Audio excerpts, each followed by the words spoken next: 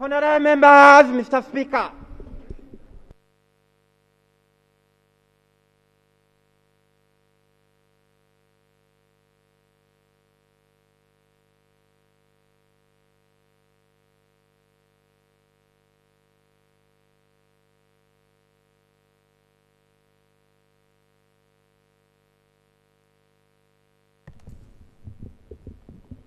Prayers. Almighty God, who in infinite prudential goodness have appointed us leaders and parliament to restore such and just government of humanity, we beseech you to look upon with the abundant favor these your servants, who may be pleased to call the performance of such important trust in this land. Let your blessings send upon him assembled, and grant they may, as in your presence, treat and consider all matter that shall come at their deliberation. Is so just and faithful man to promote your honor and glory, and to advance the good of those whose interests you have committed to your church.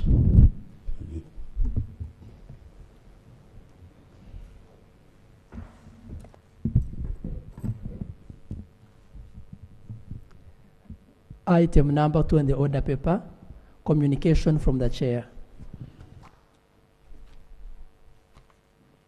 Thank you, colleagues. I welcome you to today's sitting. Matters of national importance. Honorable Yeri Ofono. Thank you very much, the Speaker, for giving me this opportunity. Mine is on the winding up of the authority, Coffee Development Authority. There was grant which was given by EU World Bank to the beneficiaries.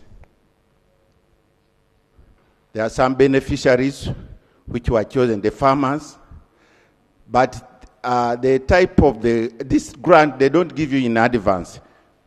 You implement before they give you the money. So the farmers went ahead, borrowed money. Some went to money lenders and performed what they are supposed to do. The staff of the Coffee Authority came and justified, and they gave a report. But up to now, no money has been paid to them. They are being tossed around. The ministry says the money is with the Ministry of Maive. What's your point, your matter of national importance? The point is, that's your prayer. Yeah. My prayer is that how do these people get their money? Thank you. Yeah. Honourable Minister Bahati.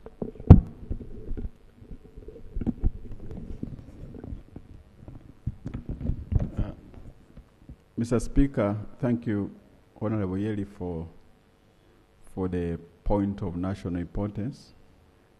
We committed that all obligations of the organization that we rationalize it will be met, and if government or anybody committed, to meeting those obligations, we will do that, but I will cross-check with the Ministry of Agriculture to ensure that the point he has raised is answered to. So we can get a verbal answer on Tuesday? Okay. An oral answer on Tuesday. Thank you. Honorable Chamanges.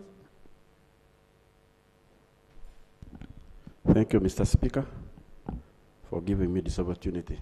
Mr. Speaker, mine is about grant aiding of a school called Porus SS in Kwanyi Sub-County. This is a school that has now taken about 30 years. That was started by the community, and the school now has 924 students. The community have been struggling. They have constructed almost all the classes. This and the same sub-county does not have another government-aided school. And Mr. Speaker, it is now almost 10 years when all the leaders from PEN have been pushing for the grant aiding of this school. because the teachers who have been there have now taught for 15 years. They're even now old, and have been there teaching with almost no pay, with the hope that government would take them up and put them on payroll and proceed. So, Mr. Speaker, our prayer is that government grant aids this school so that the teachers who have been teaching can be taken up, since this will not be a very high cost for government.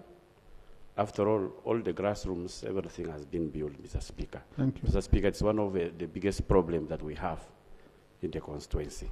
Thank you. Thank you, Mr. Speaker. Government?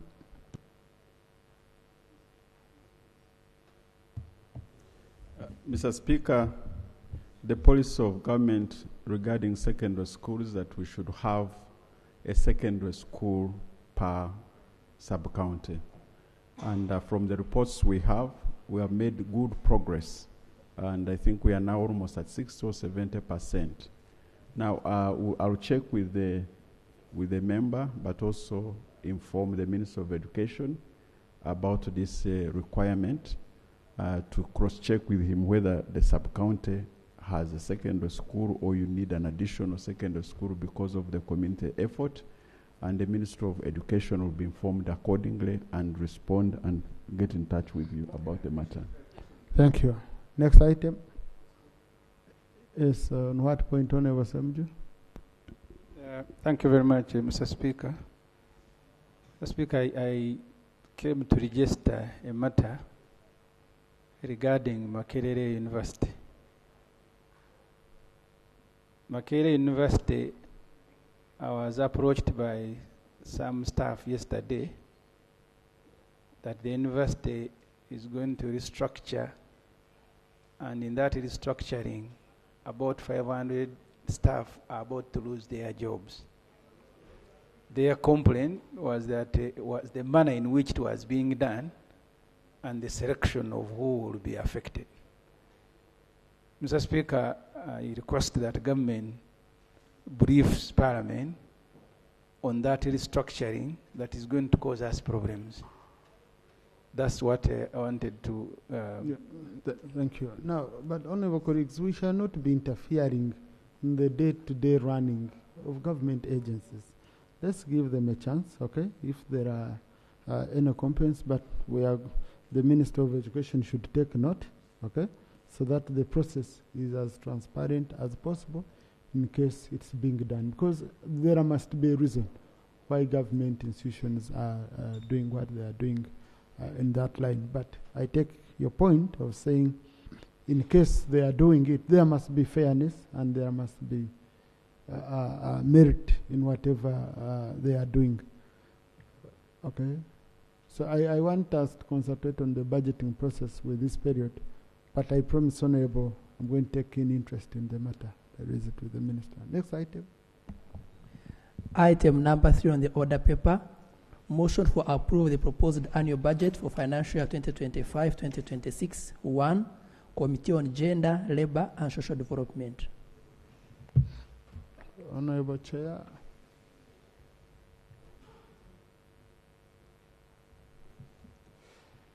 Honorable Bahati, kindly link up with your colleagues. We need the ministers in here.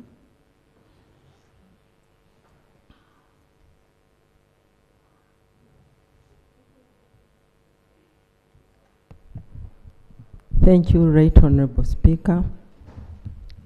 I'm here to present the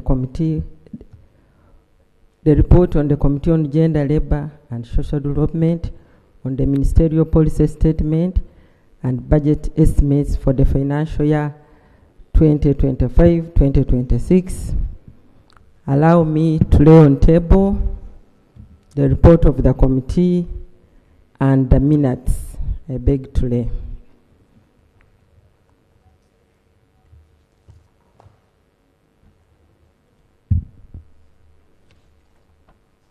Right Honorable Speaker,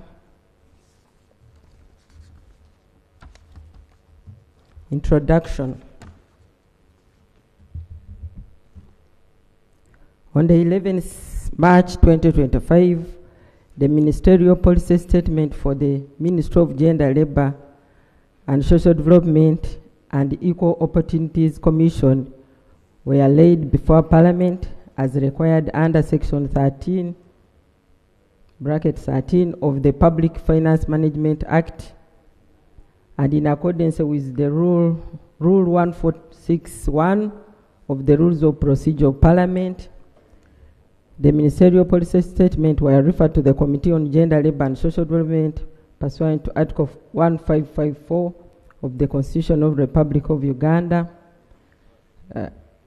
1995, Section 13(4), and also Section 13(4) of the Public Finance Management Act, and Rule 189 of the Rules of the Procedure of Parliament. To examine... Honorable, we use 15 minutes. We know because we assigned you, so we want you to go to your observations and recommendations. 15 minutes. So thank you, Right Honorable Speaker. The Committee on Gender, Labour and Social Development handles 2 votes. Vote 018 of the Ministry of Gender, Labour and Social Development, and vote 124 on Equal Opportunities Commission. Right Honorable Speaker,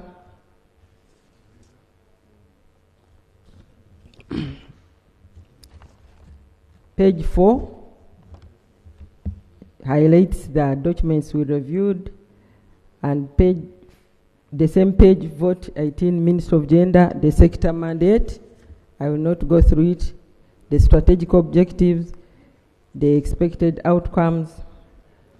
Page 6 highlights the compliance to NDP 4, to the PMFA, and also gender compliance. Page 7. And we got page 29. The report will be captured full on the Hansard. Thank you, Right Honorable Speaker. Right Honorable Speaker, vote page 29, the Ministry of Gender, Labour and Social Development, the Committee observations and recommendations. The committee made the following observations and recommendations. 9.1, counterpart funding towards interventions under GROW project. The committee observed that the GROW project, which is a World Bank grant, was at $217 $217 million to government of Uganda, is being implemented. However, government has not provided counterpart funding, was a 0.800 billion. It should be noted that the counterpart funding for the project is required to support the necessary governance structures for the project operations, steering project technical committees, project oversight, monitoring and evaluations, among others. The GROW project intends to address these challenges through, among others, increased access to finance for women entrepreneurs for transition from micro enterprise to small and medium enterprise. The provision of the enterprise development services, including business advisory services, women networks that facilitate market linkages, value chain, and transforming negative social norms that prevent women from engaging in business activities, enabling inclusive infrastructure through common users, facilities, and child care. The committee noted with concern that inability by government to provide counterpart funding in the financial year 2025-2026 budget to support intervention under this project will result in 2 delays in project implementation. The committee recommends that Means of Finance should provide Uganda shilling 0.800 billion as counterpart funding for GROW project in financial year 2025-2026 budget in fulfillment of government commitment. Right Honorable Speaker, 9.2, rent obligations. The committee observed that Minister of Finance has been renting office space and there is a need. Minister of Gender has been renting office space and there is need by the Minister to construct its own offices. However, the ministry informed the committee that government halted construction and acquisition of headquarters for MDS. Currently, they are renting the premises. All such ministries will be accommodated at a proposed government campus at Webaje. As a result, the ministry will continue renting. It was observed that Ministry of Finance in 2021 committed to adjust the MTF by shillings 1.073 billion, but this has not been effected to date. My sister, you will not read everything. You know? I'm sorry, but if you saw how we were doing yesterday.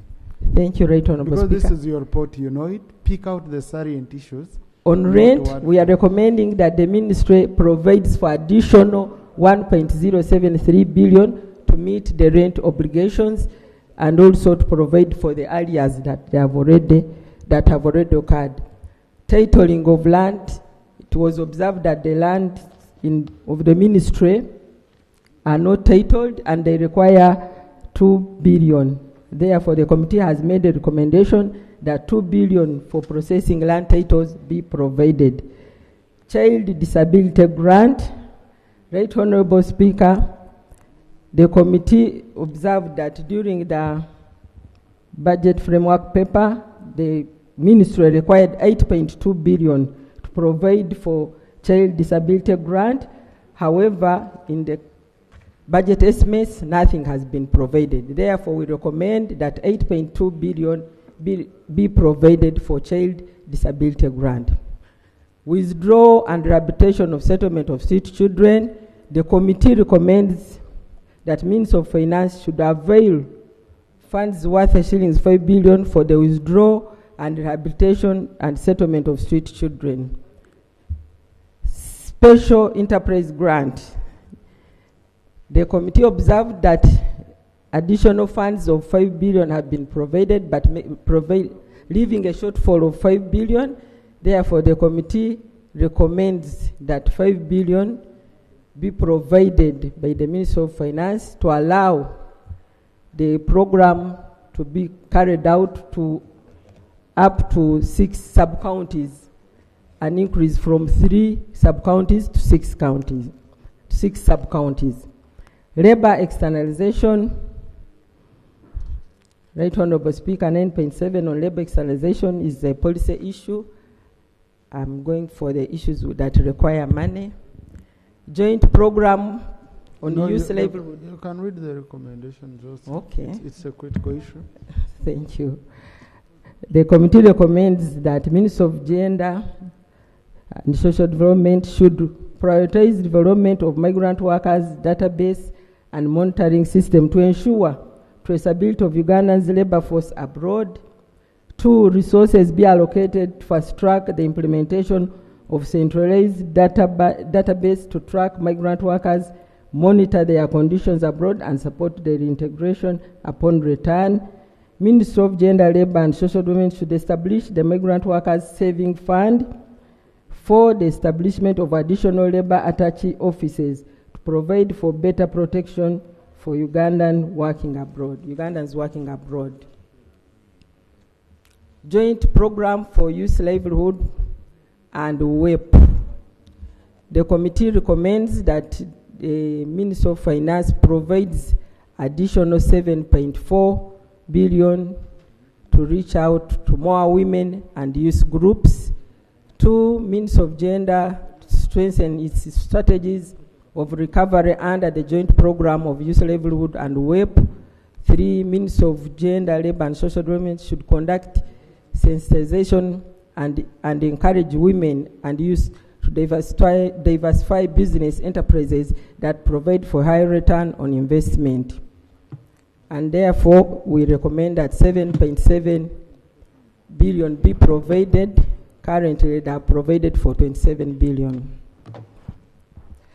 Also, the committee recommends that on 9.9, WEP and youth livelihood on the recovery account in Bank of Uganda. The ministry enhanced recoveries through technical support, monitoring and training, which resulted into recovery of UJX 41.24 from youth and UGX from 37.93 from women groups by November. As per the Auditor General's report 2024, this money recovered from the joint program has remained on Bank of Uganda recovery account. The committee therefore recommends that Ministry of Finance avails the money to allow more youth and women groups to access the revolving fund. Creative industry. Right Honorable Speaker, the creative industry through additional funds has gotten around 28 billion additional funds. Therefore, the committee makes a recommendation. The committee recommends that Ministry of Gender, Labour and Social Development should fast track the following activities: develop Uganda National Cultural Center, develop regional cultural centers to support upcoming creative youth with creative skills. 3, development of pre-feasibility and feasibility study on culture and creative industry. 9.11, prevention and response to gender-based violence. The committee recommends that Ministry of Gender, Labour and Social Development should set up gender-based violence shelters for recovery and rehabilitation of gender-based violence survivors. This is a policy matter. Strengthen the compliance and occupational safety and health standards at workplaces, chemical safety and security programs. Recommendations. The committee recommends that funds be available to Ministry of Gender, Labour and Social Development for recruitment of more inspectors to enhance labour inspection and OSH monitoring. Right Honourable Speaker, this is an area where the ministry also collects NTR. 2, Ministry of Gender, Labour and Social Development should develop mobile inspection units at regional levels to reach out to remote and informal workplaces at a regular basis, as this is one of the areas the ministry, that is a repetition. 3, the Ministry of Gender, Labour and Social Development regularly follows up on the issues of compliance and effective implementation of occupational safety and health regulations and measures in all workplaces. 4, Ministry of Gender, Labour and Social Development to enforce penalties for non-compliance and deter unsafe practices. 9.13, election of workers at Parliament and local government. This is a provision in the Parliamentary Elections Act that some non-unionist workers should also mobilize to participate in the elections. And the committee recommends that funding of a tune of 5.7 billion be provided to Ministry of Gender, Labour and Social Development to enable them comply with the Electoral Commission roadmap. 9.14, implementation of national apprenticeship and graduate volunteer scheme. The committee recommends and reiterates its earlier recommendation that Minister of Finance avails funds worth 3.0 billion to cater for the implementation of national apprenticeship and graduate volunteer scheme. Child labor. Right Honorable Speaker, the committee noted that during the budget framework paper financial year 25-26, elimination of child labor required 6.8 billion. During the interaction with the Committee on Ministry of Gender, Labour and Social Development, the minister informed the committee that Uganda shillings 5 billion was availed in the second budget call circular to cater for the same. However, in the draft budget estimate, only UG shillings 2 billion has been provided, therefore leaving a funding gap of 4.8. The committee recommends that Ministry of Finance provides UGX 4.8 billion for the implementation of programs aimed at reducing the rate of child labor in the country. 9.16, supporting Juakali's enterprises to transition into formal economy. The committee recommends that 7.7 billion be allocated to Ministry of Gender, Labour and Social Development to enable the rollout of Juakali support program. Right Honourable Speaker, I now go to vote 124 Equal Opportunities Commission.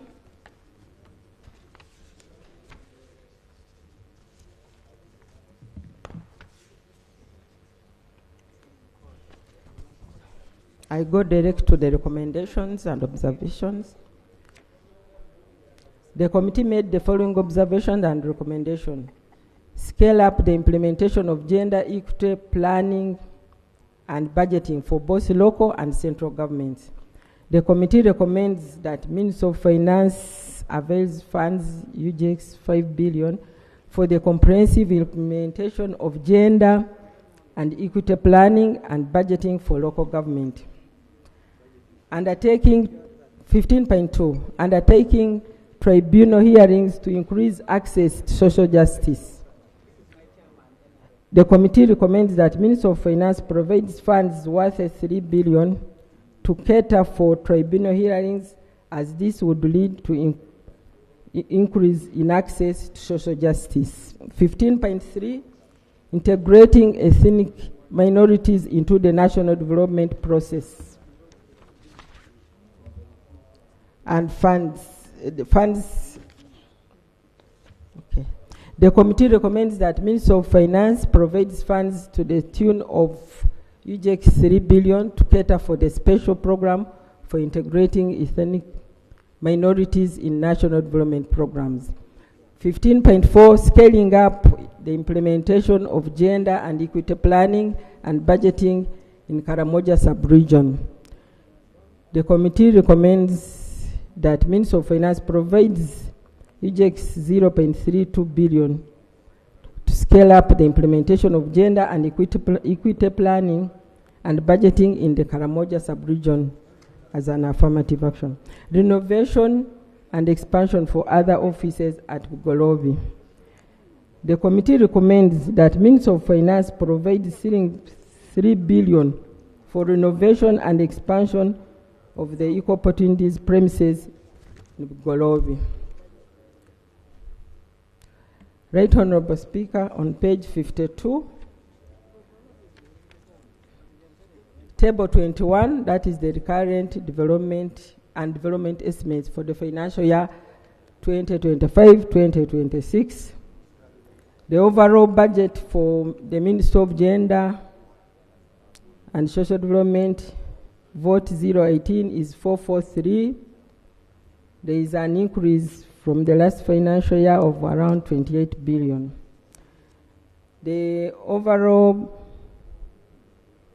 budget for the Equal Opportunities Commission is 23.6, an overall increase of 3.4 from the last financial year.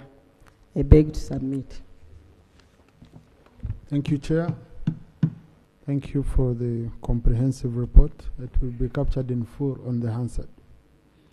Colleagues in the public gallery this morning, we have students and teachers from Bukedea Comprehensive School, Bukedea District.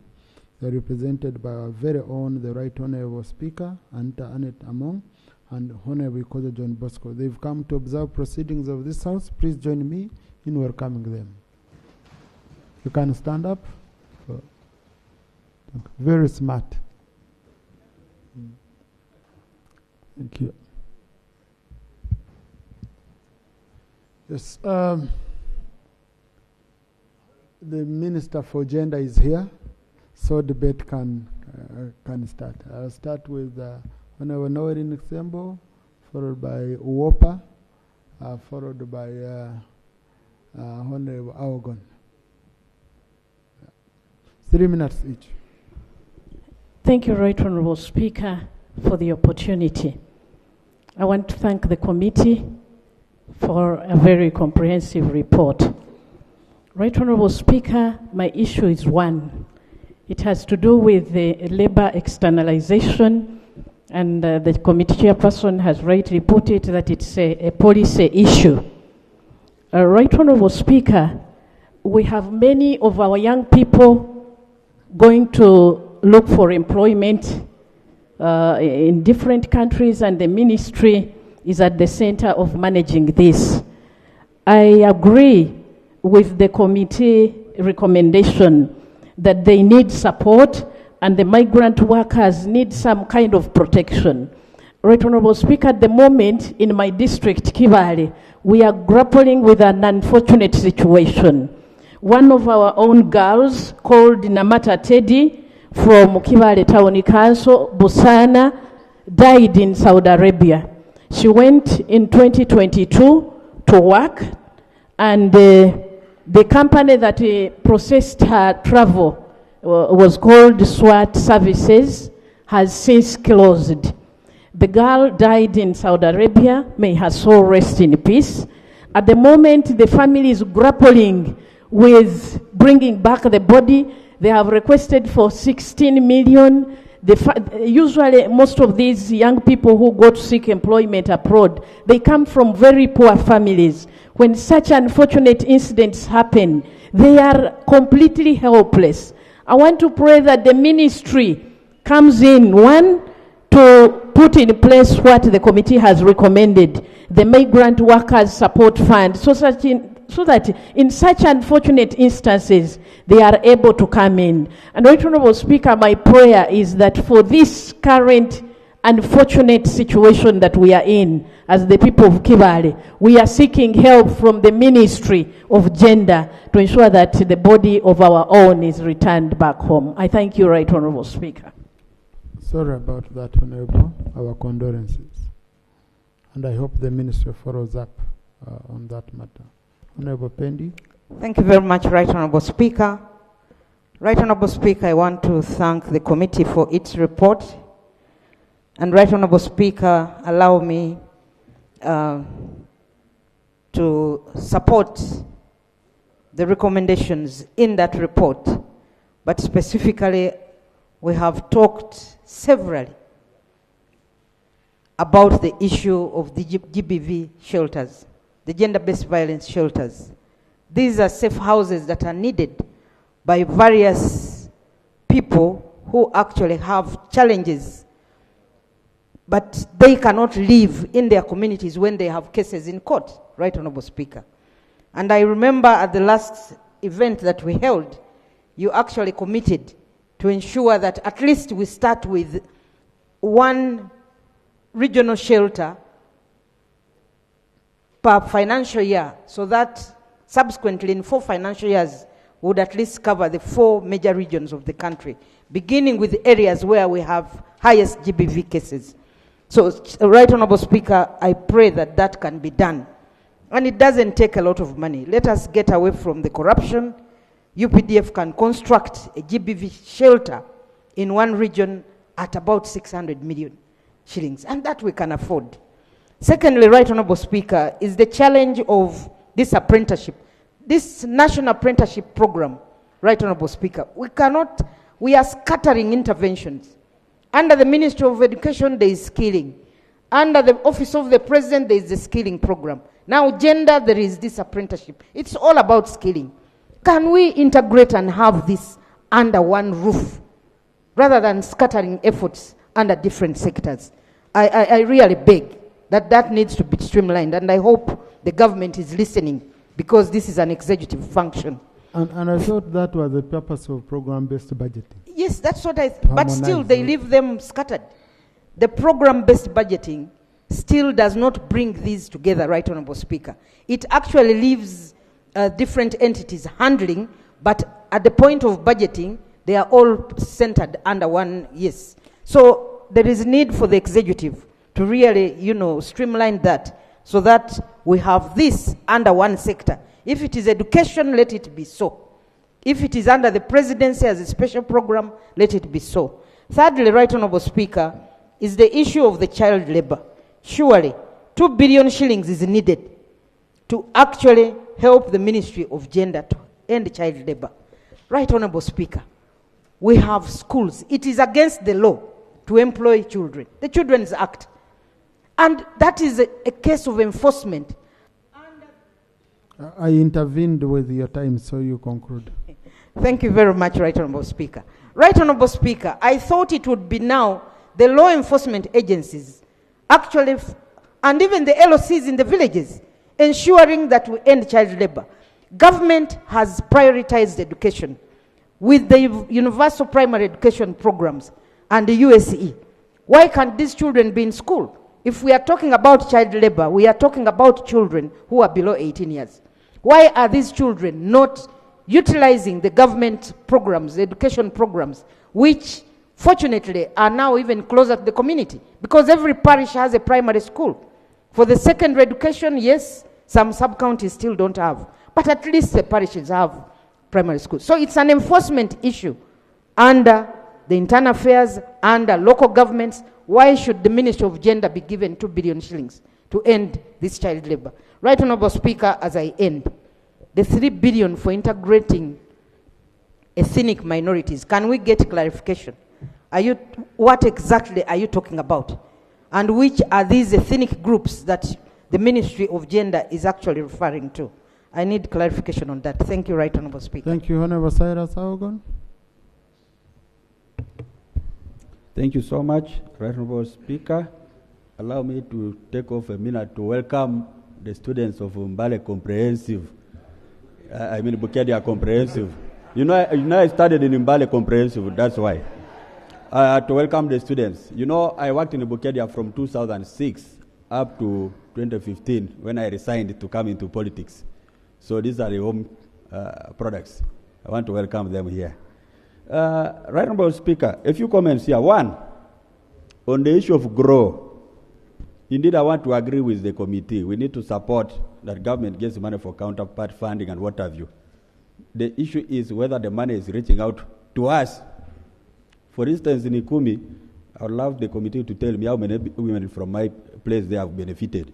That's critical. We don't want to fund what we don't know.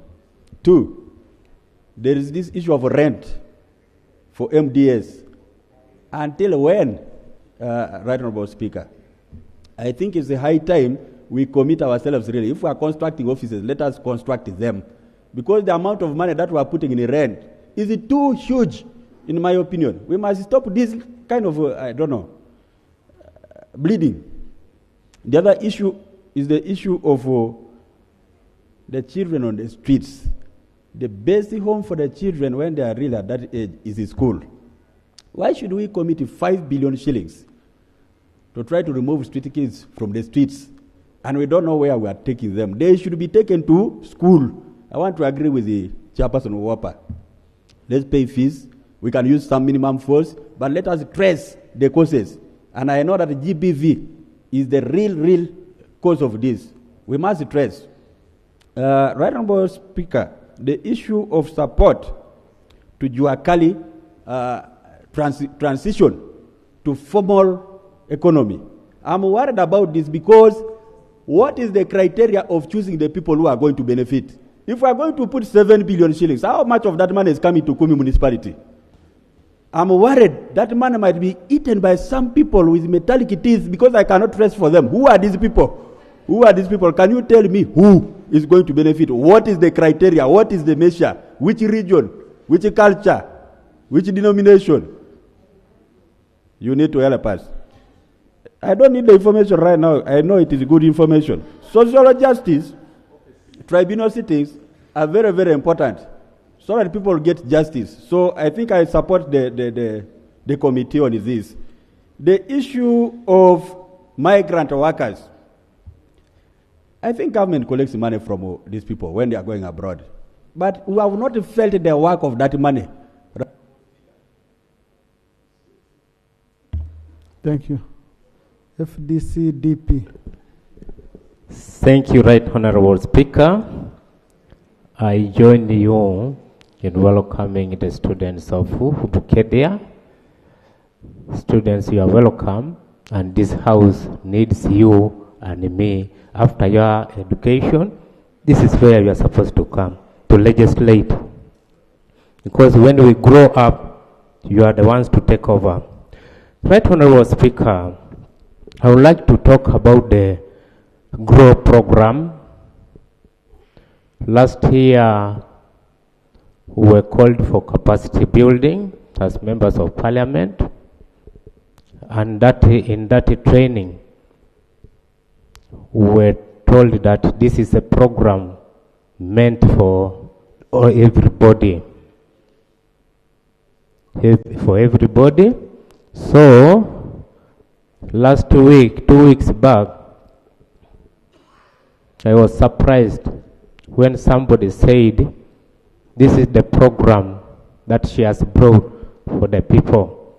And yet this is a program for Ugandans, and it is by the government of Uganda, not by an individual. So we need maybe to update some of our members. Even if we are going for votes, we need to get the votes rightly, because that is killing the program. The other thing I would like to talk about is the issue of the street children. In Soroti district, in Soroti city, we have the street children, and they are becoming a very big problem. A very big problem, and if government does not intervene, these children can even be used by any other person, because they are capable of doing anything. They now have even their organization, they have the chairperson.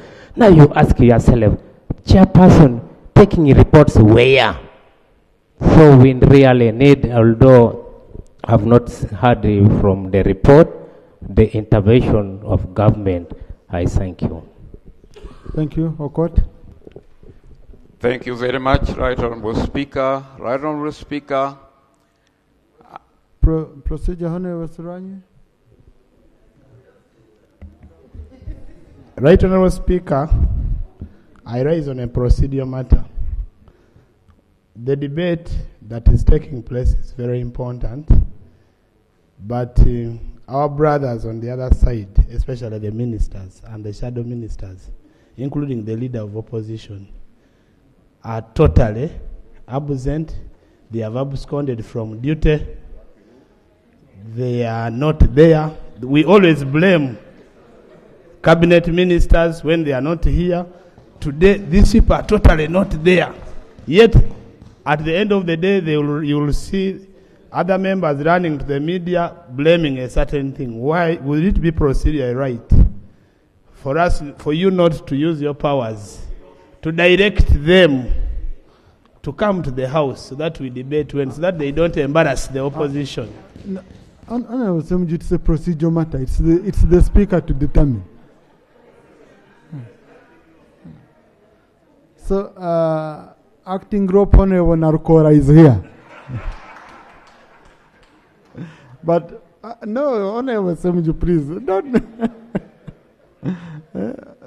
Let's not hit back, okay? Yeah. But Honorable Semuju was among the first people. Yeah, because he has put it on the record that we are not here. This parliament started when the Honorable Sirwanyi was not here. And he has just come. The government that is facilitated with lead cars and security and everything, they had only Honorable Bahati here. That's when we started. And I was the first here. So yeah, Mr. Speaker, I thought the record needed to be corrected. Yes. That we started when we are here. Actually, for us, we are overrepresented, because the government was represented by only half a minister, a junior minister. No, we don't have half a minister, Honorable Sam. Please, we don't have half a minister. A junior minister, Mr. Speaker, I beg your pardon. So, Honorable colleagues, please, the opposition is around, okay? The opposition is around. I can see nearly all parties. So, and the one on the floor is the whip of DP. Thank you, Right Honorable Speaker. Right Honorable Speaker, I thank the committee for the well-written report. I have two observations to make. One, our colleagues have already spoken on GROW, but Right Honorable Speaker, some of these interventions are meant to support our women, to improve their livelihood, but the conditionality, apart from the counterpart funding, there are stringent conditions for our women to access this fund. We know in most of our societies, women do not own certain properties. For example, land. And when they go to the bank to access this money, it is being announced every day on radio that there are these funds to be accessed by women, but when they get to the bank, the conditions don't allow them. So we may be here saying that there are funds available for women, but when they are not accessing them. Two, Right Honorable Speaker, it is on the grants to older persons. We all know that life becomes sweeter as you age. Seeing from SAGE, our old persons really enjoy the little token that they get. And we remember in the 10th Parliament how members put a spirited fight to have SAGE enroll to all the districts in the country. And that is why the age was pushed to 80 years as a start. Now, with this grant to the older person targeting 60 to 79 years older persons, and it is targeting only 3 sub-counties per district, and the demand is too huge. I would urge that the ministry now, that the program has run for 3 years now, let it be evaluated so that we get to know its success. But I must say, in my district of Omoro, the program is doing very well. And that should encourage its expansion to the other sub-counties that are remaining. Because if we don't do that, it is already known that something exists.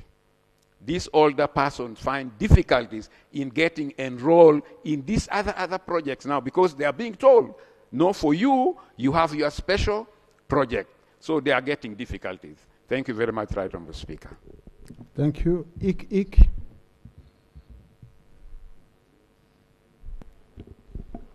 Thank you, Right Honourable Speaker.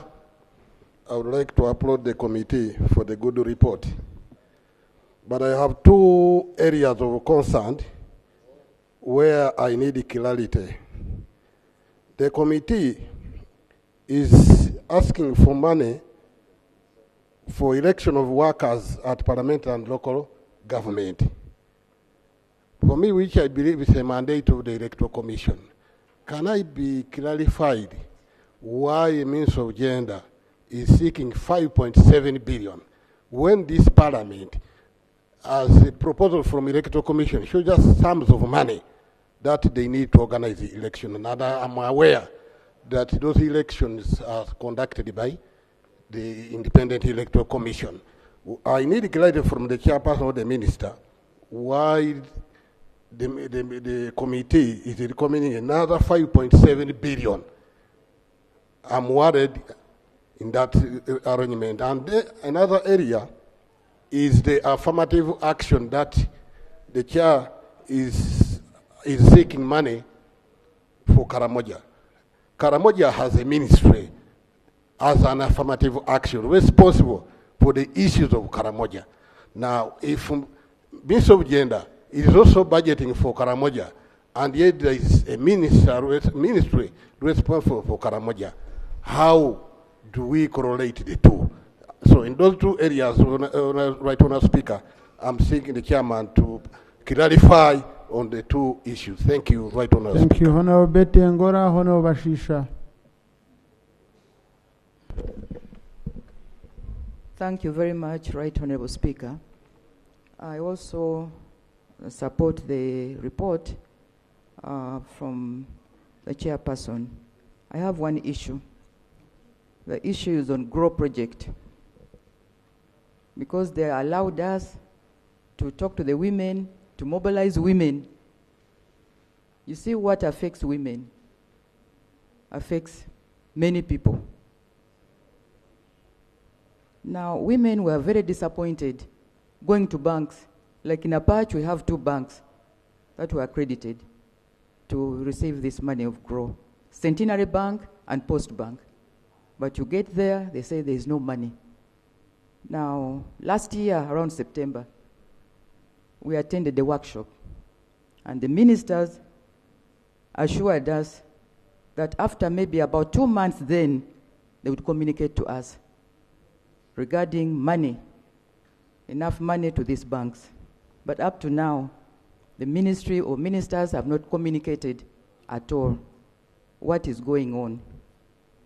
Because whenever I go back to my constituents, women keep coming and calling to ask about this GROW project, because they have their businesses, which they want, to grow. So can we know from the minister, when will these banks have enough money for the women of this country? I thank you, Right Honourable Speaker. Thank you, Honourable Bashisha. Thank you, Right Honourable Speaker. My issue is on the child labour.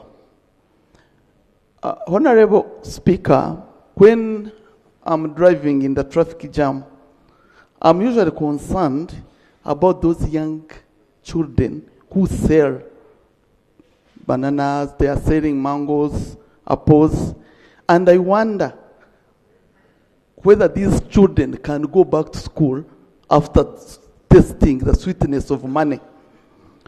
Right Honourable Speaker, when we are talking about child labour, we should not only talk about those who are employed as housemaids or house girls or other areas. We should consider to look for parents who engage these young children in business. They are the same people who increase the percentage of school dropouts. So I'm requesting the chairperson gender to consider engaging the enforcement officers to make sure that at least we start with urban centers and chase all those children who are engaged in business and they are forced to go back to school. Thank you, Right Honourable Speaker. Thank you, Honourable John Face Magora. Thank you very much, Right Honourable Speaker. Followed by Judith Achan. Right Honourable Speaker, when the GROW program came in on board, we were mobilized. We went to our constituencies. We worked together with the community development officers and the gender department at the district. We mobilized women, and they were all ready. We told them this is the way to go. This is for women. But what has come out, Right Honourable, is now when I talk to my CDO and go to record this, not even a single group or a single person or beneficiary who was enlisted, trained to access these resources called the GROW in the GROW project has received. Right Honourable Speaker, wouldn't it be a good idea that the ministry actually generates a list and distributes to districts the beneficiaries of this program? Because when they are popularizing it, the districts and the community development offices were the conduits to popularize this program. It cannot now be thrown out at the time of implementation. Because at the moment, all of us, we are not being looked at in a good way because we have not delivered in that regard. Also, the issue of titling government land. I really want to support the committee. The land of the government is really at stake in every ministry. That shouldn't only be in gender, but government should really take it as a very important matter to secure the land that belongs, the public land that belongs to the people of Uganda and government. And finally, Right Honourable Speaker, the issue of development of the data bank for fast-tracking migrant workers is such an important thing, and it goes back to the issue of the ministry developing the national diaspora policy. We are talking about 1.7 billion Uganda shillings that are remitted to this country by migrant workers every year. And we are busy looking for money, and we cannot develop a policy to fast-track such a development. Right Honourable Speaker, I submit, but those are very key issues. I support the committee. Thank you very much. Thank you. Honourable, with regard to that issue of migrant workers, Honourable Minister for Gender, I've met very many of our migrant workers in Dubai, and they told me that as a government, we need to negotiate for their rates. We need to negotiate for their rates as a government. They gave me an example of Kenya. They said, you find you are doing the same job with someone from Kenya, but the government of Kenya negotiated with the government of UAE on a minimum rate. And you find they are earning double. So they are saying we've left them on their own. to survive on their own, to negotiate on their own, to be exploited on their own. So we need to intervene. They requested that we need to intervene and we negotiate for them. And of course, the other one is maybe, should I say, Minister of Foreign Affairs working with gender, but generally government in general. We have positions we are losing out on international organizations. I know countries which have, for example, gone to FAO headquarters and our neighboring countries and demanded we need a share of Ugandan jobs, of our jobs. And they've gotten. But now we are facing our people who are in international organizations. Most of them, when you're talking to them, when I meet them, they say, no, I'm here on my own. I found my way here. So I can't be a good ambassador of the country. When I'm meeting others who are being promoted because their countries are intervening and demanding that they need to be supported. So we need a mechanism of supporting. We can develop a database, for example, of our people who are in UN organizations, a very good example, and international organizations. And we see how we can follow up, we support them.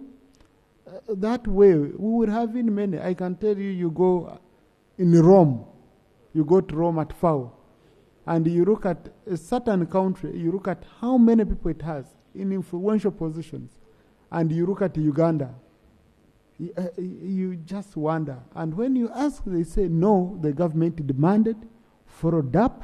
There is a desk officer in charge of that, of ensuring that their people are placed internationally, in international organizations, to negotiate and lobby for their country.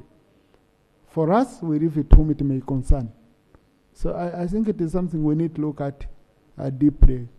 This is feedback I got, and I felt it would be good to share it here. So, Honorable Judith. Thank you, Right Honorable Speaker. I would like to join my colleague in thanking the committee for well elaborate report and the ministry as well. Right Honorable Speaker, I want to make a brief comment on GROW program.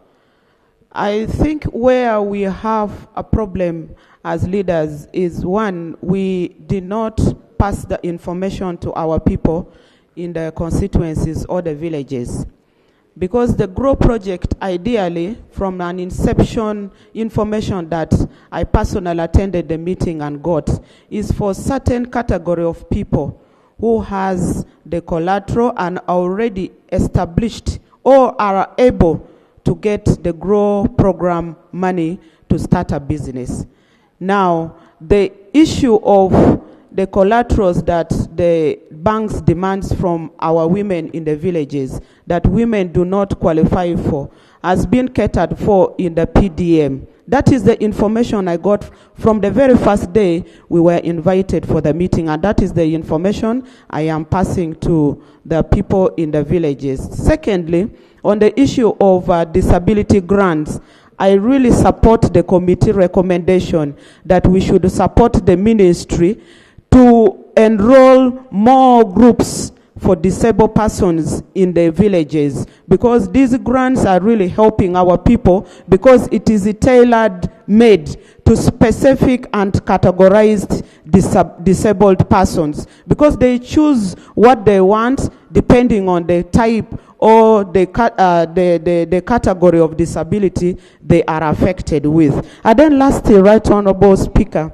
I support the 7 billion recommended by the committee towards Juakali.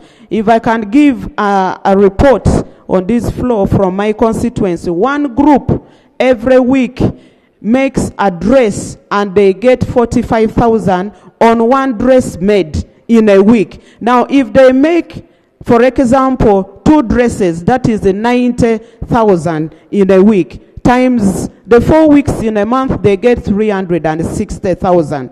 And they also use that same center and that same office space that they have to train other child mothers that they have enrolled, 20 child mothers every after 2 weeks. So I would really like to support the additional 7 billion towards Juakali, and this is having a direct impact on our child mothers in the villages. I beg to submit. Thank you. Honorable Cuthbert Abigaba, Honorable Achen Dokas.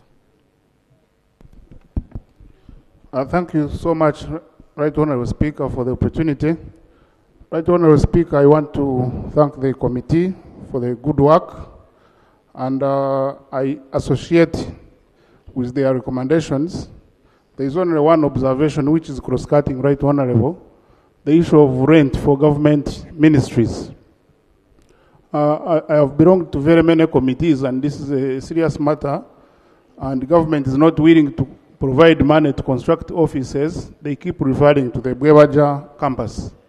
So I want somebody in the government to tell us what progress has been made to actualize that Bwebaja campus, because they keep hiding behind it to deny ministry departments and agencies money to construct offices. Thank you so much, Right Honorable Speaker. Honorable Msasizi, you can help us on that. On the Bwebaja campus. Remember, you are saying it's NSSF what? Because if you're denying them money based on that, you must be having information on the progress. Thank you very much, Right Honorable Speaker. Right Honorable Speaker, government acquired land at Bwebaja to construct offices, what is called the government campus, in order to accommodate all ministries which do not have their permanent homes. However, Mr. Speaker, this campus needs to be constructed, and the construction requires financing. The first option we looked at was an arrangement with NSSF to provide the financing. However, this option was declined because it was not cost effective. The funding was too expensive for government. Now we are out looking for other options which can be a little bit affordable. If we get the financing, we shall construct, but I cannot tell when this will materialize. Thank you. Thank you. Yes, Honorable Chen Dokas, followed by Honorable Renduru. Thank you, Right Honorable Speaker. I would like to thank the committee for this very elaborate report. However, I have concerns, especially on GROW project. In a Leptong district, which I represent, there is no single beneficiary of this GROW project. And I believe that is also true for several other districts. And yet we know that out of the 112 billion which was allocated, the report says 51.4% was released and only 6% was spent. Now that is really sad. And even as we ask for counterpart funding, we know that there was a serious underspend. And I would like to urge the committee and even the ministry to put more emphasis to ensure that this GROW project can benefit the women. And also there should be clarity with information that is going out. I listened to what my colleague Honorable Judith Achan was talking about for GROW to be a startup funding. But also information we have on the ground is that GROW is for growing your project literally, is for those who have already started their micro businesses and they're looking at expanding it to small and medium enterprises. And I think with about 4 million as the amount to be got, that information has to go out very clearly. The other is about the GBV shelter, Right Honorable Speaker. Uganda has a very clear guidelines for establishment and operationalization of the GBV shelter. However, even as we focus on setting up the shelters, we have a serious challenge with how we are doing the operationalization. Some of the shelters we visited across the country are not supporting the survivors with survivor-centered services, taking into consideration the different services the survivors need. For example, health. the clinical care for sexual assault survivors, or what they call clinical management of rape, you find it really missing, and there are serious gaps. Psychosocial support. Survivors are there and they're not getting the necessary services required. And I think as government, we need to put more emphasis on ensuring that our shelters are doing well, because other countries, I know, are borrowing from our guidelines for setting up and operationalization. But for us, we are not doing well in how we are implementing. The last one, Right Honorable Speaker, is about Women's Day celebration. The committee and also ministry. This year, most of the districts, actually all districts, we did not. Thank you. Honorable colleagues, in the public gallery this morning, we have Kwisania Saving Group from Budiope East, beyond the district. They are represented by Honorable Moses Magogo Hashim and Honorable Nakato Mary Annette. They've come to observe proceedings of this House. Please join me in welcoming them. Thank you. Thank you. Honorable Renduru, followed by Honorable Nyanzi, and followed by Honorable Sol. Thank you, Right Honorable Speaker. I want to join my colleagues in thanking the Committee of Gender. Right Honorable Speaker, I would like to support the committee on the issue of child disability grant. Right Honorable Speaker, there in our communities, we have children with disabilities. Those children are suffering. They are marginalized, they are stigmatized, some are not going to school, they are mistreated, they are even not counted among the children. Therefore, I want to support the committee for considering those children, and also I support them that we give them more funding such that these children are really supported. Right Honorable Speaker, also allow me to appreciate the committee and support them on the issue of Youth Livelihood Fund and WEP. Right Honorable Speaker, we have our youth who are unemployed. If we continue supporting them, Right Honorable Speaker, they can do some work and earn a living. Right Honorable Speaker, also the Women Livelihood Fund. Like in my district, it is doing well, WEP Fund. It is where you go and you find accountability. So I commend and support the committee for that, for WEP money. Let's continue supporting our women. Let's continue supporting our nation. Thank you, Right Honorable Speaker. Thank you, Honorable Nyanzi. Thank you, Mr. Speaker. Mr. Speaker, my attention is drawn to two issues. One is the unprovided 3 billion shillings for the implementation of the National Apprenticeship and Graduate Volunteer Scheme.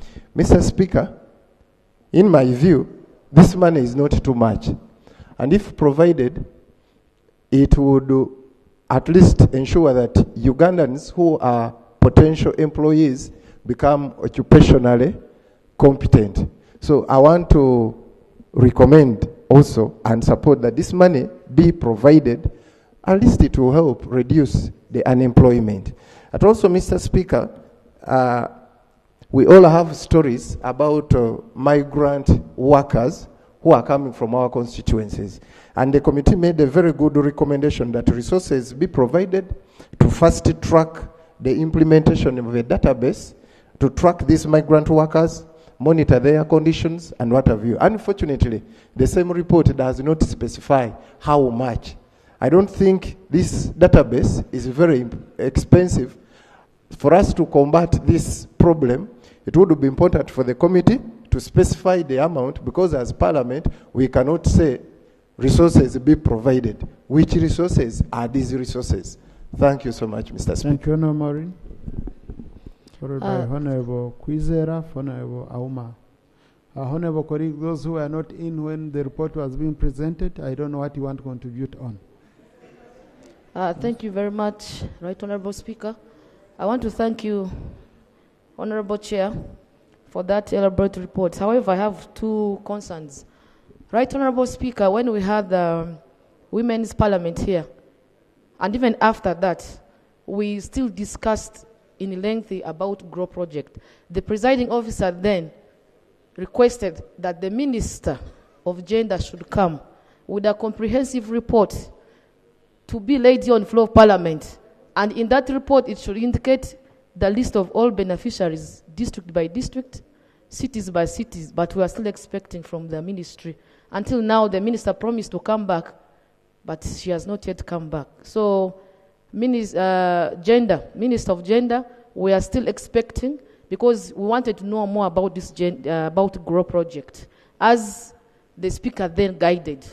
And then second, Right Honourable Speaker, right from 10th Parliament, the ministry has been coming here to ask for money, for child labor, for street children. How I wish the monies we give make impacts. And now they're asking for more money for child labor. I want to know, what are they going to use that money for? Because we are still seeing street children across the entire country, in all urban centers. We are told, it's alleged that there are people who are making money out of these children. And they keep coming back every time they take them away from all the urban centers. So the money the ministry is requesting, I want to know, what is that money for? Because these kids are still on the streets, and they're not even about to leave the streets. So that's where my interest is. Thank you. Thank you. Honorable Kwizera. Right Honourable Speaker, thank you very much. I have a few comments to make on the report. I want to thank the report for the work they have done. I want to concern myself with the growing number of children on our streets, because the ministry responsible should make an effort. When we are talking about tourists who come to this country, the image they take back is that government is not doing its work. So we want a deliberate effort that we should clean up the streets of these children so that the town is decent. That's one issue that the government should interest itself in. Another issue is like the mushrooming number of traditional leaders, because government has indicated they will be giving them 60 million per month. Whether it is a grant, whether it is a salary, the committee hasn't told us if it is money to be paid. Do they deduct pay as you earn? Is it an income to the individual, king or chief or leader, or it is to the institution? We need to be specific. You are giving 60 million to maybe like Magezi Kingdom or traditional leader. So we want to know if it is for him or if it is for the institution, so that we know that now there is a traditional leader who is receiving the money.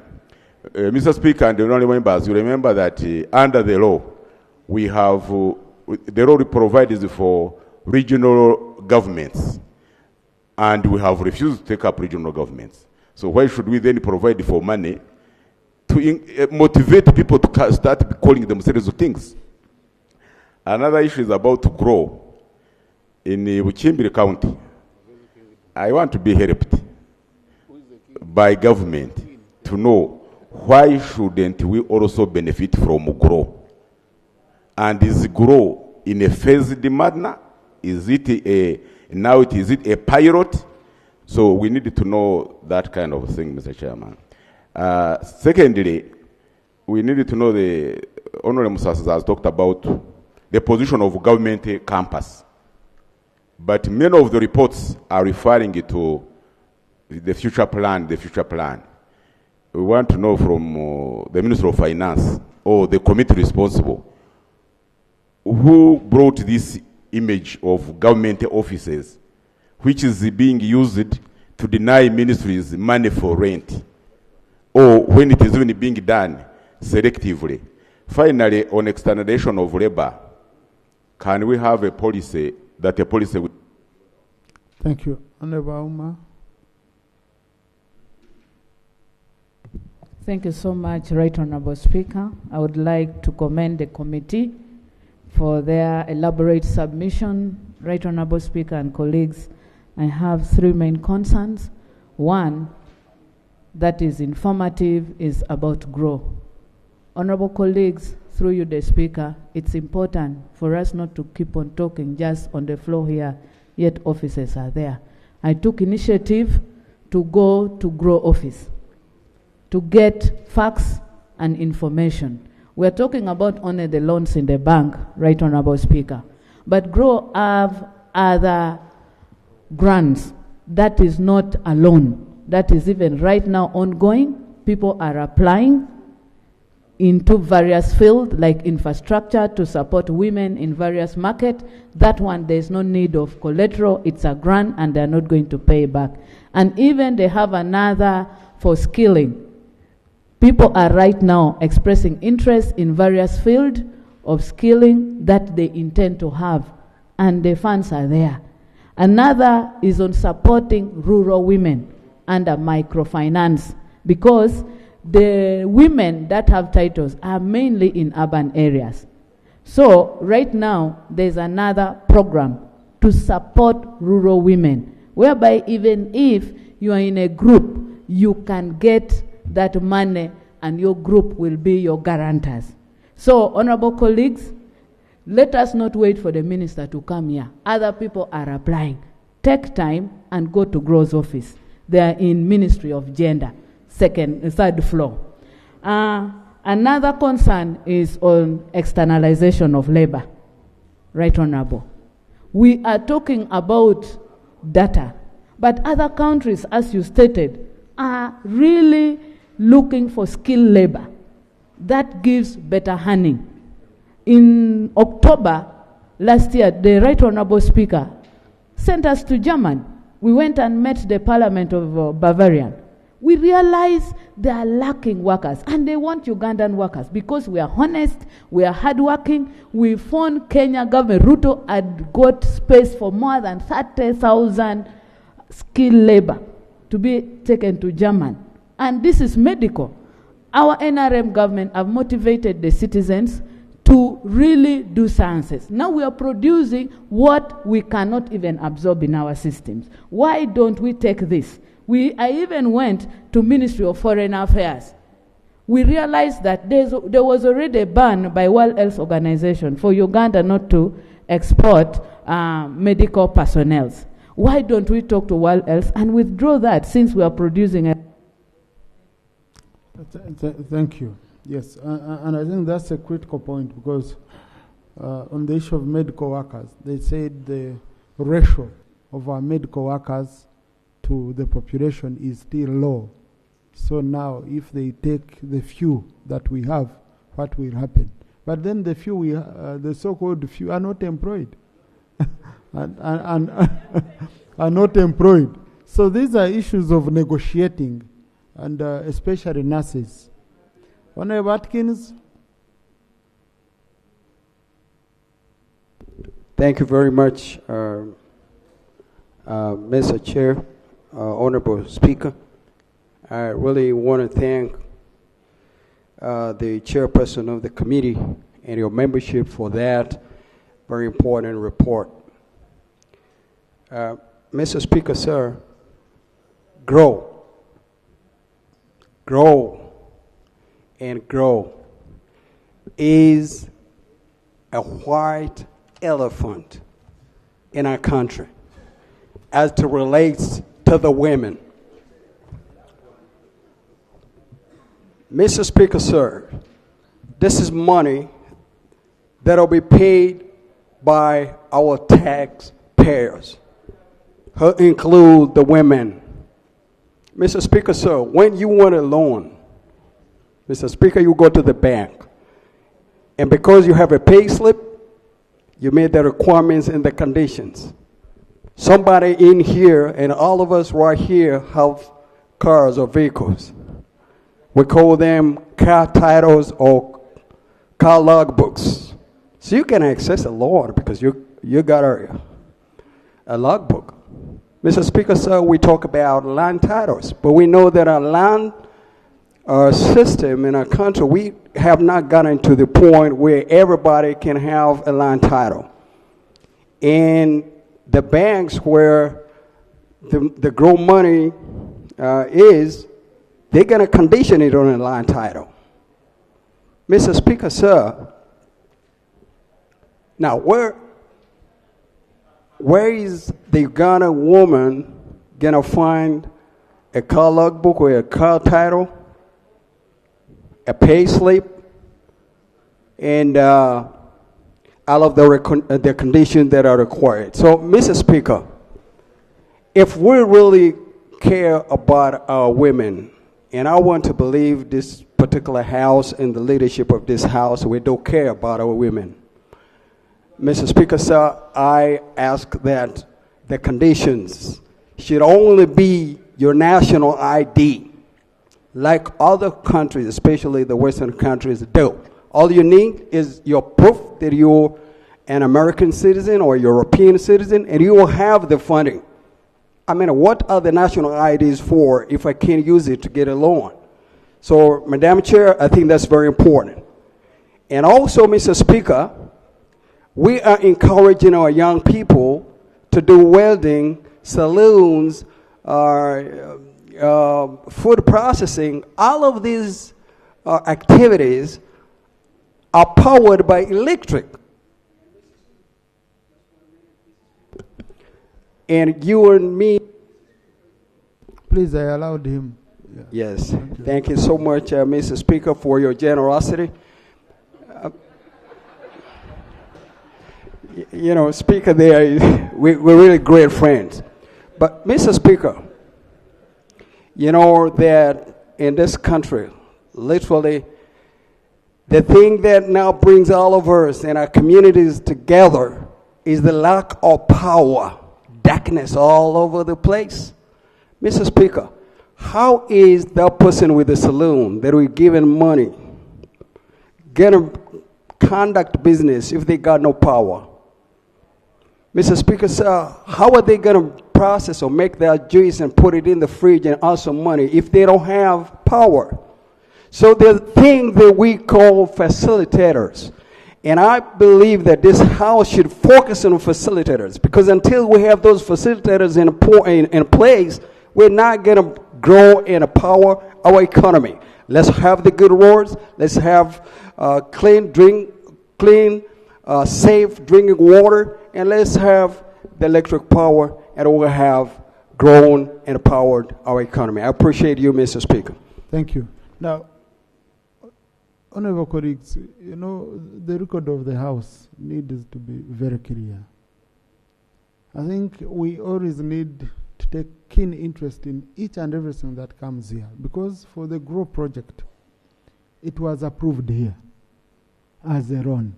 And we were told it's for women entrepreneurs who are already at a certain stage. And we said now we want to jumpstart them again and reach a certain level. Because we said we have this parish model for those who don't have anything, which doesn't require korata and all that. But I remember when this Ron was here, all these issues were looked at, and we said, okay, even these women who have already started the business have reached somewhere, now they don't have access to affordable capital. Okay? So, and we passed to GROW based on that it is for people who are already in business who need help so that the business can grow. So we need to remain on that line, because that was our own resolution here. It becomes difficult for us now to come back and change it. And that was a condition for the funder, who was the World Bank. Maybe we can urge that now we need more projects where women don't need to be asked for collateral, and as far as supporting their businesses is concerned. Honourable Minister.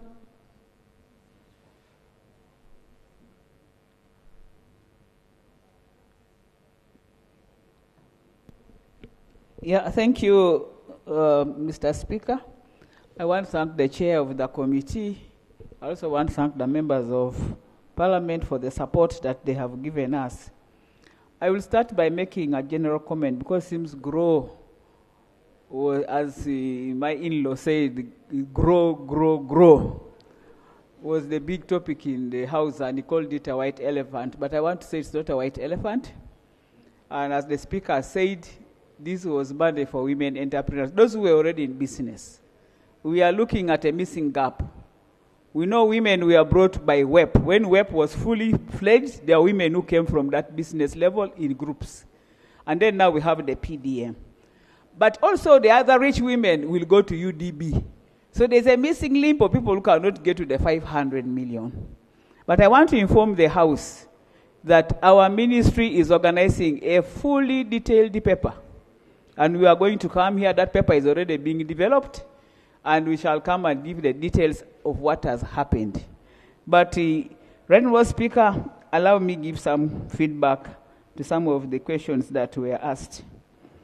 One, the issue of Honourable Noelin already handled it. It already reached the ministry, and I think we are going to follow that up. A letter was already written to us about the death of the lady, and I really want to also pay my condolences to the family.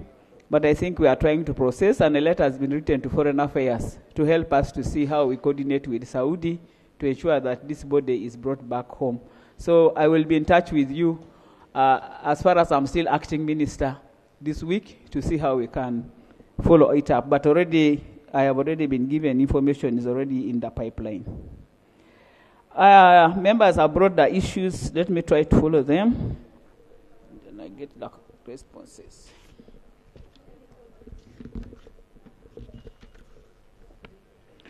Okay, there is the issue of Honorable Sarah, GBV. Right now, it is NGOs who are running the shelter areas, and we all know that funding for NGOs has reduced. So the reason for asking for money is for us to try to put in the GB shelters, and this should be a government responsibility. And that's why we are asking the committee to help us to see how we can come together and see how we support our people. Because the NGOs, I think, have got limited, and they have been supporting us. We want to appreciate them. The skilling is scattered. Yeah, it looks scattered, but I think we have a joint framework. As government, we have Ministry of Education, we have industries, we have institutions that give us apprenticeship, like hotels, and where we put these young people. Our work as Ministry of Gender, because we are in charge of issues of labor, there are youths who are not employed, they are not in school. So those are the ones we do the skilling in our ministry. Then there are youths who go to these vocational schools like Nakawa Vocational, maybe in our districts. Those ones are really under the Ministry of Education, but all of them target one area. But what I want to recognize, Mr. Speaker, the program approach has really not yet taken up, but Gender and Ministry of Education are still in one program. But when it comes to budgeting, we are still running them in our areas. But in the planning, we do it together. I think in the data bank, we started the data bank in the ministry of the migrants that are out there. And I want to encourage that this financial year, which we're ending, we didn't get the money to continue with the process. And we pray that the funding for the data bank could be enhanced so that we can continue with the process. In fact, we have launched already, as you enter now the ministry, just last week or 2 weeks ago, we have launched an area where we are going to be receiving the issues of immigrants, listening to them. Those who need support, the staff have already been recruited. And they are going to be getting all the information. Unfortunately, some of our people, because of the porous borders, they keep going on their own. But when they get a problem, then they come back to government. So those ones is very difficult to track. But the ones who go through the right system, we are able to track them.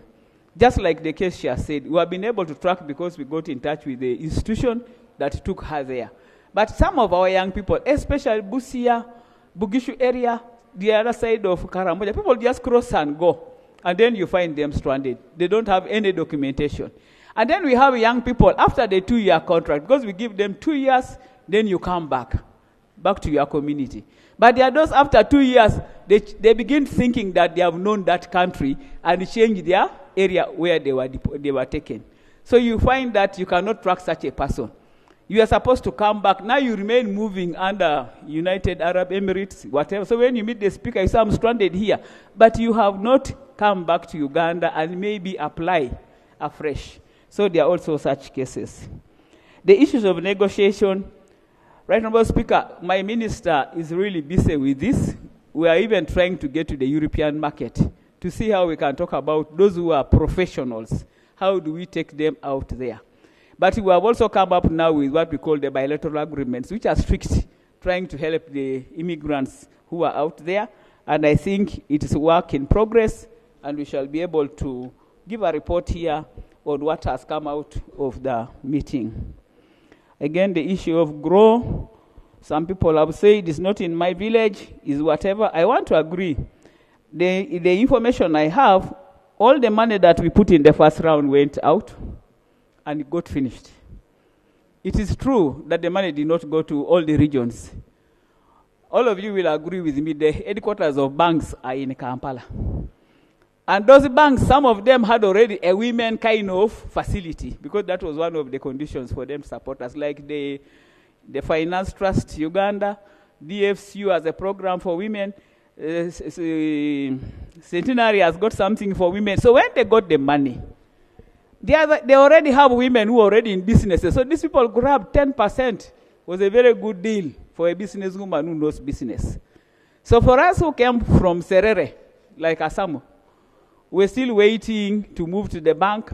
We realized the thing had gone out. So when we reported to Cabinet, the President directed that we should make this regionalized, and we're already working it. The remaining, about 185 billion, has to go to the regions, but we shall start with the 19 regions. So the money will be put in that level through the same banks, but they are directed to send to our regions. So the money will be going to those districts in the next one, and I hope by this week, my GROW office met with World Bank and they have agreed on the modalities. We are also negotiating that where there are no banks, if people have a good cooperative society, we can put money there. Because we know districts, for example, in Buked where I come from, Butaleja doesn't have a bank. I think, so those districts, instead of traveling to Tororo, we could think about a cooperative which is serving the people in that community. Those are the new things that are going to come, and I hope when the minister is presenting the other report, that information will be given to members. The other question which came out is about Juakali. I think it was Honorable Ogonu was saying, but it's always about Kumi. This is a national program. It might not reach everywhere, but it's a very good initiative. Those who have benefited, I think somebody here said, yeah, it's a good program. I think it was Honorable Linda. How do you come to get information? I would think that let's not wait for information. Yeah, when you pass these things, follow it with us and see whether we're implementing it the way you people gave us money to see how we can run it. But this is a very good program. They are supporting young people again out of school. Like the mothers, these young girls unfortunately get pregnant before they are 18 years. They neither get the youth fund, because when they go to the youth, they say, no, you are now a mother. When they come to the women fund, they say, no, you are not yet 18. So they are in the middle. So again, we have that category of people who are not having anywhere to be. So that's again a very critical issue. The issue of the street children, I think I want to answer that. Of recent, we have got a growth of street children. And this time the street children are organized. They are becoming gangs. I think one of my friends from Soroti talked, in Soroti I think we call them, is it what, walk. These children can even undress you, can get your bag and power, everything. They come, when you have made a party, they come and carry away all the food. So it's going to be a very critical thing in society. And the reason we are asking for money is to see how do we build the capacity, both the parents and the children and the community, before we talk about enforcement, because we are talking of enforcement. But the ministry needs this money to begin building confidence in the community, because many parents have become so, I will not call it careless, but they are not responsible for their young people. And these young people, because they don't go to school, they are dropouts, they are being left there on their own. Another thing which was asked, the others were proposals which I think we are going to take as a ministry, but I think I need to see what other thing was brought in. I think Honorable Kwizera, you as we are generally more of supporting and seeing how we can work on them. Even I want to give Atkins hope that, Honorable Atkins hope that we are working. We are not a white elephant. We might have not reached Kasese, but we shall reach there. The money for the older persons. Yeah, that money is already going. Sometimes they give them in a quarter. 75 what? Thousand. Because, you know, when you give 25, we tend to give them at a 75. And then the old people get. But I want to inform the House that, again, you pass the PDM. PDM had percentages. Can we follow and know whether the percentages are working? 10% for the old people. Go back to your parish and know whether the 10 million has been given to 10 old people. 10 million has been given to disabled people. 30 million must be given to the women at the parish level. This is again our responsibility as members of parliament to do the tracking. Where is the money? We have left this money just to be going, and I hope my brother, Honorable Magesi, will agree with me that recently I was with him and asking how many disabled I've got. For me, they have only given 1%. So I'm still asking, where is my 9%? Because I double as a minister, but also as a member of parliament. Because when you look at the records and you see only 1%, where is the other money? And yet the money is over. So the PDM money, Honorable Okot, let's follow what the Wazeis are supposed to get. But what I'm reporting here, they have gone beyond even theirs. Because in the report of local government, I think they are at 12.5. So it means the old people are even more faster. Because for them, they have land. By the older people have their money, they have everything, they can easily get this money and use it. They are not like the young people who don't have access to land and access to property. Thank you, Honourable Minister. And then conclusively, Speaker, I want to thank again the members, and I want to take that whatever you have given us, I have recorded them. Some of them I'm also sending to my technical people. We shall come back and give a report on some of those proposals, but I thank you so much. And may God bless you. Thank you. Chair, do you have any pending issue? Okay, Chair. Thank you, Right Honourable Speaker. I want to thank also the honourable colleagues for the positive response. I will respond to, there is a member who inquired about the issue of elections of workers. Right Honourable Speaker, this is provided for under the Parliamentary Elections Act, that the ministry should organize workers from sub-county level up to regional levels to cause a register for the elections of workers MP, and that is a responsibility of Ministry of Labour, that they are responsible for all the workers in the country. The other clarification is on the child labor and also street children. Those are two areas. On the issue of child labor, there is already some reports that are international reports that are looking at our products being produced by child labor. One is the area of fisheries, and also in plantations like coffee, tea plantations, and sugar, and that's an area of concern. Then I remember also raised the issue of the minority groups. This falls under the EOC, which is independent from the ministry. There are a number of other minority groups that the EOC would wish to integrate. For example, there is a tribe called Maragori from Kiryandongo, and others. So this is an area that is being handled by Equal Opportunities Commission.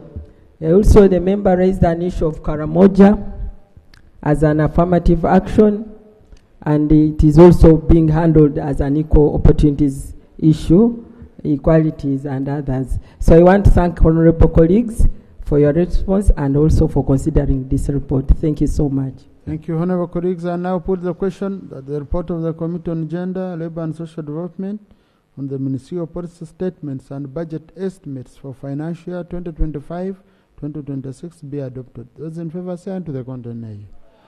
The ayes have it. Thank you very much. The report, the adopted recommendations are referred to the Committee on Budget for Reconciliation, Harmonization and consolidation in as far as our rules are concerned. I want to thank you, Chair, and your team, and Honourable Minister for responding to the issues of members. Next. Item 3.3, Committee on Agriculture, Animal Industry and Fisheries. Honourable Chair, can see the Minister is around, so we are ready to proceed. Thank you so much, Right Honourable Speaker and colleagues. I beg to lay on table the report of the Committee on Agriculture, Animal Industry and Fisheries on the Ministerial Policy Statement and Budget Estimate for financial year 2025-2026. Right Honourable Speaker, I beg to lay the report. I also beg to lay the minutes of the committee during the processing of this report. Right Honourable Speaker and colleagues. Honourable, you have 15 minutes. I'm aware of that, thank you. On behalf of the Committee on Agriculture, I beg to report the committee report on the processing of Ministerial Policy Statement and Budget Estimate for the next financial year. And I would like not to waste time a lot. In this report, it's under Agro-Industrialization Program. We have the overview. We have the program strategic objectives. We have budget allocation for this financial year. And we have the vote budget performance, that is half-year performance for this financial year, and major vote achievement. It's uploaded, and I know, honourable colleagues, you can go through this because it's clear. Right Honourable Speaker, I would like to go straight to observation and recommendations of the committee as per votes. But before I do that, I want to highlight a very important concern under this agro-industrialization program that is clearly really trying to make us not to achieve to our full potential as a sector. Agro-industrialization program is allocated 2.4% of the national budget in this coming financial year, from 2.9% in the approved budget of 2024-2025. Additionally, the allocation to the program is 30% less than the NDP4 projected allocation of 2.448 billion. This is very key. I remember our budget should be aligned to the NDP4, but in the agro-industrialization program, it's not aligning. Agriculture is a key driver of Uganda's economy, accounting for 70% of the employment, but contributing only 24.7% of the GDP.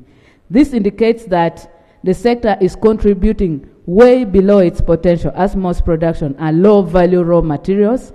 In addition, most people involved in the sector produce for their own subsistence, which is not captured in the GDP. The allocation is not a fair reflection of its importance to the economy and contravenes several government international commitments towards agriculture funding.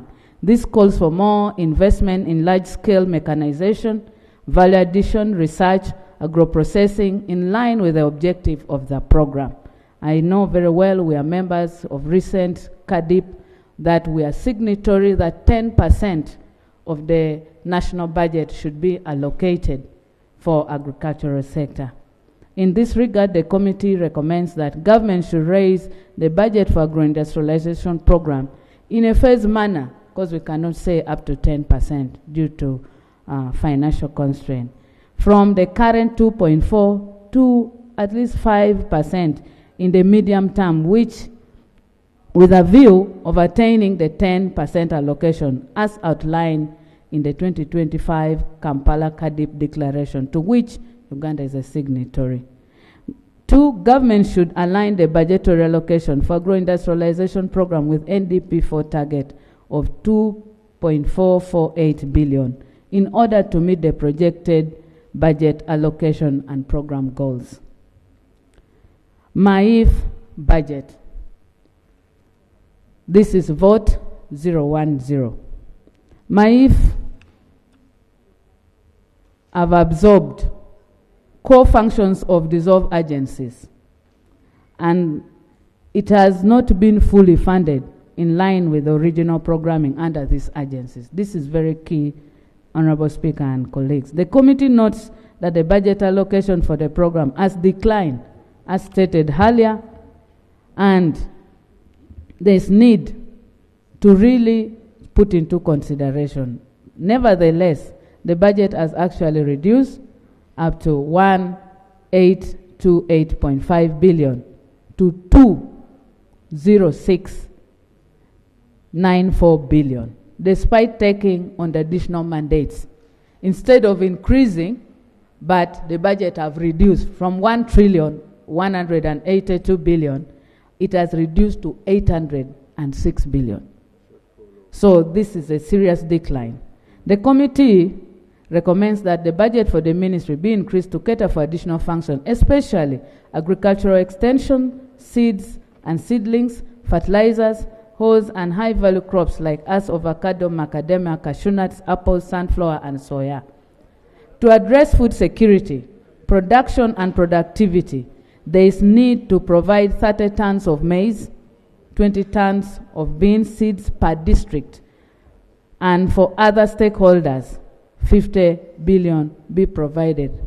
Why are we saying this? There is already anticipation of drought this year, according to UNBS. But we're in 2023, to handle only the anger of Karamoja, Uganda spent 350 billion. So why don't we prevent this earlier by prior preparation?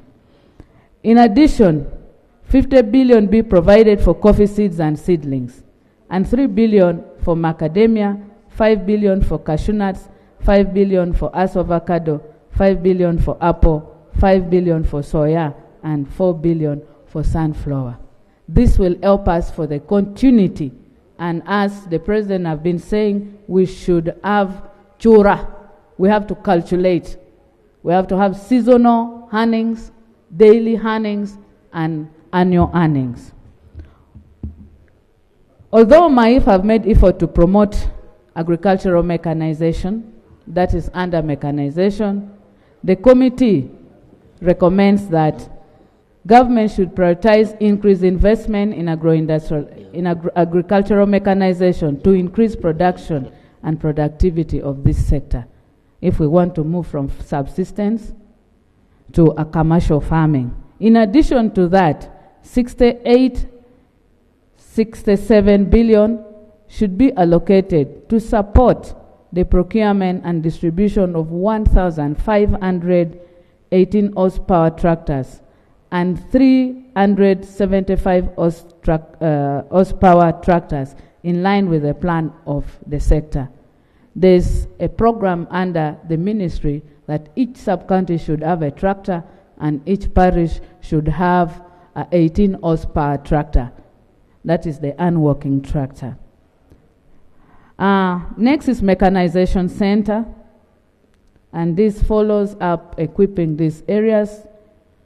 The committee recommends that an additional 75 billion be provided for this purpose. We have 19 mechanization centers where our beneficiaries of the tractors, those who want to have the operating skills, where we have the stores and other heavy moving equipment, especially for those who want to have bigger farms. They can access easily at a subsidized price. Chair, can you limit yourself to report? Yes. Agricultural financing. The committee recommends that Ministry of Finance and MAIF should expedite the ongoing process of formulating agricultural finance and insurance policy. It's very key, Right Honorable Speaker. On water for agriculture production, the committee recommends that the funding gap of 51.43 billion be provided in the financial year 2025-2026 towards the construction and rehabilitation of water harvesting facilities, including valley dams, valley tanks, ponds, and on-farm water harvesting and storage infrastructure, as well as communal water reservoirs to support domestic use, agricultural production, and livestock needs. On Achumai Agricultural Complex, the committee recommends that an additional 9.9 billion be provided to complete the flood protection works around the scheme. This scheme is at about 98% completion, but there's a gap of this. Affirmative action for fishery subsectors and aquaculture development. Colleagues, I hope you have read the body of this. The committee recommends that additional 50 billion be provided to fill the funding gap needed to provide fishing communities with essential resources, including fishing gears, motorboats, alternative livelihoods, and social services. 2, MAIF should expedite the formulation of regulation operationalizing the Fisheries and Aquaculture Act Cap 314. 3, the Fisheries Monitoring, Control and Surveillance Unit be operationalized with additional funding. Another under MAIF, post-harvest handling and value addition. The committee recommends that MAIF prioritize establishing regional and sub-regional storage facilities or silos to support farmers. MAIF should explore the possibility of establishing storage facilities at the sub-county level in a phased manner to support parish development model. 3, MAIF should establish a robust monitoring and evaluation framework to assess the effectiveness of storage facilities and related initiatives. MAIF should promote the use of technology in storage solutions such as temperature and humidity control system to enhance the preservation of agricultural products and reduce spoilage. 5, MAIF should develop targeted support program for smallholder farmers and medium farmers to access storage facilities, including financial assistance or cooperative models that enable shared use of storage resources.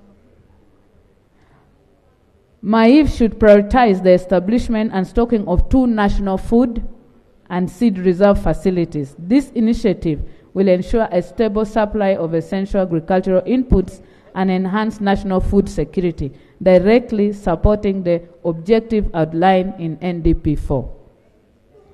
Next and the last on that note, MAIF should take stock of non-operational storage facilities constructed under different programs and ensure they are brought to use by making the additional investment required.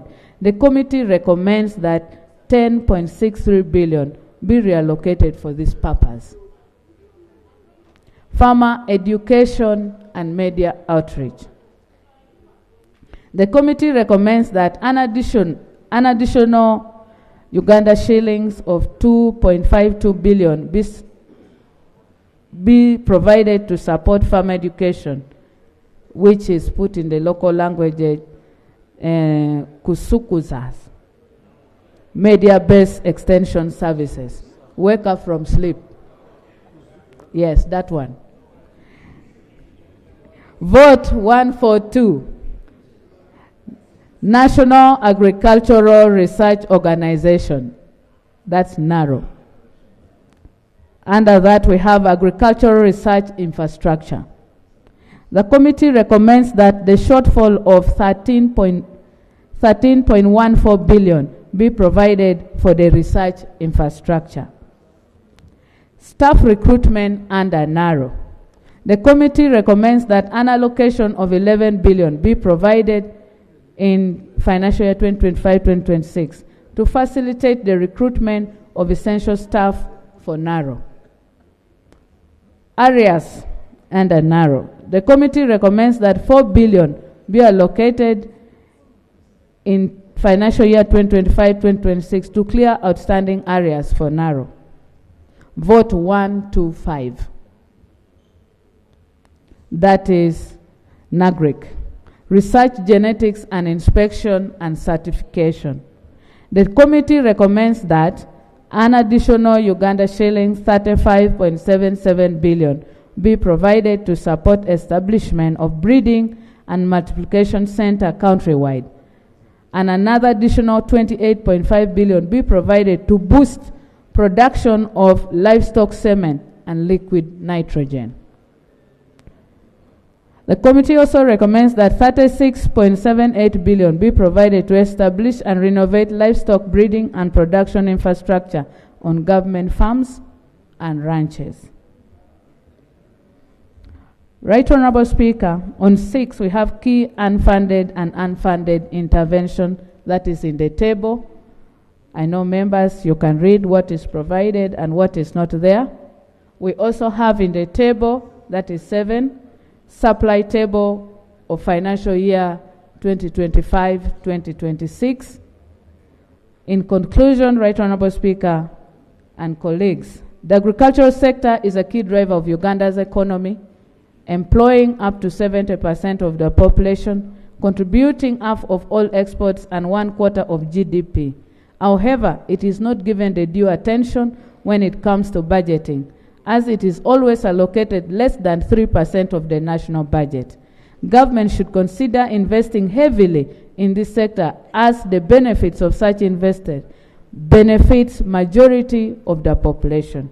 Agriculture should be considered the magic bullet to deliver this country to its aspiration, and therefore supported with appropriate budget. Right Honorable Speaker, I beg to submit. Thank you, Honorable Chair. Thank you. Honorable colleagues, I open the debate. Now, I'll start with Honorable Oguzuri, followed by Honorable Nachmuri, followed by Honorable Nsamba, followed by Honorable Isingoma, Honorable Santa, Honorable Kamuntu, Honorable Makoa. Then I go this side, then I come back here. Okay? 3 minutes each, strictly. Yeah, thank you, Mr. Speaker. But Honorable, before, sorry, I just needed to recognize our guests. Yeah. The public gallery this afternoon, Honorable colleagues, we have students and teachers of Katoma Seed Senior Secondary School, Kiboga District. They are represented by Honorable Haji Mutumba Abdur and Honorable Kaya Christine Nachmuero. They've come to observe proceedings of this House. Please join me in welcoming them. Can you stand up for recognition? Thank you. Very smart. Thank you. Honorable Guzuri. Thank you, Mr. Speaker. I thank the committee for the very elaborate report.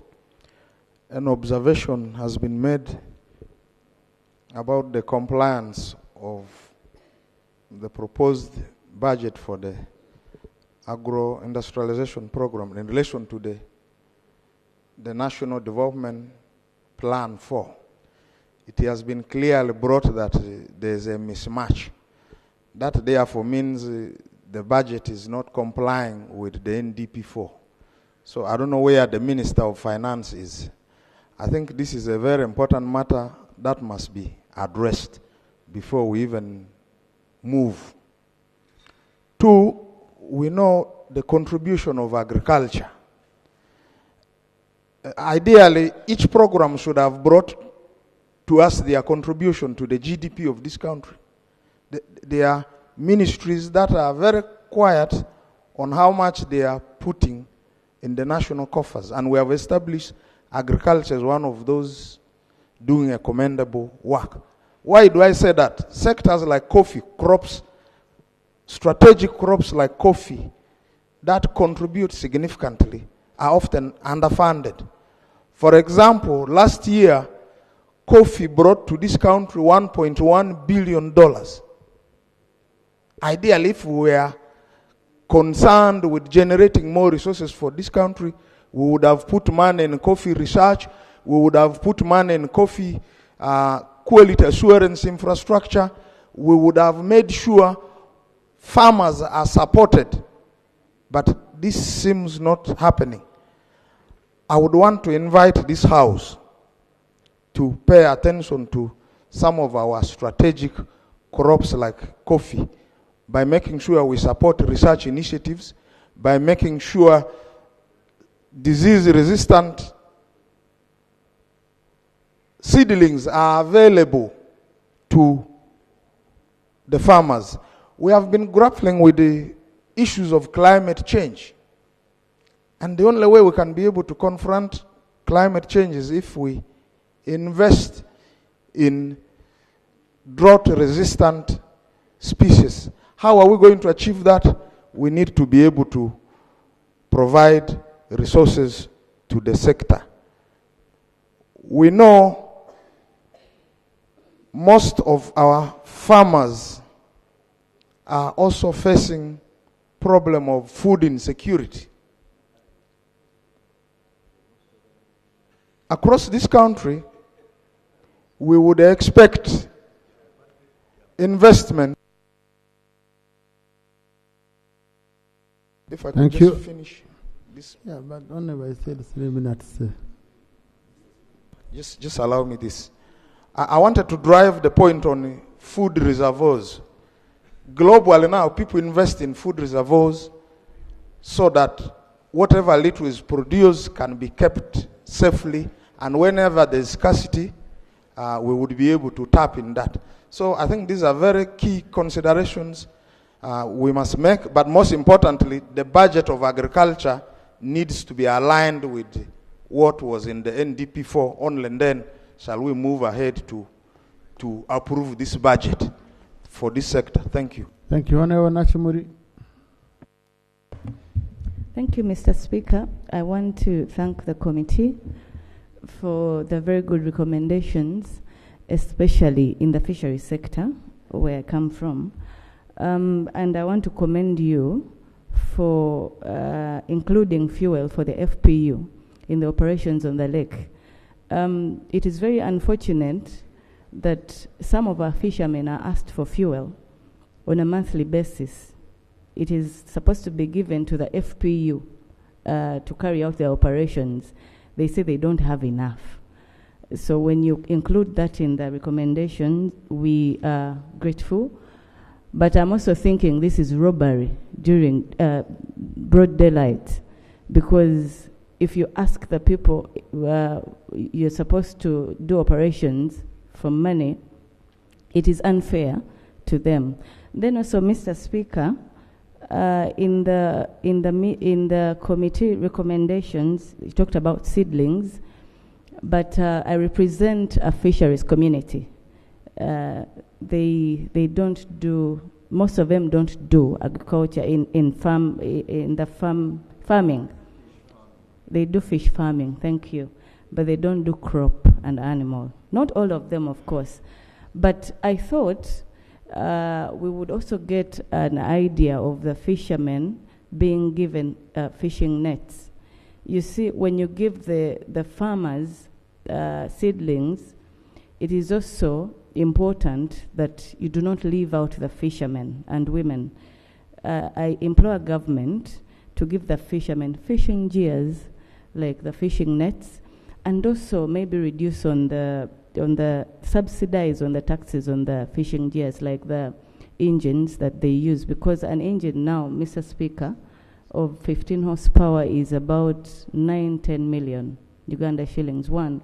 And fishing nets are very expensive. That is why actually they go into illegal fishing, because the illegal fishing methods brought into the country are cheaper than those that are legal.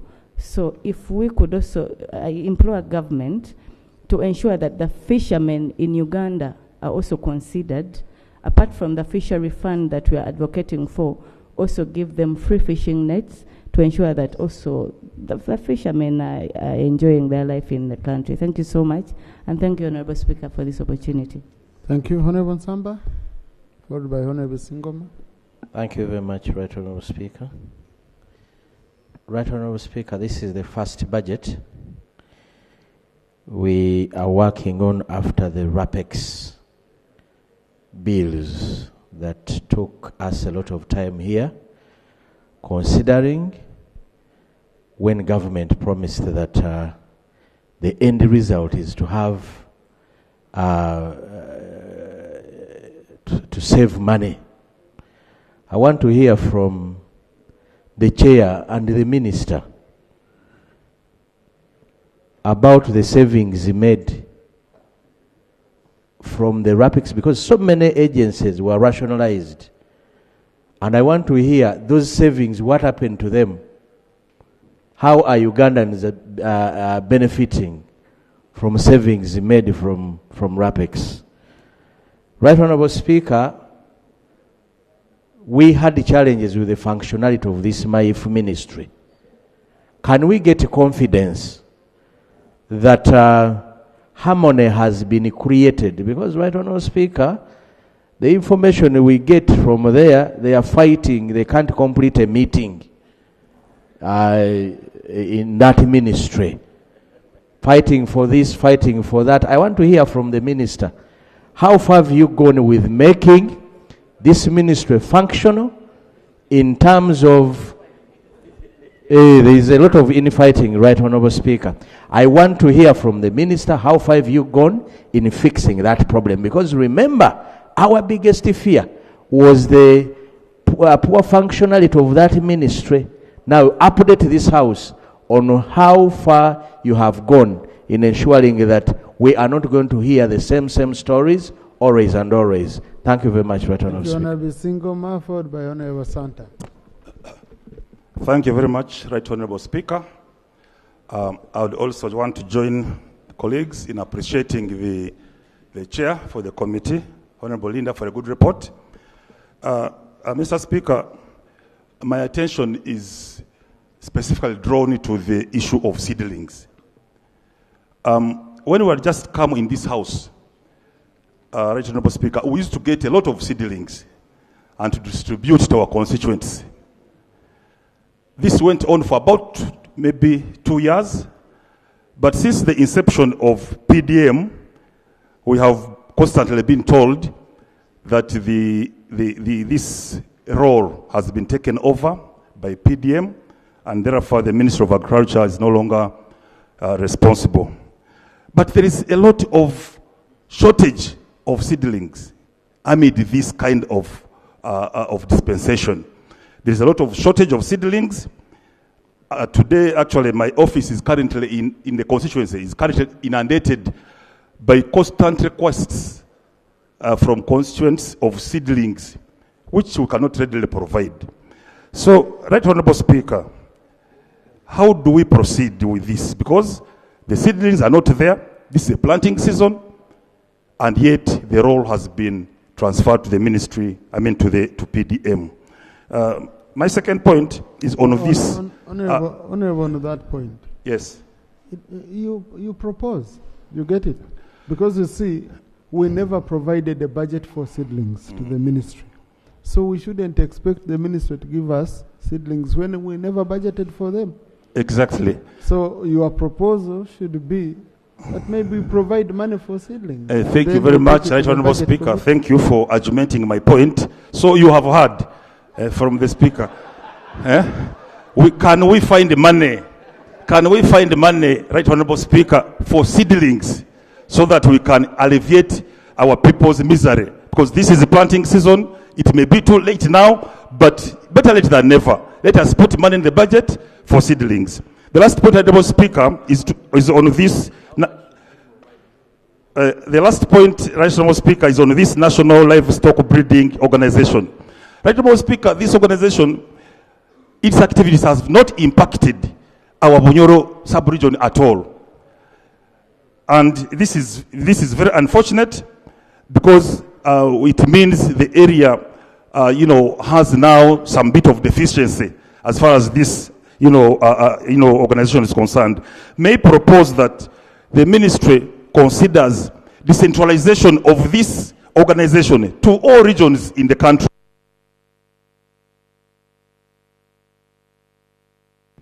Honorable, conclude your point because I interfered with your time. Okay, thank you.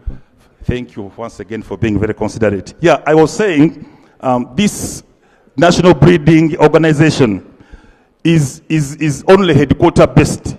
It is not visible in other regions within the country. Honorable Linda, we want you to consider this. This is a very important organization. We want to feel it impacting our regions. Right now, it is headquarters centered.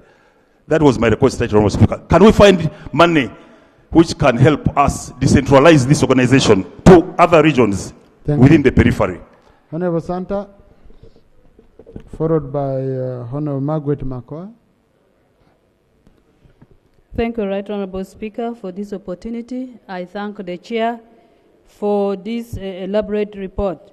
Mr. Speaker, there is no doubt that agriculture is the key driver to this economy, where we have over 70% of our population engaged, and vis-a-vis the budget, which is declining, Mr. Speaker, from 2.9 to 2.4, according to the committee. Mr. Speaker, where is our plan and where is our priority? If 70% of the people we cannot plan for and we are planning in a reverse order.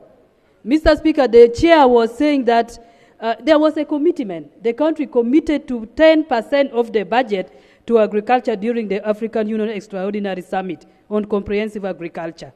I want to disagree with you, the chair. 10% for 70% of our people is not asking for too much. So, Mr. Speaker, as a parliament, we need to provide for money for these people where the majority of the people are women. Secondly, Mr. Speaker, I want to talk about seeds and seedlings. When we were rationalizing, we were told that it would help in saving money and being cost effective. And what are we seeing now? The nuts, which was providing the seeds, is no more. Cotton development is no more. Mr. Speaker, the committee proposed a budget of 50 billion for seeds and seedlings. Mr. Speaker, this is planting seasons. Our people are not being helped so much by the PDM. So if there's anything that this parliament can do in this budget is to provide for money for seeds and seedlings to our farmers who are the majority in this country, Mr. Speaker, and where we have the majority of Ugandans being employed. Then lastly, Mr. Speaker, I want to make mention of the post-harvest handling and together with farmers' education. Many times we have seen a problem of poor storage and even poor quality of our produce. Mr. Speaker, asking for 2.5 billion for educating our farmers on post-harvest handling, on how we are supposed to handle our harvest so that we tapped in the world market. Just in the neighborhood here, even in Sudan, South Sudan, our produce was rejected because of poor quality. So if this parliament can provide this money to help directly in the extension services, I think we shall be helping this country a lot, Mr. Speaker. I want to thank you so much. Thank you, Honorable Margaret Makoha, followed by Honorable Margaret Rabushija. Thank you, Right Honorable Speaker. She had stood up? No. Honorable Biakatonda. Thank you, Right Honorable Speaker, for giving me the opportunity. I would also wish to appreciate the chairperson for the committee for the good report. It is very true that Uganda, agriculture is our backbone, but it's very unfortunate that according to the chairperson, instead of increasing the budget, it is being reduced. I would wish to talk about two issues in her submission. One was if we want to mechanize agriculture, we should give out tractors and working tractors to our people. This is not your first time as the Minister of Agriculture to procure these tractors, but somehow some of our communities that received them do not know where to get the spare parts. It's very unfortunate that you give out tractors which in a few years are dumped there and put into scrap simply because you've procured tractors which do not have spare parts in this country. If you procure from, say, Chinese or where, can you please let the country know where you put your spare parts so that we do not put these things, dispose them off like it is being done today?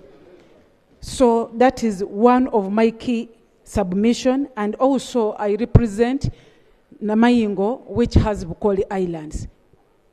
At times we even fear to go to these fishing communities, because when you go there, they harass you, You talk of PDM, they ask you where they can benefit from PDM. 1 million of PDM cannot help a fisherman. So I want to request that let government, if you want to help people, if it is affirmative action for the fishing communities, let's put their money. It is us who are in charge of passing the budget. Let's find money so that we can help our people. The 1 million which you always talk about cannot be of help to the fishing communities. So it is our duty to make sure that we provide, we help our people to be well so that they can economically be of value to this country. I beg to submit, Right Honorable Speaker. Thank you, Honorable. Colleagues in the VIP gallery this afternoon, this morning, it's not yet afternoon. Oh, it's afternoon, wow. We started very early. You know, we left here towards 10 p.m. last night. So, and we are here early morning, so. So, in the VIP gallery this afternoon, we have a delegation from the Parliament of Kenya. They include Dr. Phil Brighton Buchere, Major Retired, Director, Senate Liaison Office. Thank you. Mr. Samson Soroboti, Director, Sergeant at Arms. Mr. Anton Jologe, Director, Litigation and Compliance. Mr. Richard Kemboi, Chief Procurement Officer. And the delegation is currently undergoing training at ESAMI. They are accompanied by Dr. Henry Warihu and Mr. Peter Gawaya, staff from ESAMI. They've come to observe proceedings of this House. Please join me once again, colleagues, in welcoming them. Thank you. Yes. Honorable Kajrenje. Princess, oh, I had picked Honorable Byakatonda, Ari. Yes, so after Byakatonda, Honorable Kajrenje. Then Princess, then thank you, Right Honorable Speaker. And colleagues, Right Honorable Speaker. Please, I'm still in charge, Honorable. Where did you get this discipline from? Yeah. I don't know why you're hurrying, eh? No, Honorable Byakatonda usually is here. Yes, so I was picking colleagues to speak. I had picked Honorable Kajwenje, Princess, Honorable Stella Atiang. Oh, yes, Honorable Kamunta, I'll pick you when I'm coming back here, okay? I'll come back. Honorable Stella Atiang, Haj Idi,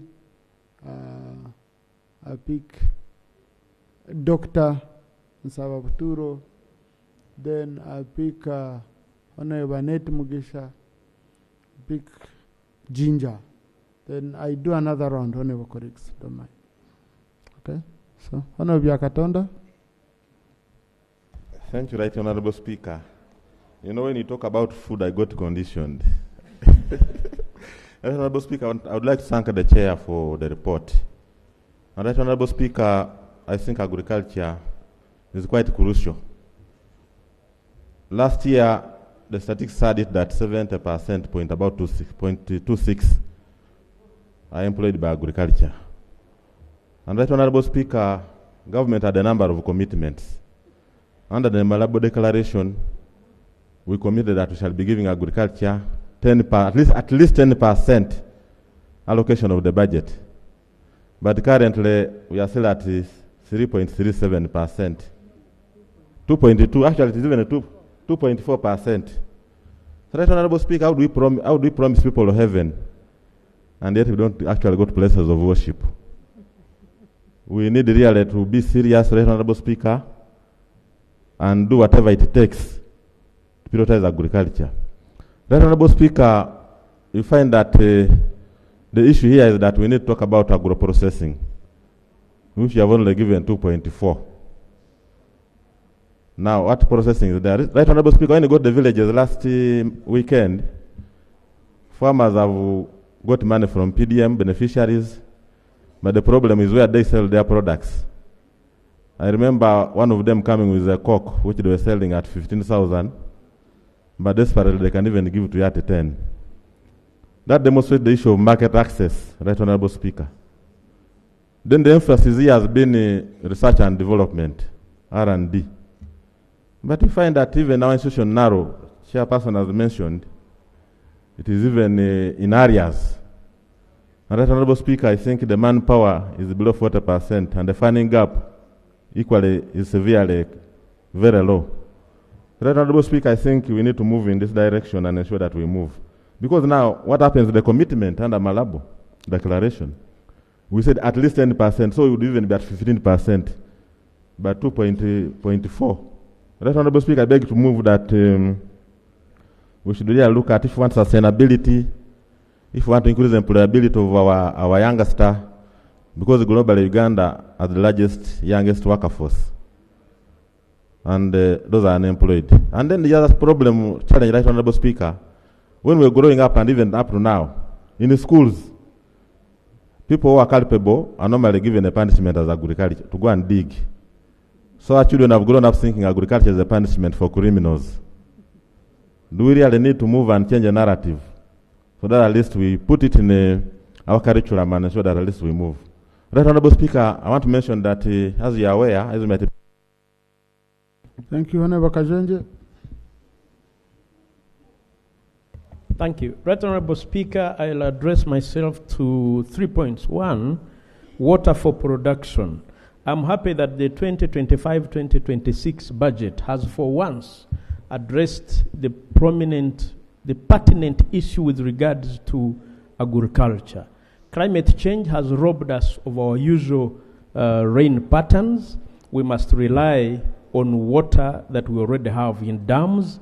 And unfortunately, Right Honorable Speaker, the existing dams and or what you can call communal water granaries, for example, in my constituency, big ones that were constructed in the 40s, 60s, and 70s have gone to waste. They are silted. They need to be desilted. And previously, Right Honorable Speaker, there was a misalignment because water for production belonged to Ministry of Water, yet Ministry of Agriculture was implementing micro-scale irrigation, yet when they didn't have dams. I'm happy now that this budget has put it clear that they are going to desilt these communal water granaries. I would be very glad to see Rabi Jemano, Rugonji, Muriampinguzi, Karo, Chamagaju, Chakabunga, all those being desilted.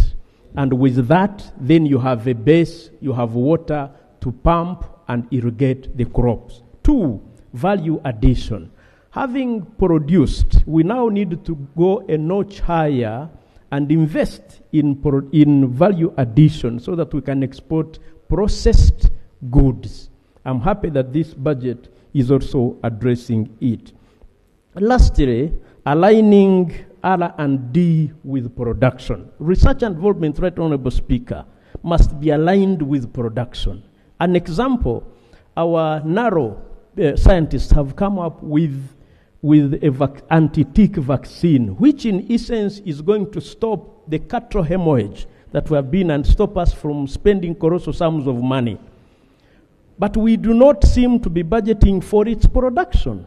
In the last supplementary, we made available 60 billion. I want to see this budget 2025-2026 consistently putting money available for production of anti-tick vaccine for our 44 million live animals. I submit, Right Honorable Speaker. Thank you.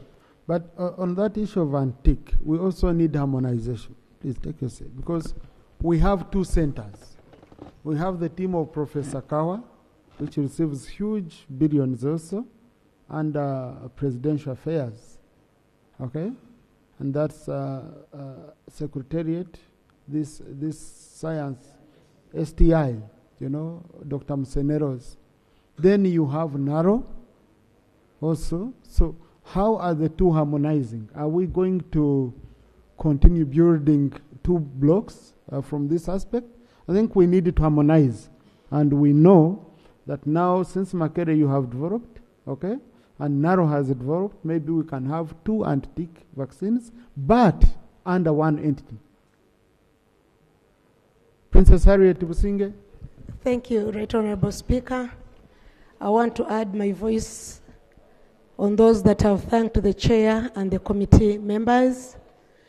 Right Honorable, I'll precisely go on coffee.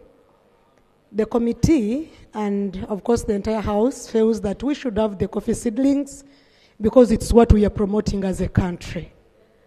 I want the committee and the House to note that much as we are advocating for new seedlings, I want us to recall that UCDA, the liabilities that the ministry inherited, didn't pay some seedlings that were supplied.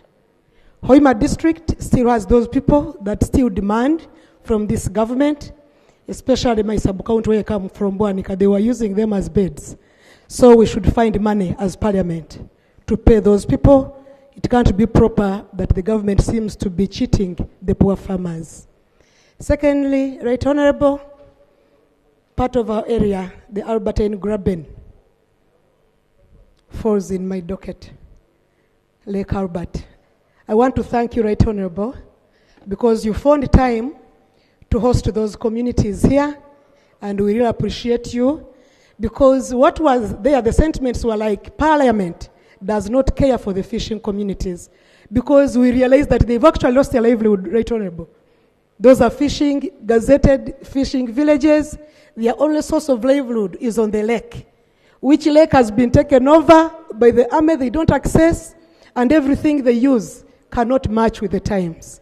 I recommend, Right Honorable and the members, that we really find a sizable amount of money to facilitate the acquisition of the recommended gears so that our people can live. Otherwise, it is horrible. As members of parliament and the other leaders, you can hardly face that wrath. People are really very hot. Thirdly, the post-harvest handling. We've seen cases where they are saying Uganda cannot export maize, and this is dangerous. And now, with the PDM that has promoted the production, we anticipate that we are going to have volumes increase out of the production, the PDM monies that we are giving out, and of course other ventures. I recommend that as a committee and as parliament, we should be seen to have some money that is going to handle maybe construction of silos at whatever level. We can start small. Maybe you can start a county, we have a storage. Right Honorable members, some of us who come from villages know that some of our population cannot house themselves comfortably. So it is really... Thank you, Honorable Stella Tiang. Idi Aneti Mugisha Katariloi. Switch on, Honorable. Thank you, Honorable Speaker. I also want to join my colleagues to thank the committee for the elaborate report that has been presented. One, Honorable Speaker, the Chair just informed us that 350 billion was spent in Karamoja to solve the issue of anger. I just want to know which financial year and how was it spent. If it was spent in a certain financial year, it would be good for the ministry to explain to Karamojongs, especially the Karamoja MPs, on how that money was used so that we appreciate. Two, I want to comment on the issue of tractors. Tractors, the ministry always provides tractors, but the number of tractors that are provided are too few to help the farmers grow their crops. I want to give an example of the last financial year, where Karamoja was given 10 tractors, and they decided that they do it district by district. They started with Karenga, and the year ended with tractors in Karenga, meaning that each district needs tractors so that they're able to grow crops timely. I would suggest that more funds be given to the ministry for purchase of tractors so that at least one tractor per parish is provided. Secondly, the issue of water for production. We all know that Karamoja is prone to anger, and the reason that's why it's prone to anger is just because of inadequate water. We've been urging for water for production, especially construction of mega dams. When the first lady was a minister for Karamoja, at least she tried. She constructed for us 2 big mega dams, that is Kobebe and Nakuchumet. They hold a lot of water. And it's the one that is helping us to water our animals for a long time. But those are few. And what now the ministry is doing is actually constructing small water ponds that hold little water in the shortest time. I pray that if there is money for production in Karamoja, bigger mega dams are constructed. Bigger mega dams like semi-lakes. Actually, we had proposed that you construct a semi-lake in a central place of Karamoja. That is Lopei. Lopei is a swampy area where almost all the water for Karamoja slope. It's a central place that helps more than five districts of the region. If you would provide money to do that. And then secondly, Thank you, Haj Idi Savedia. Thank you so much, Right Honorable Speaker. And I want to thank the chairperson of the committee and the members for the report. Right Honorable Speaker and the colleagues, we are all products of agriculture. Because in one way or the other, you cannot survive without agriculture. And we must be known as a country for something. And for quite a long time, Uganda has been known as an agricultural country. And we have been known for growing coffee and for the natural resources that we have. But Honorable Speaker and colleagues, we cannot lament on the question of water for production with all the lakes and rivers that we have in this country. Where are our planners? The Honorable Minister for Agriculture. With all the lakes and rivers that this country is endowed, can we really lament on the issue of water for production when the countries are in the deserts have water? Right, Honorable Speaker, I think what we need to do here, and colleagues, is to call upon our planners in this country. How do we use the lakes and rivers that we have? The water, we have much water, a lot of water in this country. We shouldn't talk about lacking water. Right, Honorable Speaker, I want to emphasize the issue of allocation of at least the 50 billion that the committee has suggested. But Honorable Speaker, 50 billion for fisheries sector, I think I would even say it is even not adequate. Because for a long time, agriculture as a ministry has 3 sectors, and that is crop farming, livestock, and fisheries. But if you look at the allocation, the way allocation has been done in the ministry, fisheries sector receives a very meager allocation. And yet, fisheries alone is a gold mine. If we invest a lot in fisheries, members will agree with me, fisheries is like put money where you can see. But when you look at how allocation has been done, I think we need as a parliament to employ the ministry to make sure that we invest a lot in fisheries.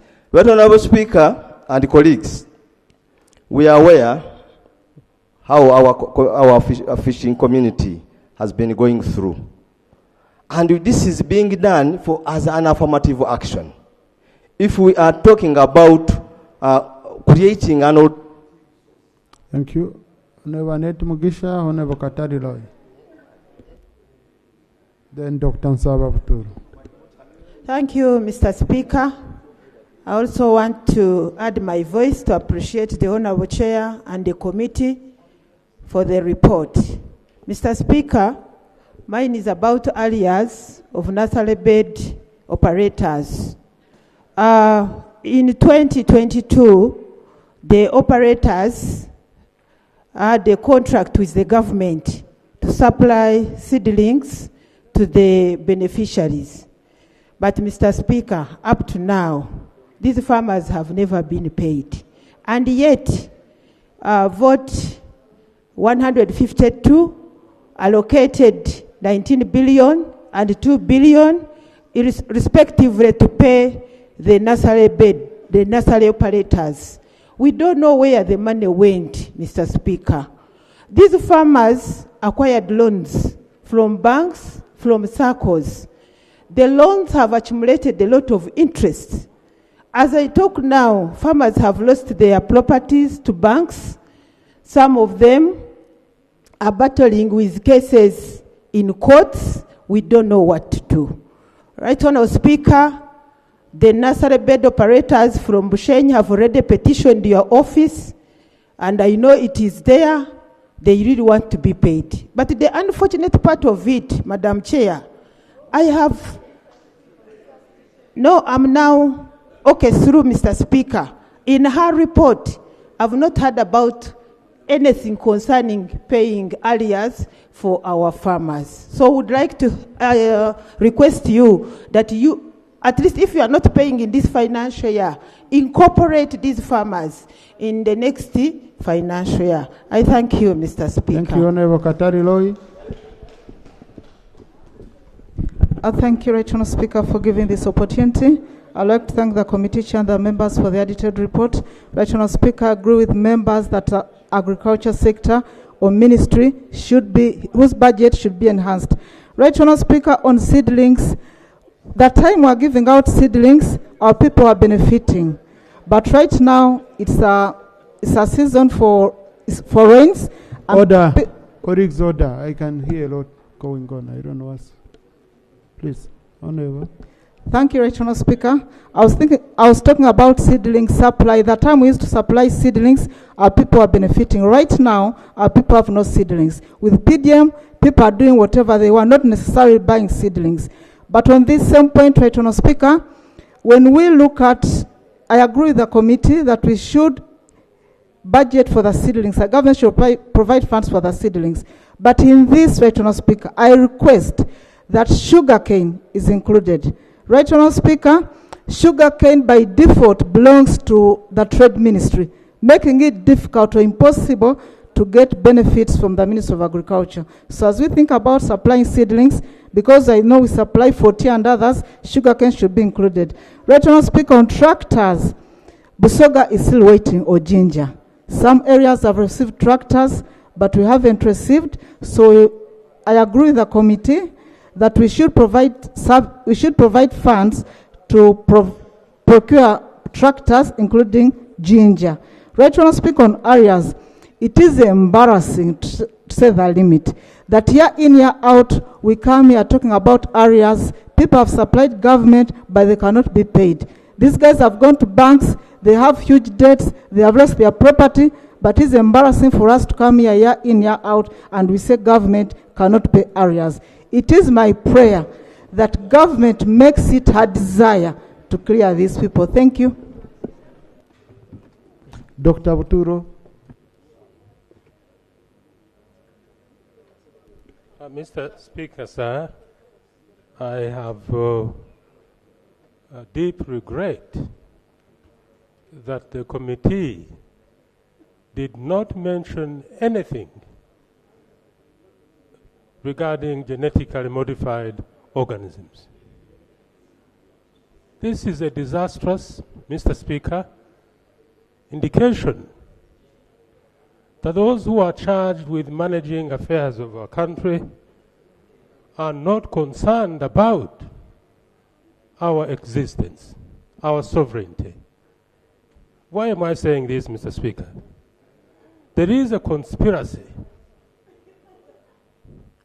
to kill our seeds, indigenous, traditional seeds, in preference of genetically modified organism seeds. It's a conspiracy, Mr. Speaker, which is spearheaded by the seed multinational corporations. And its purpose primarily is to ensure that we are dependent on outsiders. Who in his right mind, Mr. Speaker, would align with those whose determination is to see that our seeds are killed, our indigenous seeds, Mr. Speaker, our traditional seeds and crops? There's no mention in the report.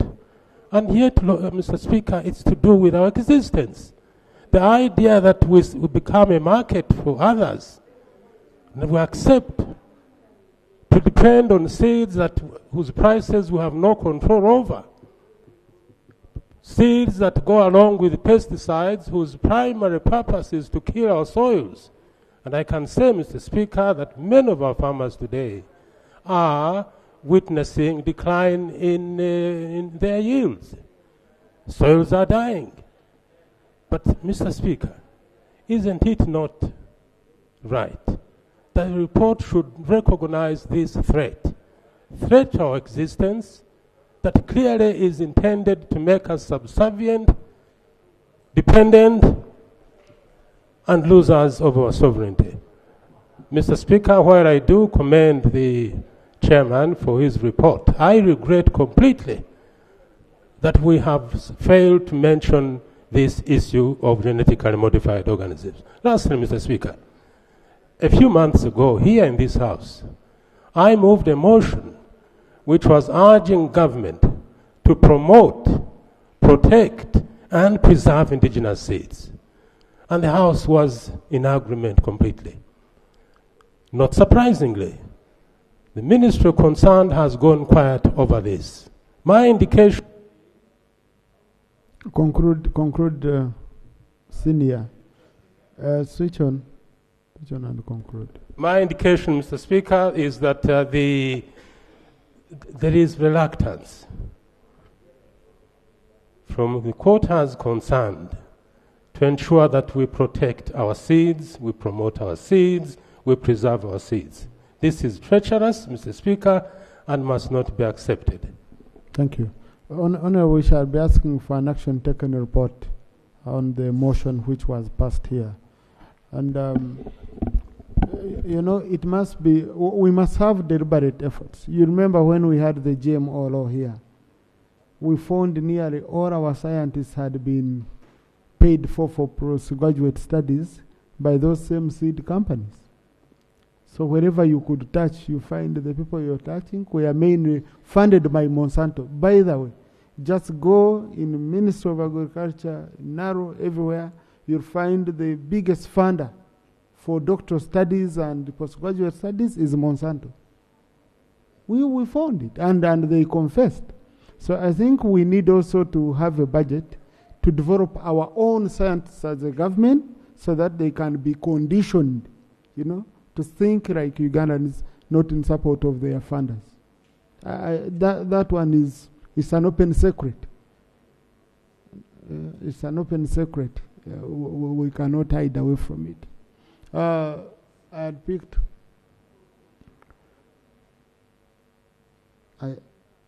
So yes, but we need to hear from these farmers of Uganda, Nakasongora. Honorable Anzara. Thank you very much, Right Honorable Speaker. Honorable Kamuntu. Thank you very much, Right Honorable Speaker. Right Honorable Speaker, I want also to associate with the committee to support the report. But Honorable Speaker, I entirely agree that I represent the farmers, the cattle keepers, but also fishermen.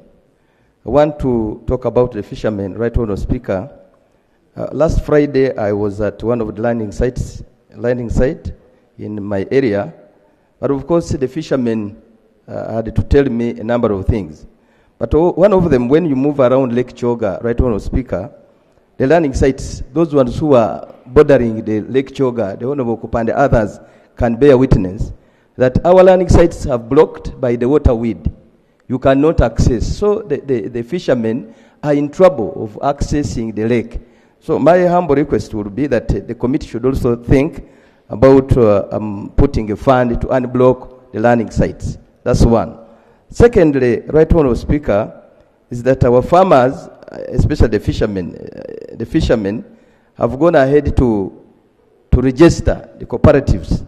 They have cooperatives which are registered, but of course I want to suggest that there must be a deliberate effort to fund these fishermen so that they can have money to replace the lost property during the enforcement. You are aware, Right Honorable Speaker, there is enforcement taking place on the lake, on the poor fishing method, but of course our fishermen have lost the nets, the engines, but also others. But government and the committee, we need to think about the fishermen and have a special fund for them to replace the lost property, as I've stated. Lastly, Right Honourable Speaker, is about water for production. I am happy that I'm saying this, but Right Honourable Speaker, when you go to a number of districts, there are valley dams, as Honourable Kazwenja has stated, which were excavated in the 40s up to 1978. Those valley dams are there. They are silted now as I can talk. They need to be desilted. When you go to my place like Chankono, like Narubovia, like Bamgode, like Chisenyi, and a number of others in Wabinyonyi sub-county and Kakoge sub-county, they need to be desilted. A special fund should be identified for desilting those valley dams. Lastly, Right Honourable Speaker, people are demanding for hose and seeds, since it was a routine that every day, every time we are used to take seedlings to them, or seeds, maize seeds. When the season comes, they say, please, where are the seeds? When the season comes, they say, where are the hose? So it is important to think about it. Thank you. Honorable Kamuntu, followed by Honorable. Wow. You know, I had already chosen, but there is a special case. The Dean of Independence, Honorable John, then Honorable Hilary Chiaga. Thank you, Right Honourable Speaker. And I'm also to join my colleagues thanking the chair and the committee for a detailed report. I come from Rwanda, where we have 2 research stations, that is the Karenje Research Station and the Kachwekan. Those research stations were abandoned. When I was growing up, my father was the chairman of our outgrowers, so we would interact a lot with the Karenje Research Station, where varieties of Irish potatoes were being developed. But I don't know what happened. Those research stations have been abandoned for the last 10 years. And now, when we need improved seedlings, we go to our neighbors, Rwanda. I'm happy that the committee have put a little money on Naro, but for people from Kigezi, we grow Irish potatoes a lot and vegetables. And for us to have improved seedlings, we need the Naro to keep on doing the research on new seedlings. But now that the project was abandoned, the Naro was abandoned, we are facing it rough to pick seedlings which we don't know.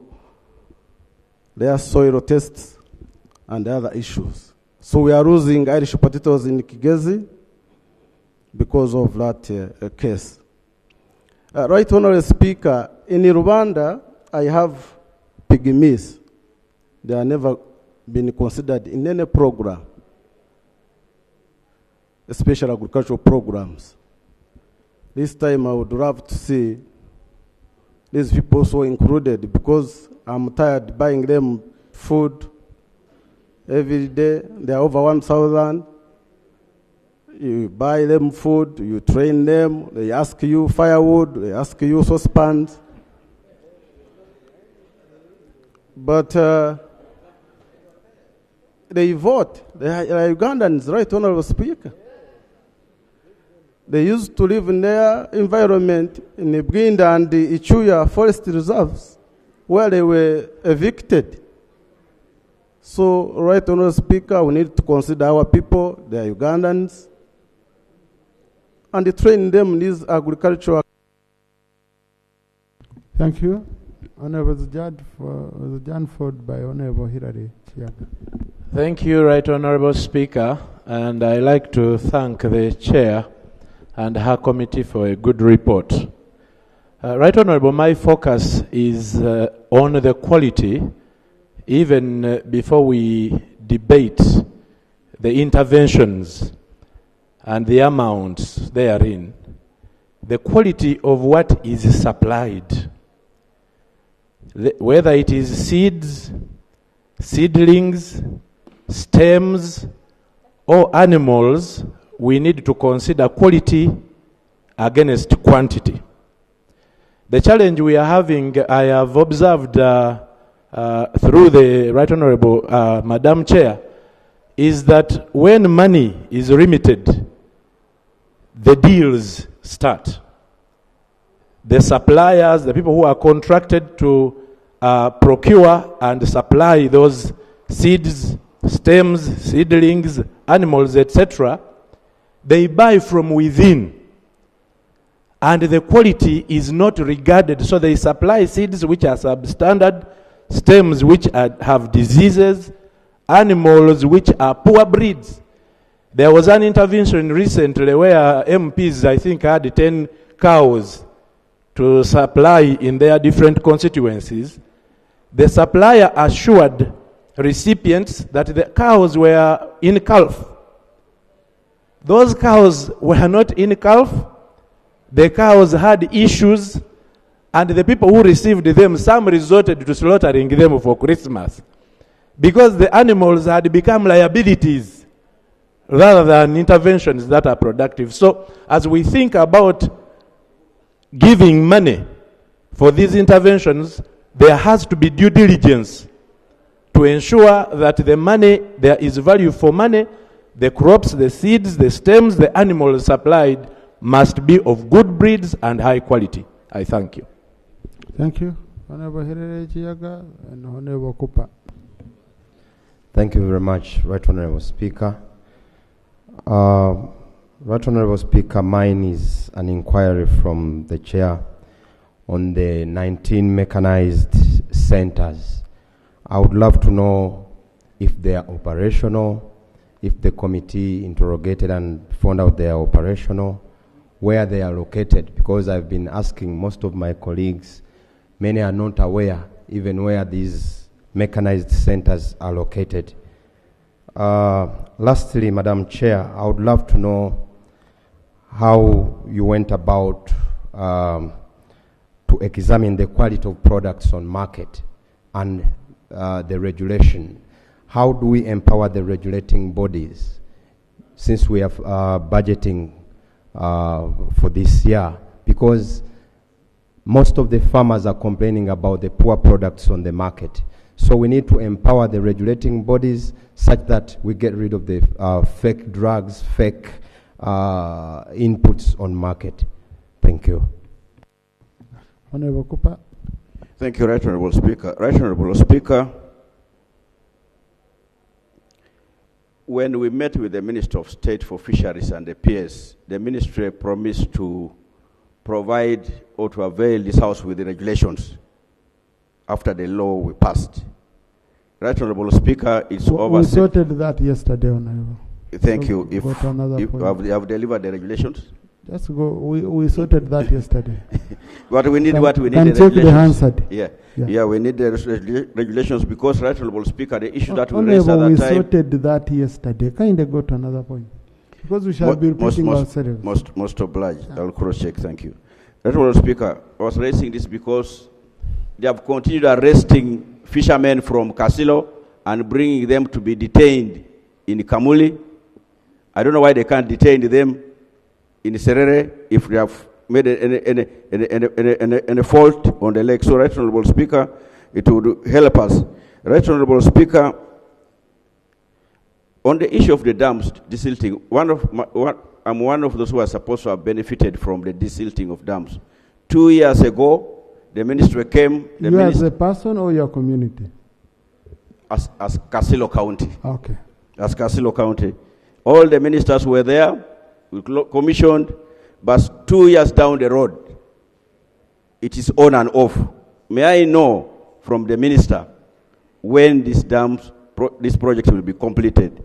And I want to request that the committee chair and his team leads a committee to these areas to see the progress of this work, of desilting these dams. They're supposed to provide fishing ponds and access roads. Nothing has been completed up to now. Right Honorable Speaker, the issue of tractors, for us we only hear about the tractors. They are promised and promised. I want to know the criteria of giving the tractors to the farming communities. Serere Search Station, Dr. Kasai there knows about restructuring. When shall we rehabilitate what brings restructuring to what it used to be when Honorable Okasai and the team just joined the Ministry of Agriculture? Year in, year out, when are we going to rehabilitate Serere Research Station? As I conclude, Right Honorable Speaker, is the issue of these animals that they were giving to some districts.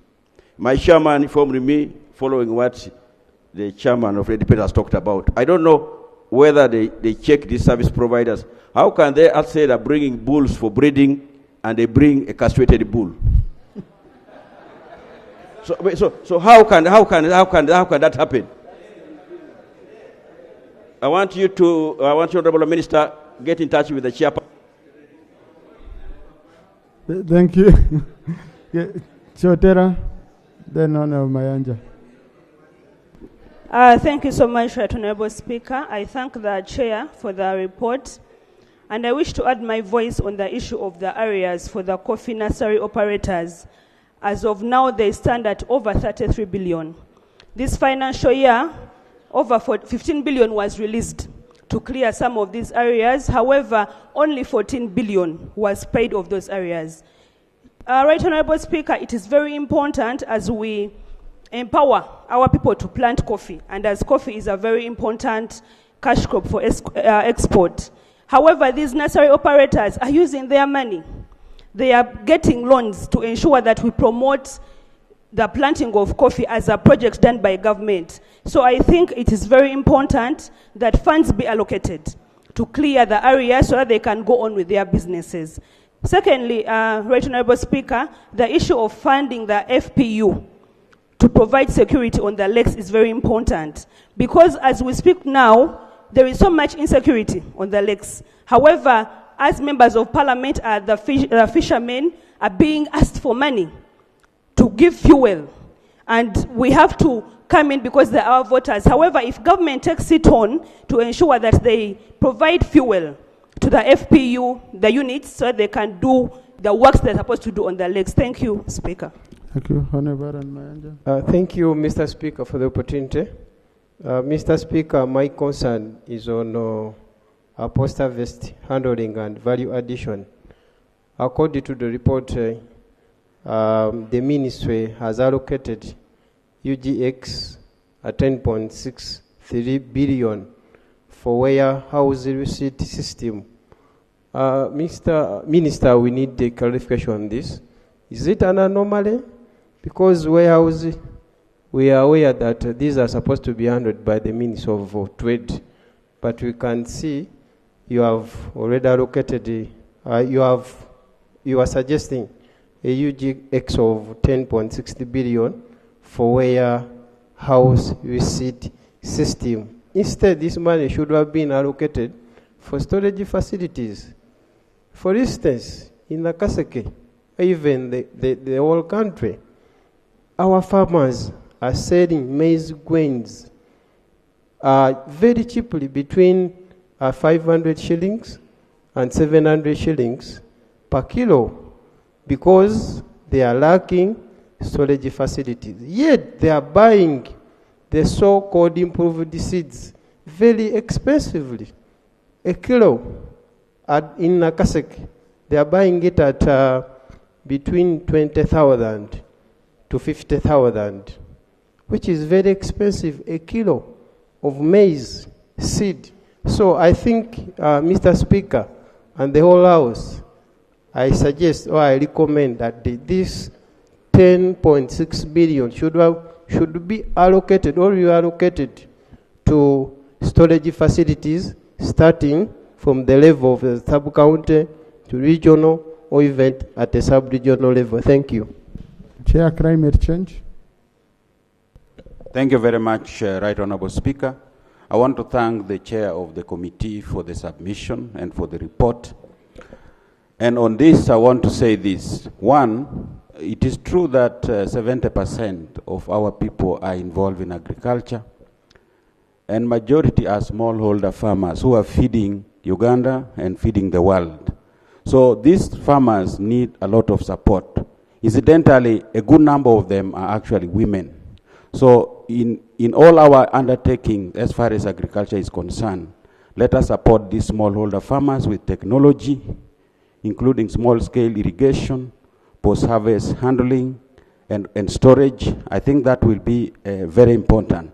There is also the issue of climate change, which is affecting most of these farmers, and yet we don't have capacity to have agricultural insurance.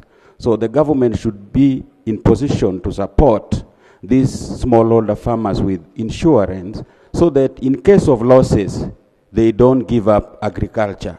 And then on the indigenous disappearing crops, the traditional ones, which they are now disappearing. Sometimes when you look for pumpkin seeds now, you will not get the original pumpkins.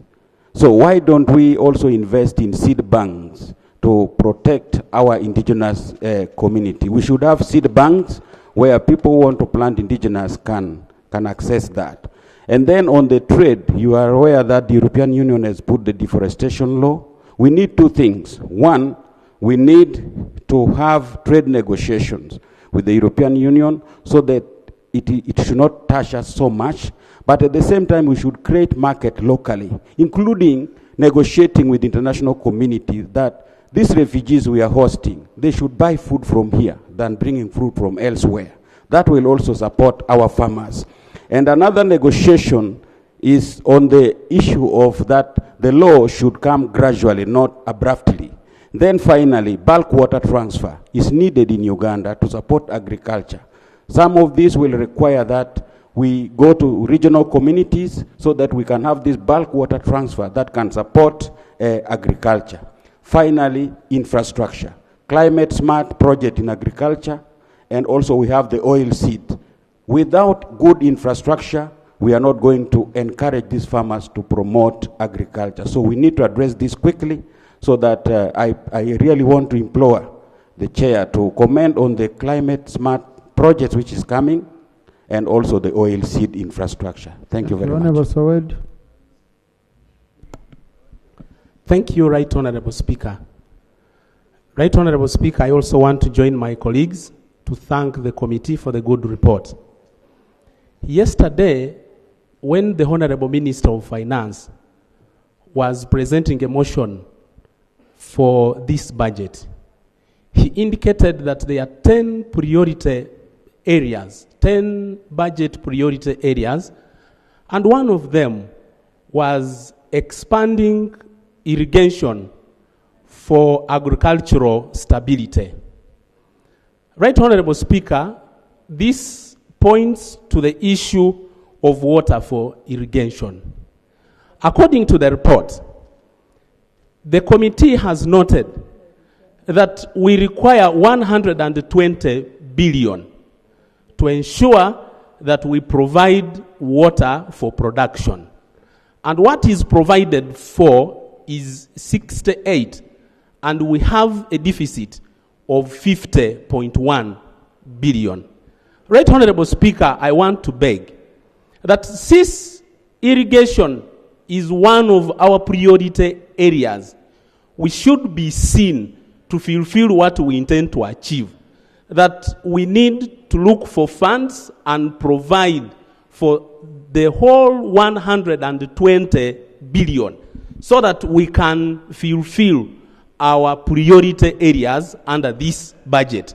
Otherwise, it is self-defeating if we say that water for production is one of our priority areas, and yet we cannot allocate funds for the very area that we have identified as a priority area. We seem not to be fulfilling what we intend to do. Thank you, Chair. Lop.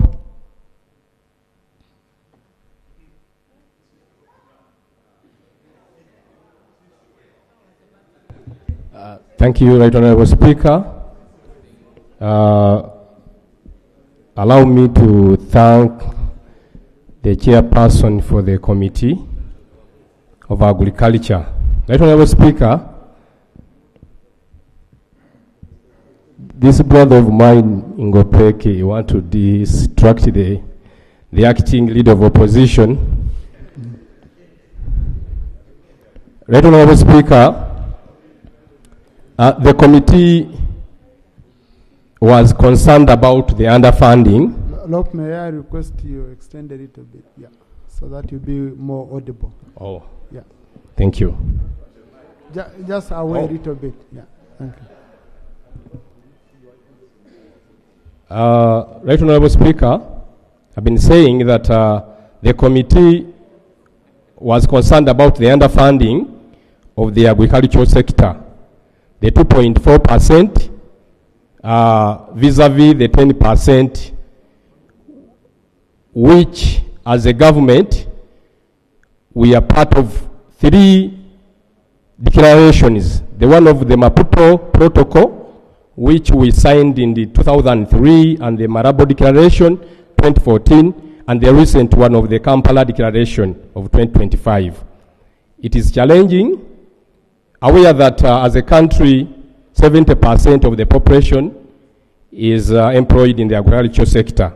So we need commitment from the government, because we don't sign these protocols for, it is not a formality or a ritual.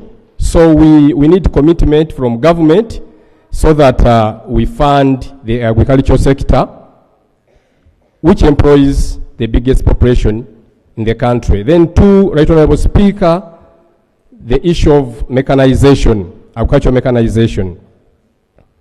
You see, in the report, it missed a point of to show which land has been opened. Madam Chair of the committee, to show the land which has been opened, and the number of beneficiaries, the farmers, which are benefiting from the tractors we give out as government, and even the criteria. You see, almost in every part of the country, we are having cooperatives. How I wish the government prioritize these cooperative unions, so that the tractors which are given out through the cooperatives, so that they can be accessed. Conclude, Lop. Thank you, Right Honorable Speaker. I'm also concerned about the agricultural financing and accessibility to credit facilities.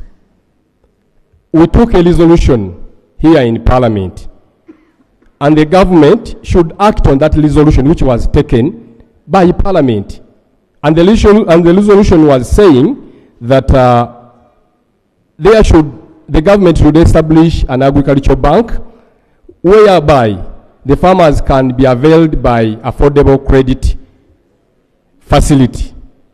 But you find out that, Right Honorable Speaker, our farmers compete with business people in the commercial banks. And you see the agricultural sector, it is vulnerable to changes in the climate changes. So the government should act on the resolution which was taken by Parliament, so that the agricultural bank can be established. Then lastly, Right Honorable Speaker, I'm also concerned about the importation. As a country, we are importing a lot of fertilizers from China, from Netherlands, from Kenya. Aware that in 2018, the President himself and his cabinet, they went to Tororo and opened up, Tororo, the area is called Usukuru. They opened up that fertilizer facility. Up to now, it is not given enough funding to take off. So what was the intention of the President moving from Kampala to go to Tororo to open up that facility? Thank you. It was opened, but at the end of the day, we have nothing from there. And we are blessed as a country. We have phosphate in areas, especially in eastern Uganda, especially in Tororo. So we should avail funds so that this facility takes off. Thank you. Thank you, Lop. Lop, we considered your statement. Okay. Okay? Because the committee considers both a statement from the ministry and the alternative statement. So I don't want us to repeat ourselves here. Thank you, Right Honourable Speaker. Yes, I was trying to be courteous. Thank you very much, Honourable Speaker. And my able ministers, the one of agriculture and the one of fisheries, they articulated our alternative budget priorities. How I wish the chairperson of the committee and the ministers responsible, they should take time and read these budget priorities. They will help how we process these budgets. I thank you, Right Honourable Speaker. Thank you. Honourable Minister, start with a very important issue. You started an animal breeding program, but you gave castrated bulls, according to Honourable Cooper, to do some breeding. Thank you very much, Right Honourable Speaker. First of all, I would like to commend the Honourable Chairperson of the committee and the members of the committee for eloquently presenting the situation in the agriculture sector. But I also thank the honourable members for analyzing the report by the chairperson through the 23 honourable members that have contributed. I would like to make responses to the issues raised by the honourable members. Honourable Ogusuli called upon government to align the budget to the NDP4. I totally agree with him. He also talked about the issue of the importance of agriculture vis-a-vis the financing of the various enterprises.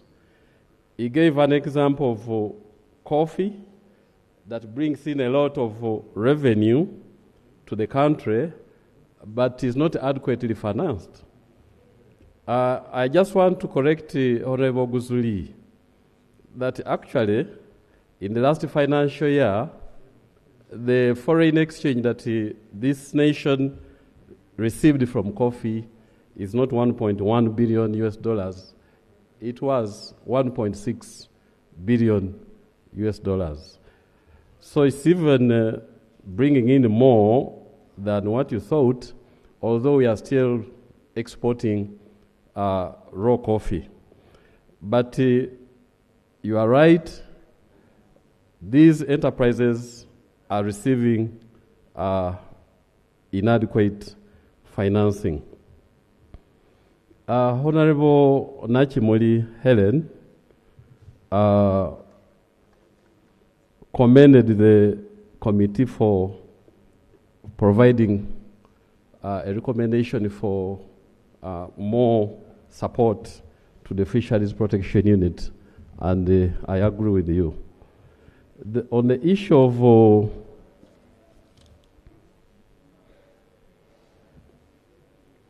inadequate support to the fisheries community compared to other farming communities in terms of inputs, I think if you looked at the report by the committee, there is a provision for affirmative action for the fisheries community.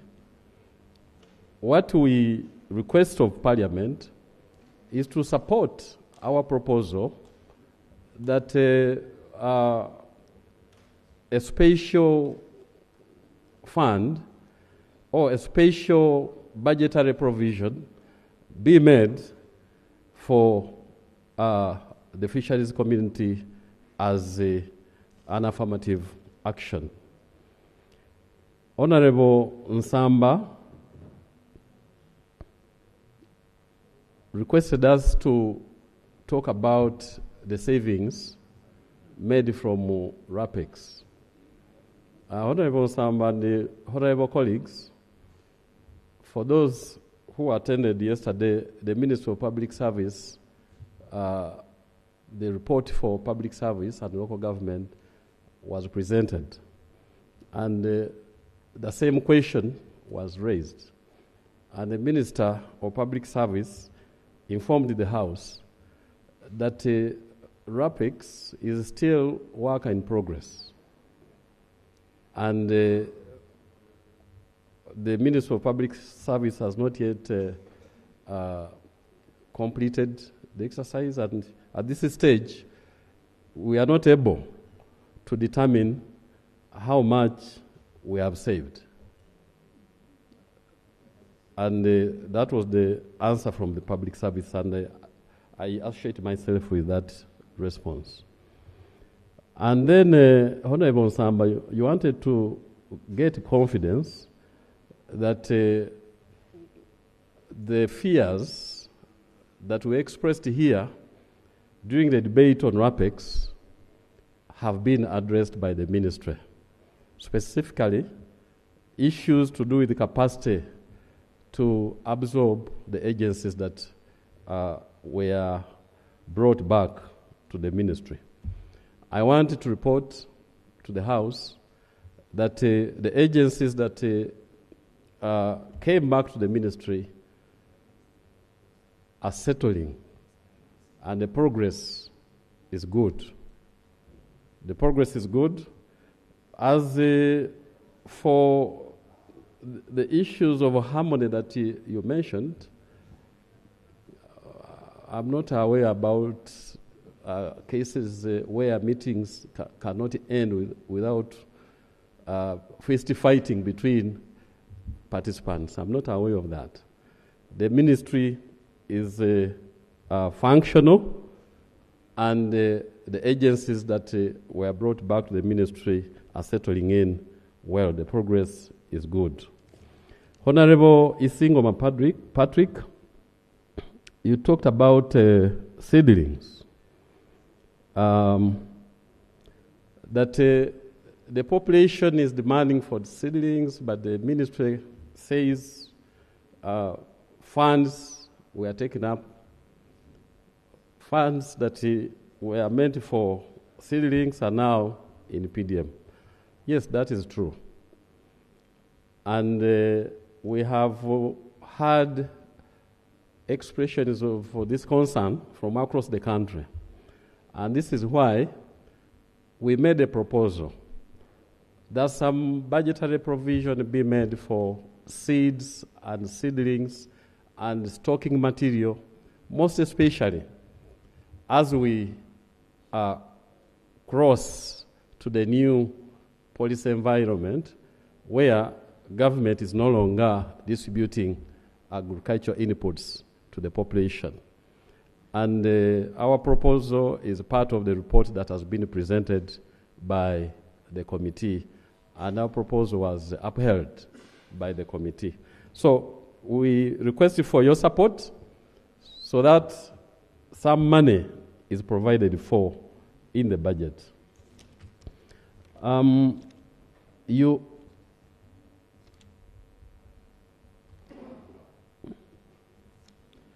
There is also the issue of NAGRIC, that NAGRIC that is responsible for breeding in the country, breeding for livestock, has not reached your area, Bunyoro. And your proposal is that we decentralize to all the regions. We have made attempts to come nearer to the population, but we have not yet covered the whole country. We are in some parts of the north. We are in Acholi, we are in Lango, we are in Busoga, we are in Ankole. but we have not reached everywhere. But your request has budgetary implications. So we suggest that Parliament supports us as we plan to come nearer to the people. Honorable Alum Sandra Santa, I picked this from the record that was displayed. Yeah, Honorable Alum Sandra. Honorable Alum Sandra brought out the issue of seeds and seedling. And she said that now this is no more. And the committee proposed some money for seedlings and seeds. And I think her proposal was that Parliament approves the proposal by the committee that some money be provided for seedlings. I agree with her. On the issue of no, Minister, you have 5 minutes. Thank you. Let me try to hurry up.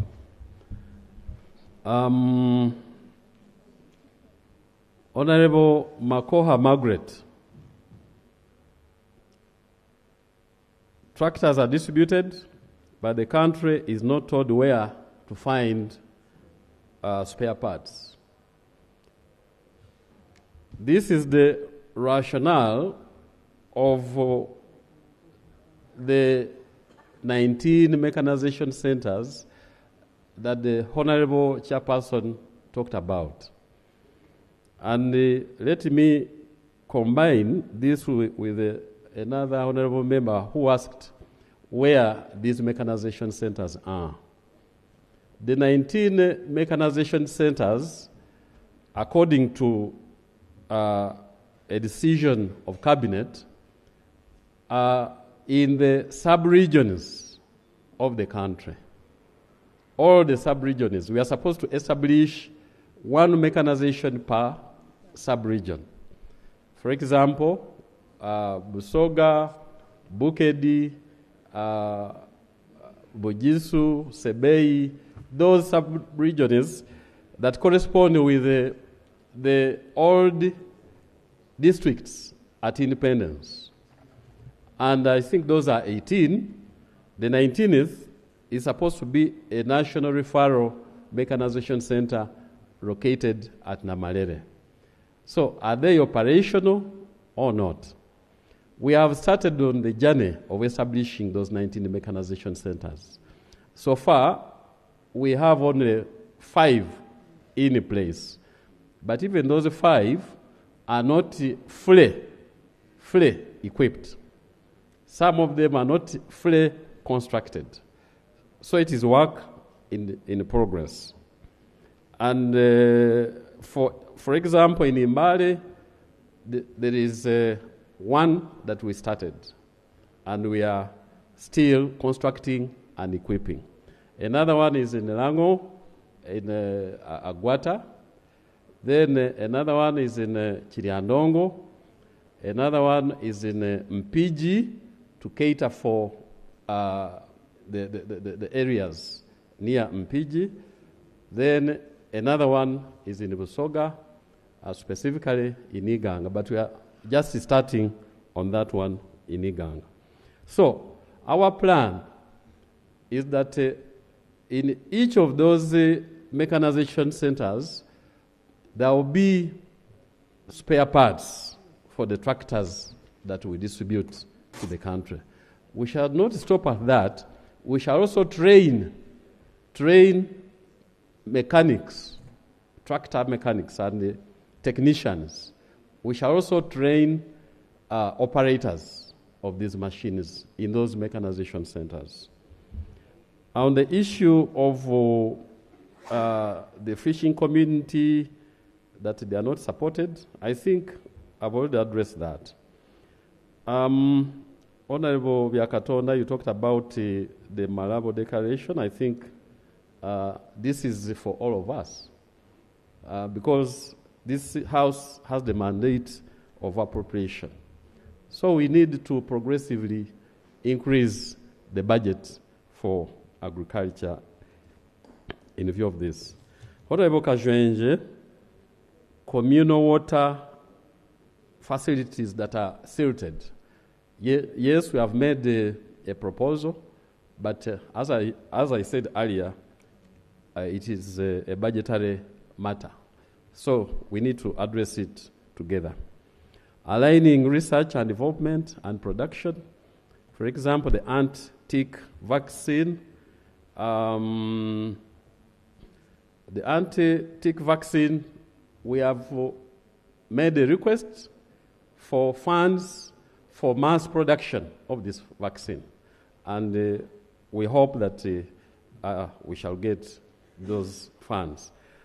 Right Honorable Speaker, you have asked us to harmonize the two centers, the one of Professor Kahwa, and Professor Kahwa is from Makerere University, and the other center of Naro, in as far as the anti-tick vaccine study is concerned. It was production, Honorable. Production. I know we funded the studies, okay? But now on production. Okay. Right Honorable Speaker, point taken, and we shall harmonize. Honorable Businge Harriet, on the issue of seedling arrears, I want to put the record clear that in the financial year 22-23, the government, through cabinet, took a decision, having received the petitions from nursery operators.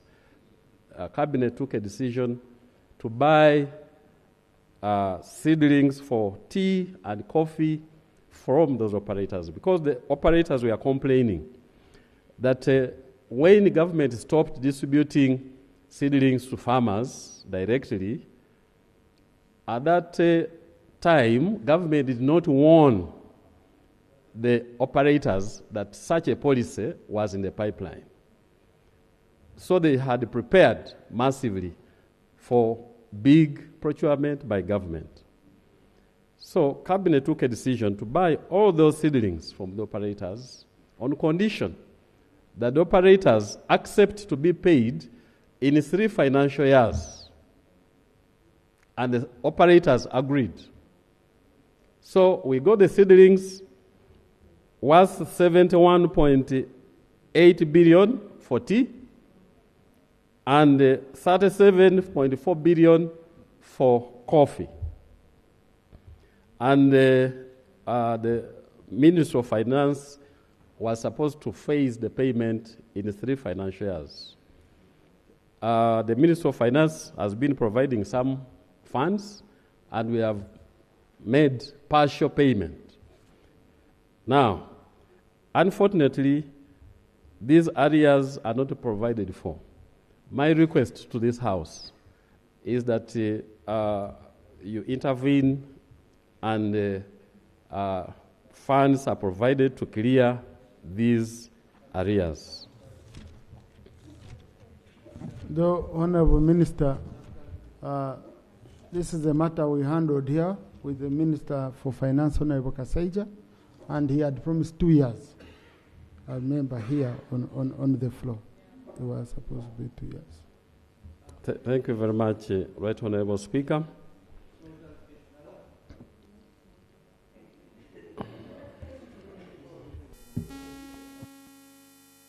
Honorable Minister, your time is up.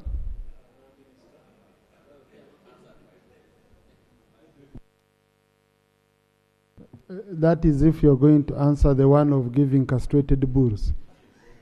Because you clarify on it. Right Honorable Speaker, I'll start from that one. As we heard from Honorable Elijah Okupa, he told us Please, that... Honorable colleagues, a member on the floor has a right to accept your request or not, and you don't insist. So if the minister has felt he has clarified enough, please let us not harass him. Minister, continue. He told us that the program is a breeding program, and his concern is that a castrated bull was supplied for a breeding program. This is contradictory. I want to request you, Right Honorable Speaker, that you allow me to get details of this so that we get to the bottom of it and report back. And as I conclude, I want also to comment on the issue of GMOs that was raised by Honorable Nsaba Buturo. And my comment is in the form of a request to Parliament that we need to conclude a legislation on this matter, because in the absence of a legislation, there is a gap. When you go to the supermarkets in Kampala, there are GMO products, and they are taking advantage of this vacuum, lack of a legislation. So my request is that both us in the executive and the Parliament work together to ensure that we conclude this process of legislating on this matter. I thank you very much, Right Honourable Speaker. Thank you. Thank you. Chair, you had around one matter or two to clarify. Thank you so much, Right Honourable Speaker. My issue was raised by Honourable Stella Atiang on the 350 billion that was provided to handle the hunger that was in Karamoja. She was asking when was this money provided. This was in 2022-2023 when hunger struck Karamoja. Honourable colleagues, you remember that? And that's why, in anticipation of what is going to happen this year, we had to provide for this for the entire country. This anticipation of UNBS is not strictly for Karamoja, but it's what Uganda is going to experience. And Right Honourable, on the issue of dams that Honourable Kajwenge raised, especially it's in the body of our recommendation. It's going to be desilted. And finally, I would like to thank honourable colleagues for supporting agricultural sector, and you, the leadership of this Parliament, Right Honourable Speaker. And I would like to also thank Ministry of Finance. That's why our report this time is not bulky. In the budget estimate, they provided extra 300 billion to agricultural sector, but nevertheless, it's not yet enough if we had to really bring out the full potential of this agro-industrialization program. I thank you so much. Thank you, honourable colleagues. I now put the question that the report of the Committee on Agriculture, Animal Industry and Fisheries on the Ministerial Policy Statements and Budget Estimates for financial year 2025-2026 be adopted. Those in favour say aye. To the contrary, nay. The ayes have it. Now, I refer this report and recommendations, specifically recommendations, to the Committee on Budget for reconciliation, harmonization, and consolidation as per Rule 149 of our Rules of Procedure. Now, this is where the issues of compliance, like with NDP4, should be handled at that budget level. Otherwise, now you'd be telling a committee to cut within or look within its resources. And Finance has already done its part of bringing the draft estimates as required under the PFMA. So now the whole budgeting process is in our hands, honourable colleagues. Honourable colleagues, in the public gallery this afternoon, we have students and teachers from Mpanga Muslim Secondary School Butambara County, Butambara District.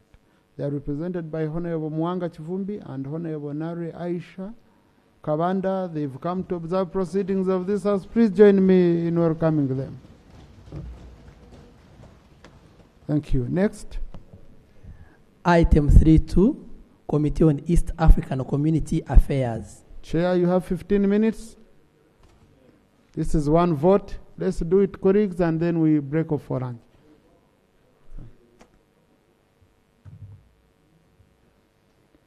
"15 minutes, Chair, and I know you're good at keeping time."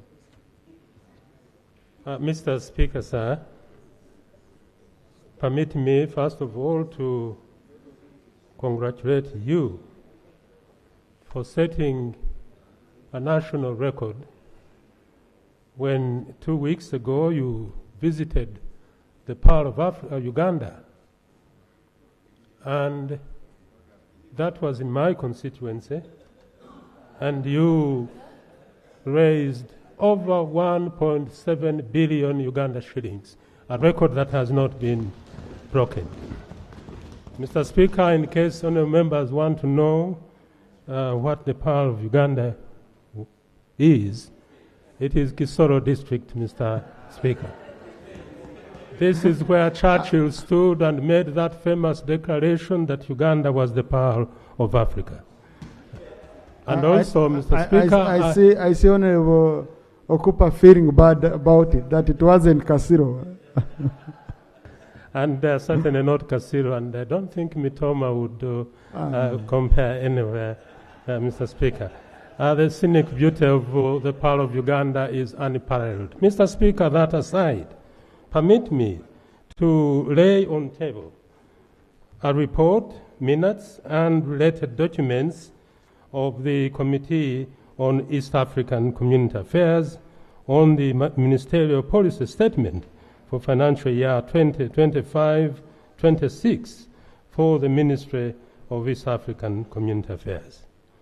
Mr. Speaker, I will go straight to the recommendations and observations made by the Committee on East African Affairs. Mr. Speaker, on the Program Implementation Action Plan, the committee notes that there was no information for the base year and baseline indicators in the Ministerial Policy Statement of the Ministry.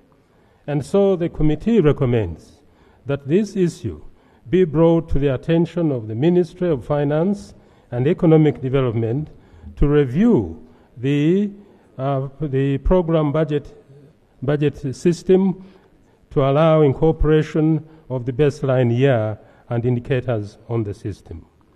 Mr. Speaker, on expiry of the strategic plans for the ministry and other ministries, departments, and agencies, the committee recommends that the National Planning Authority and Ministry of Finance, Planning and Economic Development fast-track completion of the strategic plan of the MDAs, including the ministry, in order to enable them to monitor implementation of the National Development Plan 4.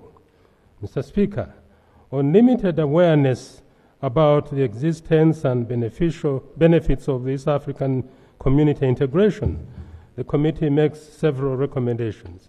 One, Mr. Speaker, that the Ministry of East African Community Affairs expedites the formulation of a communication strategy for the ministry in order to create the right approaches for effective communication to create awareness to the populace of the benefits of the integration and how they can tap into the available trade opportunities. Secondly, Mr. Speaker, the ministry, together with the Ministry of Trade, Industry and Cooperatives, UNBS, and other stakeholders under private sector development program, should organize trainings for traders, manufacturers, and other business people countrywide on the required qualities and standards of goods and services for the market and how to add value on their products, package, preserve, and market them in the East African community. Third, Mr. Speaker, that the ministry should organize East African community cultural exhibitions, sports galas, and other social activities, bringing member states together to showcase their talents, values, and abilities. This will ease the integration, since people from member states will appreciate the way of life of others and work with them harmoniously. Mr. Speaker, on non-operational East African Community Protocol on Peace and Security, the committee recommends that the Ministry advocates for cooperation between partner states, border agencies, through binding agreements, and also the creation of professional joint forces at entry points to all partner states, and on the roads, with joint patrols operating in the area to curb border conflicts, smuggling, and murder of traders or suspects. On non-operational customs union and common market protocol, Mr. Speaker, the committee recommends that the Ministry fast-tracks implementation of the customs union and common market protocols on all East African community borders, which will open up and also widen the market created by the integration. It should also devise and advocate for sanctions and punitive action towards non-compliance to East African community protocols and policies. The committee further recommends, Mr. Speaker, that the Ministry fast-tracks the removal of those non-tariff barriers across the region to allow free trade within the region. Mr. Speaker, on several barriers faced by agriculture and livestock cross-border traders, the Ministry recommends, the committee recommends, I beg your pardon, that the Ministry works hard, hand in hand with the Ministry of Agriculture, Animal Industry and Fisheries, and under the agro-industrialization program, work together to fast-track establishment of testing laboratories to deploy quality assurance managers from relevant agencies for verification of goods and at the border. Mr. Speaker, there is need also to construct quality control infrastructure for handling agricultural exports at inspection points, National Agricultural Food Safety Laboratory and Support Center, export animal quarantines, holding ground and abattoir facilities, land borders, quarantine stations, land border export inspection facilities. And finally, Mr. Speaker, there is need to empower agriculture officers at the border points to be able to issue agricultural export certificates to ease the cost of doing business by the traders. On poor infrastructure in terms of roads and levees which don't suit transportation of products to the markets under understaffing, Mr. Speaker, the committee recommends that government allocates resources to improve the road network across borders, as well as revamp the railway network to enhance trade among partner states. The government also should increase funding at border posts in order to ease movement of goods, people, and tourists. The committee recommends, Mr. Speaker, that the East African community needs to pick a leaf from SADC, Southern African Development Community, infrastructure projects, where these countries collectively invest in road, railway, water, and air transport in a selected part of the region to enhance the transport network in the region. The committee also recommends that the government should fast-track the construction of Suam and Rwanda border posts between Uganda and Kenya to decongest the other border posts. On Kiswahili language, Mr. Speaker, the committee recommends that the ministry be provided with 1.5 billion Uganda shillings to facilitate promotion of Kiswahili in all the ministries, departments and agencies, and local governments. The committee also recommends that Kiswahili should be popularized in all government institutions as a way of integrating and unifying communities and also to facilitate trade. Mr. Speaker, on payment of East African Community gratuity and pension for former employees of the defunct East African Community. Mr. Speaker, the committee recommends that the ministry expedites the process of ensuring that the 166 pensioners of the defunct East African Airways, as verified by the Auditor General, are paid. Finally, Mr. Speaker, the East African community integration process is facing several challenges that need our urgent attention. Mr. Speaker, the proposed budget estimates for financial year have been given out, and we are pleased to announce, Mr. Speaker, that the report does encourage the Ministry concerned to give more funding to the Ministry of East African Affairs. Mr. Speaker, I beg your permission. Thank you, Honorable Chair. Thank you. Thank you, Honorable colleagues. The debate starts now. I'll start with Professor Mshemeza, Dr. Akiki, Rinda, Rukunjiri, Atima, Kajara, Afande, Lamo, Dr. and Angura, and 1, 2, 3. Yes, I'm first speaking those who have not yet spoken. Yeah. Thank you, Mr. Speaker.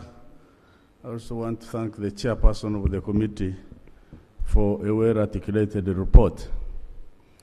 I have 2 issues which have been pending over the years. Whereas the Constitution of Uganda clearly articulates colleagues, it is 3 minutes. The principles that guide Uganda's foreign policy. But over the years, the Ministry of Foreign Affairs has not come up with articulated Uganda's foreign policy. We find other ministries like the Ministry of Defense with a defense policy.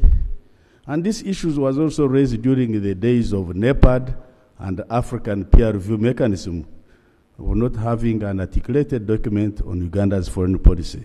What's the problem? The second and last issue I want to raise has also been on table for over the years, where it has been expected that the Ministry of Foreign Affairs would liaise with the Ministry of Trade and Industry to deploy commercial officers in our embassies so that we can promote trade and business. I expected this policy statement to capture budgetary implications of 2 important issues that have been on table. Thank you very much, Right Honourable Speaker. Thank you, Dr. Kiki. Florence. Thanks so much, Mr. Speaker, and I thank the Chair and the Committee on East Africa for the good report. I want to address myself the issue of promotion of Kiswahili. It's no wonder that indeed Uganda is behind in terms of the language of communication, and indeed when we are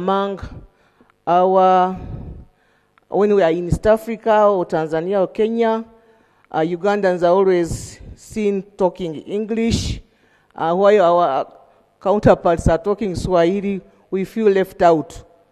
However, this issue came under our Committee of Gender, Labor and Social Development, specifically under Culture.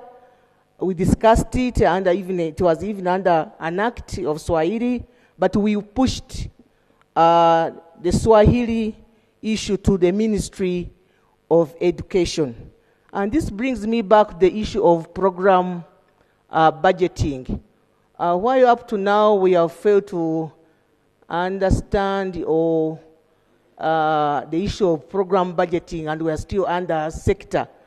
We find that some of these programs could be put under one program. So the 1.5 billion, why we pushed Swahili to Ministry of Education, won't it be sort of double budgeting? So, Mr. Speaker, the issue of program budgeting is still a big issue.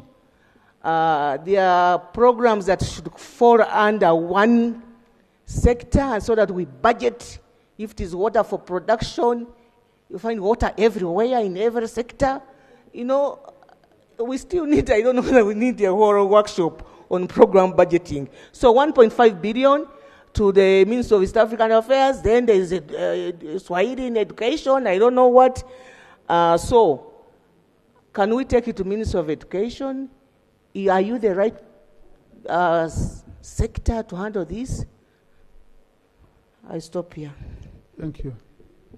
But I would think, I don't know, I would think it's one way of making this ministry relevant. Okay, relevant, you know. Otherwise, you know, as part, because they have a task of making the East African community known by the people. So Swahili, since it's a critical language for East Africa, it would be a channel. Maybe they would use it as one, sensitization of the people about East African community, and then the language, and we hit two birds with one stone. Just thinking aloud, Andre, just thinking. Honorable Linda. Thank you so much, Mr. Speaker. I equally want to join my colleagues to thank the chairperson for the presentation of the report of the committee. My point of issue, Mr. Speaker, goes on non-payment of arrears for the senior citizens who worked with the East African community. They've been moving all the time because we do not have regional offices. They have to move to Kampala to come to claim for their money, which has never been paid up to today. Through you, Mr. Speaker, I want the chairperson to clearly tell us if they are planning to budget for the money for payment of these arrears. I thank you. Thank you. Honorable Medias. Thank you, Right Honorable Speaker. I also join my colleagues in thanking the committee for the report. And I want to recommend them because in the report, the chair said that we need to organize cultural and trade exhibitions to promote trade and other businesses in the neighboring states. And I agree to that. However, some of the businesses that have started in these neighboring states in the East African community have not been given enough support. I can attest to a certain school in Burundi, a secondary school in Burundi, which uses the Ugandan curriculum. I remember at one point in this house, someone raised that issue. When it comes to time for examinations, these students sit UNEB examinations, but they are forced to come from Burundi and sit the examinations in Uganda. I would think that if they are given enough support, and the students can, if they're given a center in Burundi, the students can sit the examinations in Burundi and not in Uganda. Right, Honorable Speaker, when you talk about education, I remember a few years ago, maybe 10 years ago, we used to have many students from East African communities flocking Uganda to have their education here. But as you can see now, the situation has changed. We do not have that number coming. The number has reduced of East African students coming to Uganda. So I think they should look onto that and see what happened, and maybe we can provide avenues so that we can again promote the education sector, having these East African students coming to Uganda again. I thank you. Thank you. Honorable Tima, followed by Honorable Timazigo. Thank you so much, Right Honorable Speaker. I also join my colleagues in thanking the chair and the committee for a wonderful report. My concern is, Honorable Speaker, on common currency used in the EAC. I will recommend that we advocate to use one currency in the EAC so that it eases transaction in our businesses. This is basically because when you move to some of our neighboring countries, you find the value of their currency is too low, which cannot allow business transactions to happen properly. So that will be an achievement if we advocate for one currency. Two, Right Honorable Speaker, I will also recommend that we need to work on our pricing of some essential commodities like fuel, which actually cause smuggling in this country. You find in some of the neighboring countries, prices of fuel are too low, making our traders to now cross across the border and bring this fuel, which is now smuggled, and we lose revenue through that. If we can harmonize on some of the essential commodities prices, that will, solve some problems in the EAC. Lastly, use of visa. You find that some of our neighboring countries make it difficult for Ugandans to move out. Yet, if we had harmonized that, it will be easy to cause movement. Thank you very much, Right Honorable Speaker. Thank you, Honorable Timsgo, followed by Honorable Bokadidi. Thank you, Mr. Speaker. And allow me to thank the committee led by the chairperson.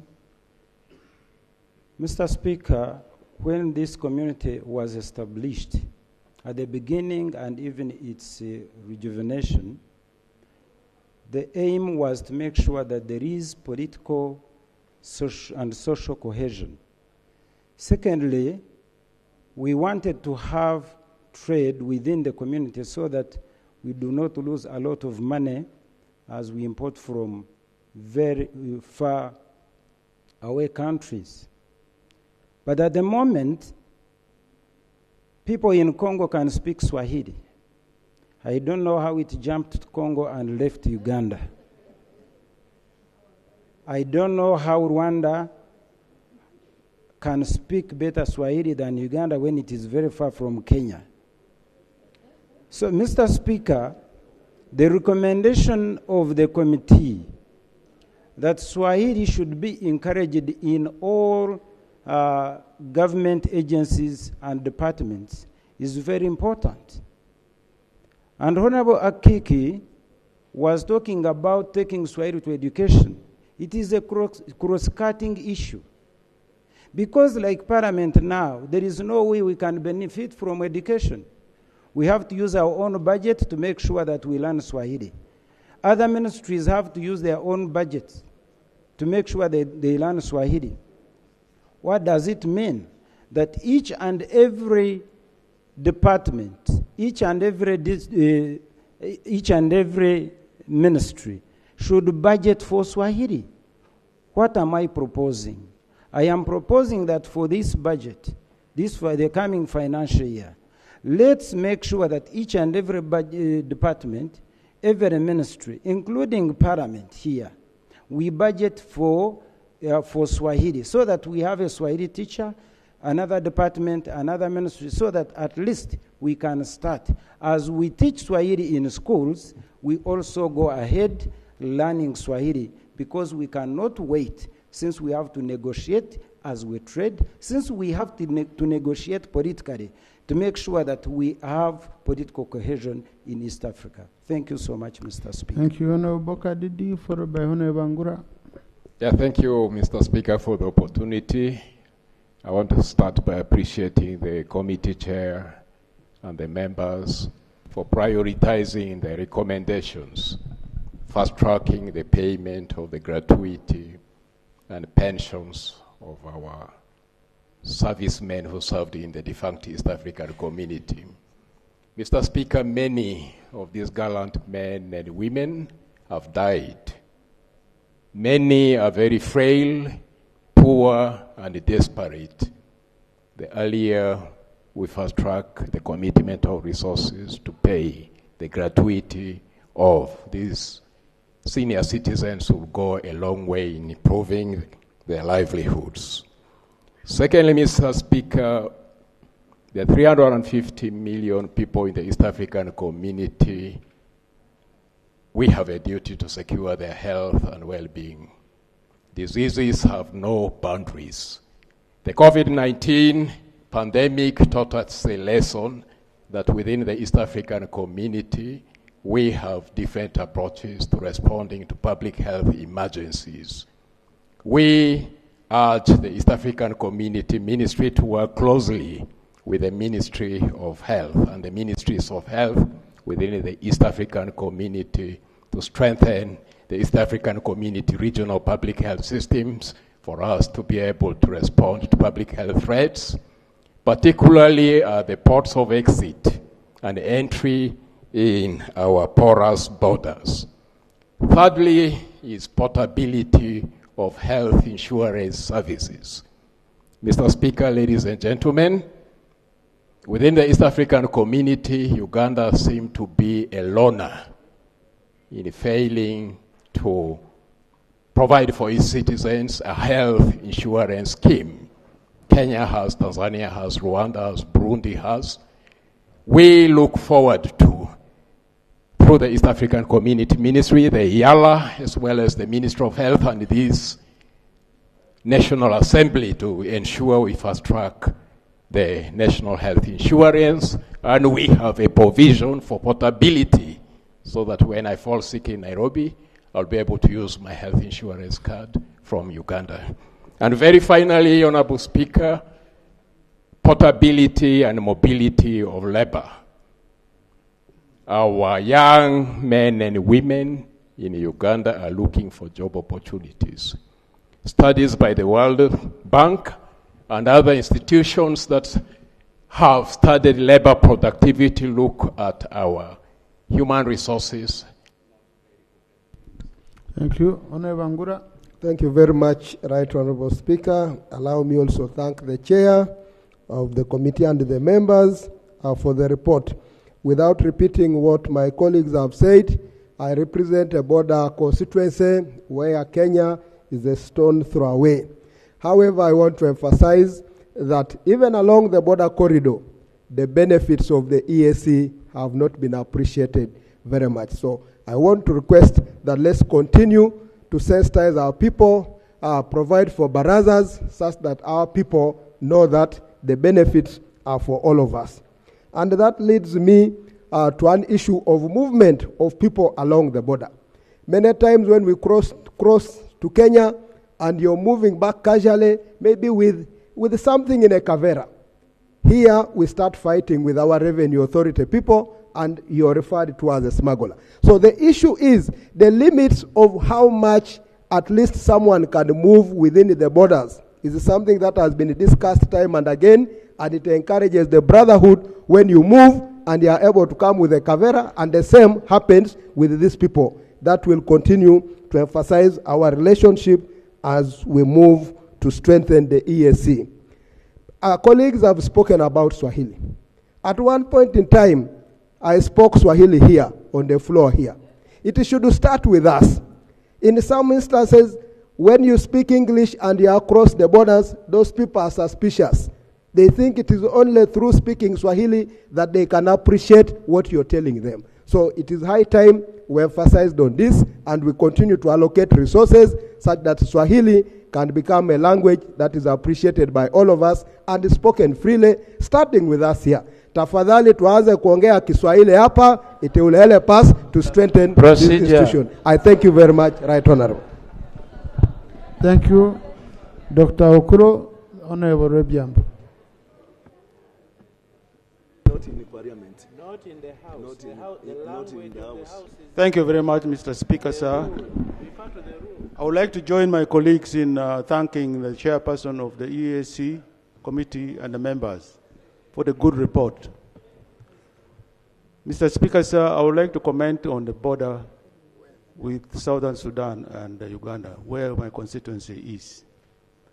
Last year, about a year from now, or back, I took a committee of EAC to my constituency to familiarize themselves with the border issues of Lamore and Southern Sudan. I would say we were lucky in the sense that we found the problem live. We found that when we were at the actual area, or what we called, or what we thought was the border point, or the demarcation, we found Southern Sudanese coming inside Uganda hunting squirrels, antelopes, and other animals with bows and arrows and guns. Some of my committee members camped in the bus or the minibus we came in until the RDC cooled them down and said, no, it is normal. To a lot of us, including me, it wasn't normal. One of my friends is there, he can bear me out, that there is confusion about where the border post is and the actual boundary is. For us Ugandans, we go and stop at where the tarmac stops, because we know that behind us is Uganda, in front of us is Southern Sudan. But the Sudanese want to come up to the checkpoint at Apiriti and leave behind, I think, several kilometers of tarmac road, thinking that what is behind them is Southern Sudan, and that the boundary is at the border post checkpoint.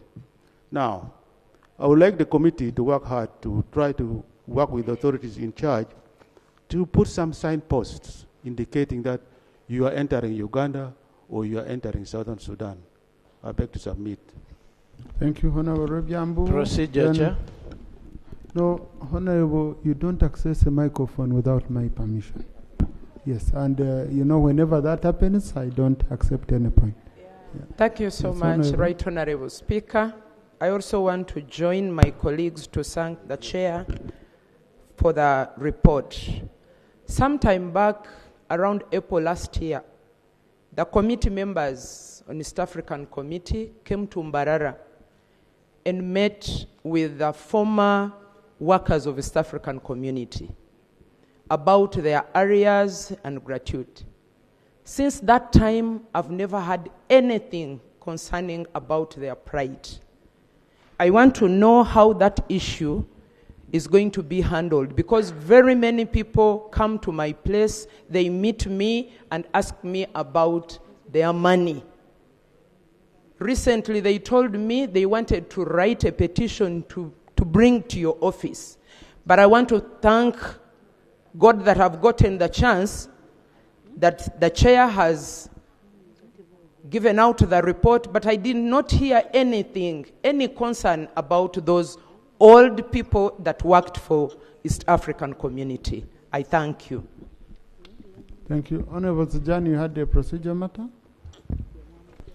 Thank you, Right Honorable. I rise under Rule 4 of our procedures, which provides that the proceedings and debates of Parliament shall be in English. Right Honorable, a member rose on the floor and made a submission in a foreign language. Gibberish. Members, I am referring to the rules. The rules are the Bible of our proceedings.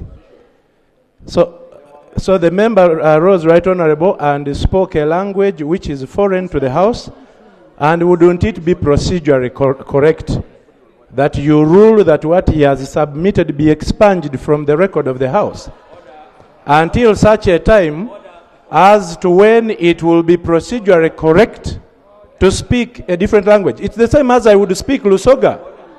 Can I speak Lusoga right now and it will be all right? As per the rules, Right Honorable, I beg for your indulgence as per our rules of procedure. Thank you. Now, honorable colleagues, whatever we do, whether it's in our rules or what, the Constitution is supreme.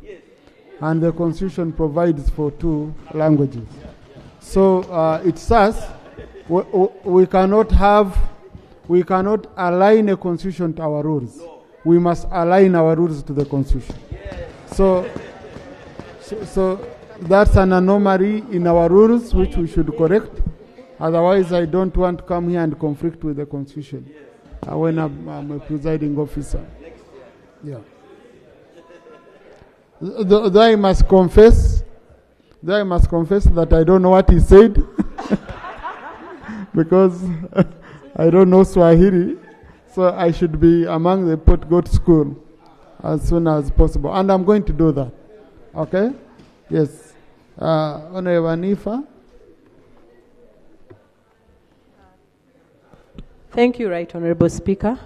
I want to thank you, Chair, for your elaborate report.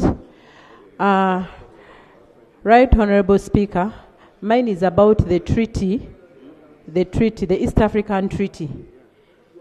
I need clarification on this. Is this treaty between these East African countries in operation? If yes, that treaty would help to cap down is the movement of people across the border, also trade between these countries, and also the tariffs. So at cross borders and between these countries. So my clarification is it in operation? If yes, then we can know. Thank you so much. Thank you, honorable colleagues. In the public gallery this afternoon, we have student leaders of Ndeje University, Student Leaders Association of Ndeje University from Kampala Central and the World Districts respectively. They are represented by Honorable Nsereko Muhammad, Honorable Shamim Marende, Honorable Hassan Chirumira, and Honorable Nabukenya Brenda. They've come to observe proceedings of this House. Please join me once again in welcoming them. And I'm told they are friends to Honorable Franka Kabuye.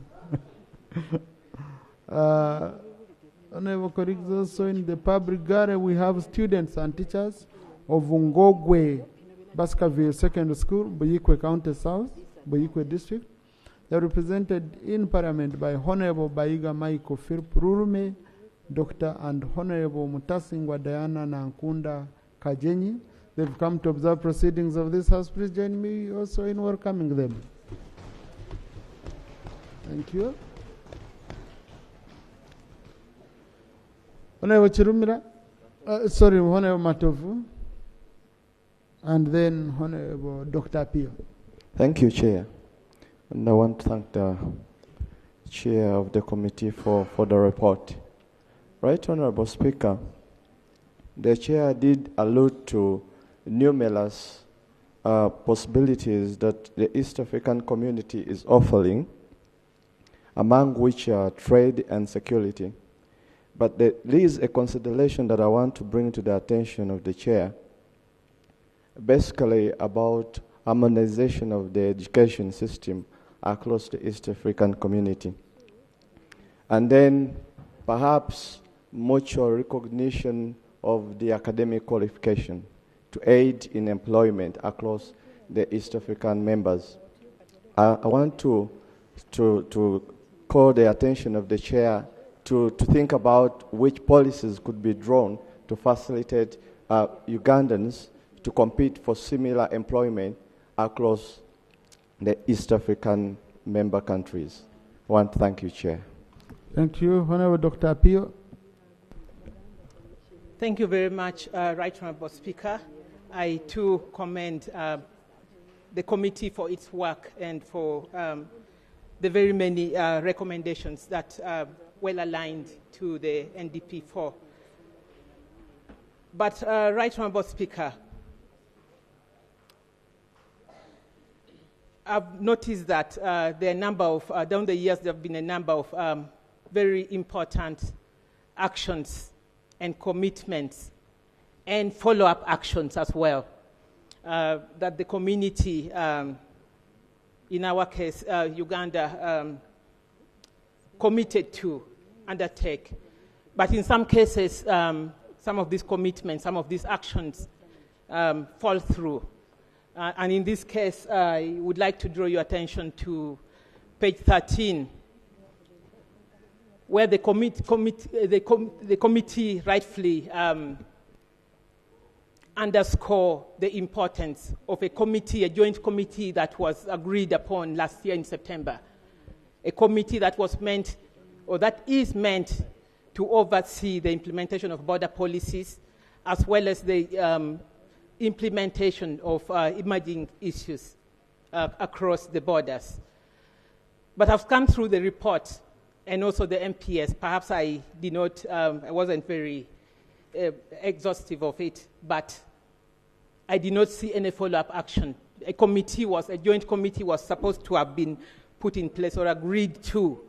And that would also, Right Honorable Speaker, help in addressing some of the emerging issues that colleagues have been mentioning. Border issues, cross-border issues, peace issues, and things like that. So I would like clarification on that. And then secondly, and finally, probably the last one is an appreciation to the emphasis by the committee to addressing the issue of public engagement, public support, public awareness. Right Honourable Speaker, the only time that my constituents get to hear anything to do with the East African communities when there's EALA election. Short of that, everything is silent. No one is aware in OYAM substantively about what we are discussing and what we intend to do at the East African community in the coming period, but also in the current one.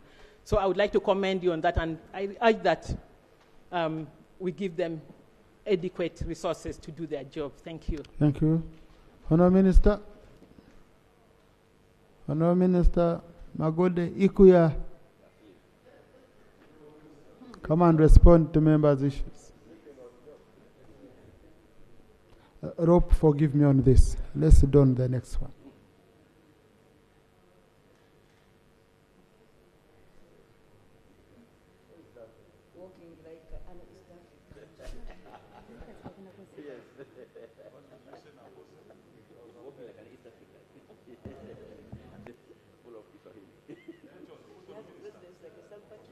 It's on.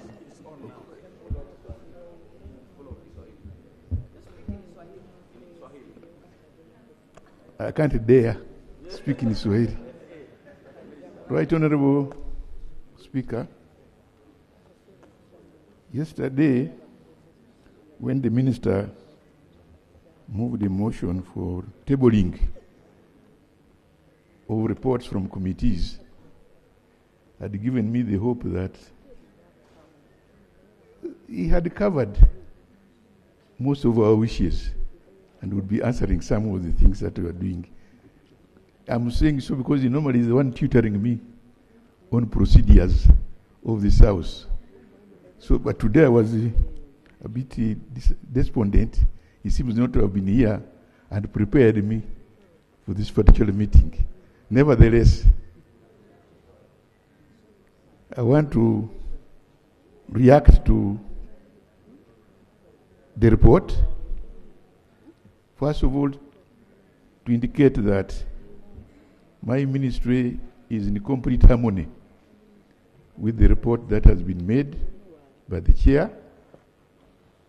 Our most probable debate would be to decide whether it is the ministry in harmony with the committee or the committee is in harmony with the report, with the ministry.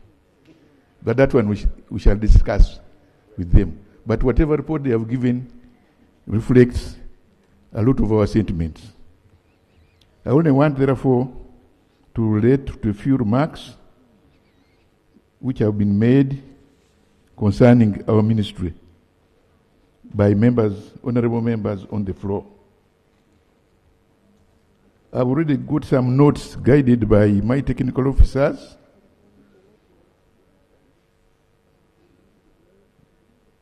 Which I will also refer to as part of the information flow. First, there is the question of the vexed issue of payments or non-payment of pensions to the defunct former employees of East African community. Part of the answer to this question has been the domestication of the bill, of the agreements relating to the defunct East African community. The agreements, the mediation agreements which were made, which pertained. Switch on, Honourable Minister. Yes. The states being required to be observant of those rules. So far, of course, all the major assets have been given out as per the mediation agreement, even without the domestication of the bill. But at the same time, but because of that, because of the non-domestication of the law, it meant that the employees of the former community were being treated differently from the treatment which had been meted out to their other counterparts from other countries.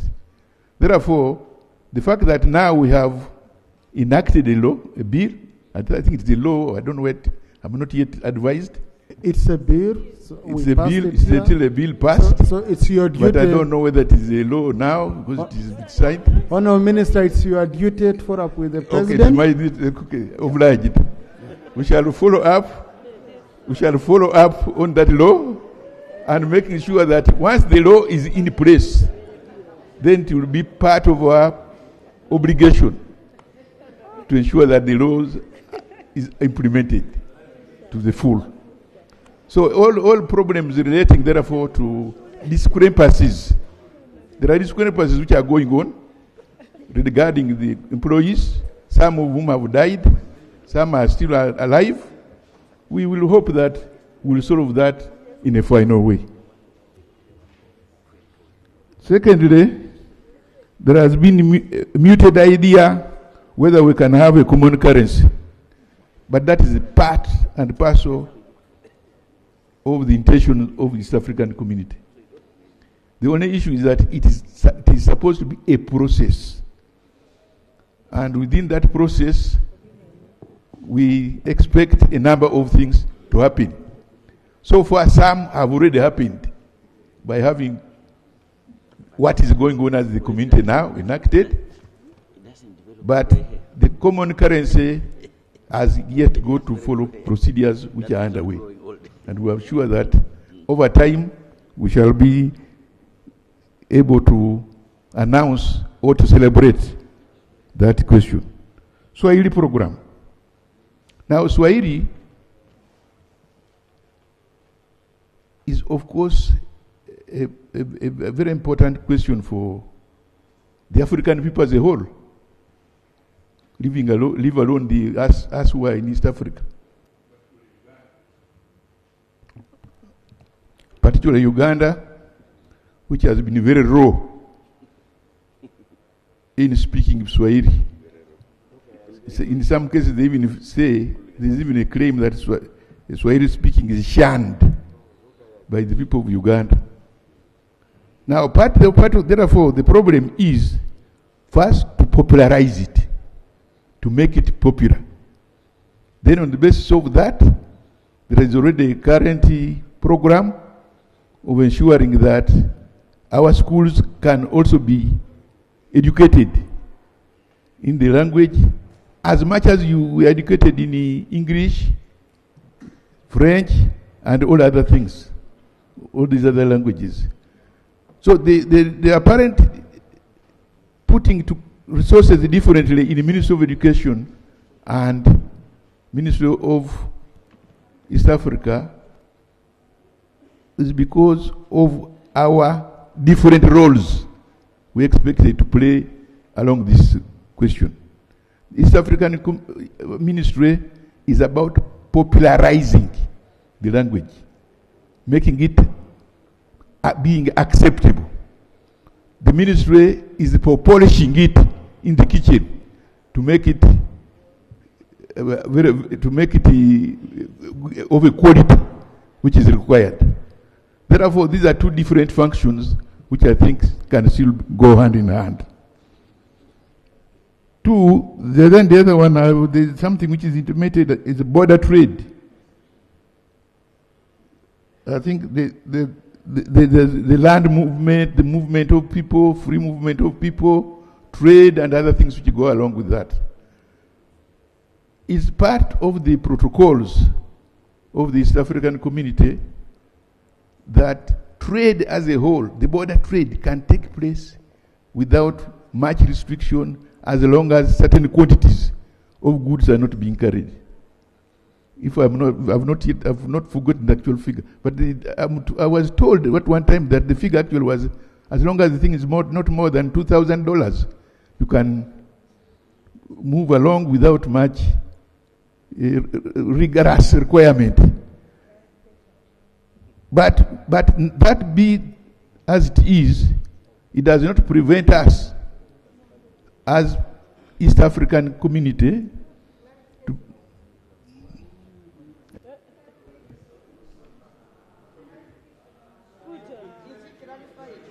Honourable Minister, go on. Go on, please. Switch on, switch on. I proceed. Yes. Thank you very much.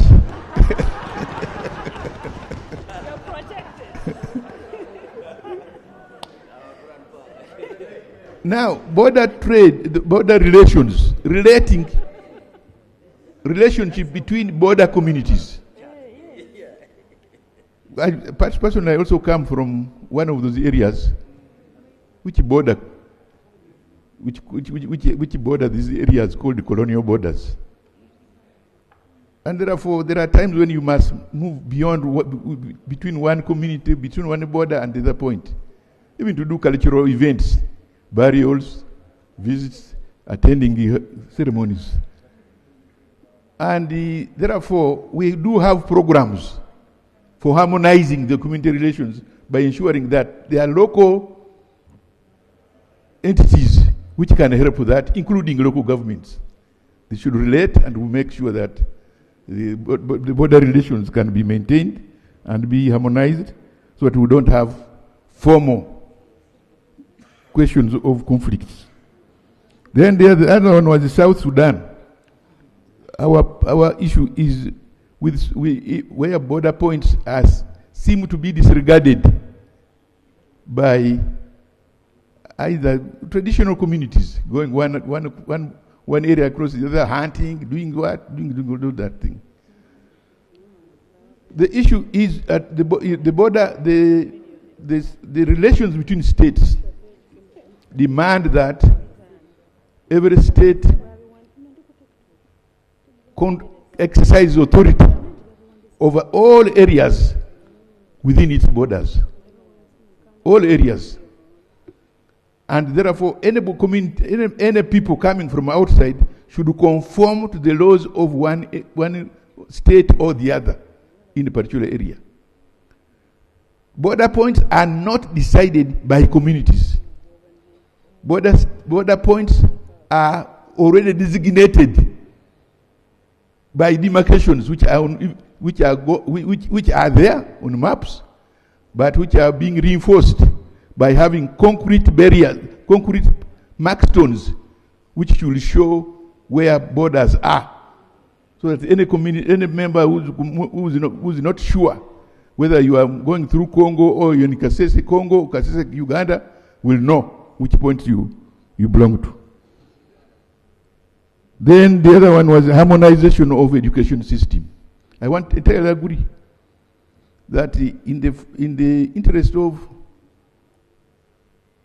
realizing a community which we envision, we must have an education system which expresses the same values across the borders. So we cannot have one area having a different education system and another one another. Later on it will impact on freedom of workers to move, whom to qualify, whom to work where, how to be assessed, how to join the institutions of learning, and all those things, kind of thing.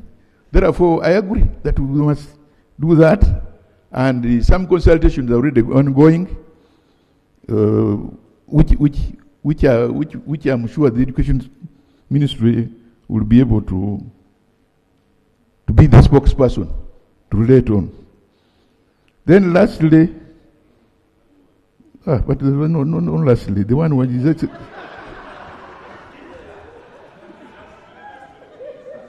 now, lastly, let me just read to you what is my technical people are telling me. No, Honorable, here we need to hear what you're telling us. Okay. Not what you're technical people are telling Okay, I'm guided that I should own the report. Yeah, it's yours. I'm told, rather, the report indicated that the projected budget for 2025 and 2026 is 41.06 billion. This is what I'm told. I had.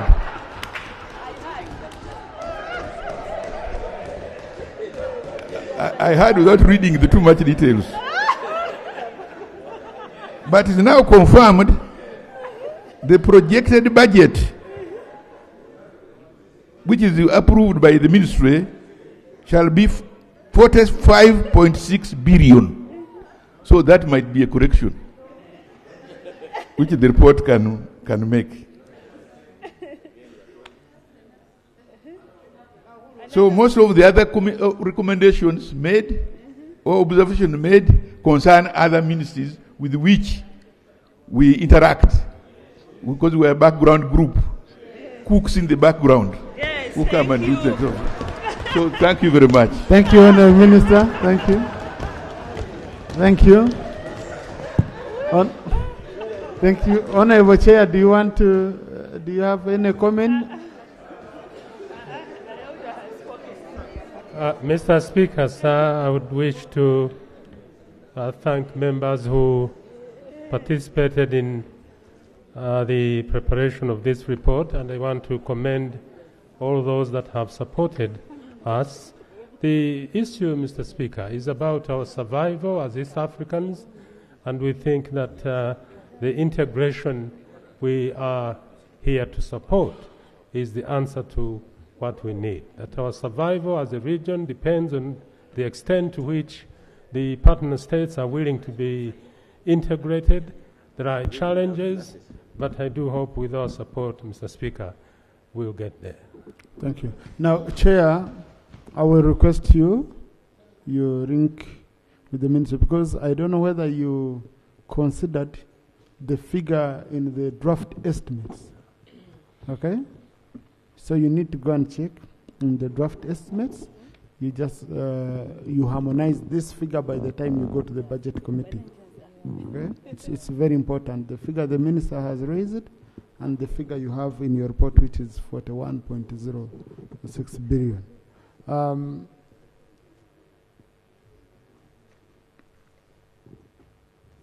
Honourable colleagues, I now put the question that the report of the Committee on East African Community Affairs on the Ministerial Policy Statement and Budget Estimates for financial year 2025-2026 be adopted. Those in favor say aye, and the contrary nay. Aye. The ayes have it. I refer the report and especially the recommendations to the Committee on Budget for reconciliation, harmonization, and consolidation. That's where we shall have handled the issue of that discrepancy in the figure. Honourable colleagues, in the public gallery, we have the Bagwere Students Association, members of the Bagwere Students Association from Makerere University, Kawempe South.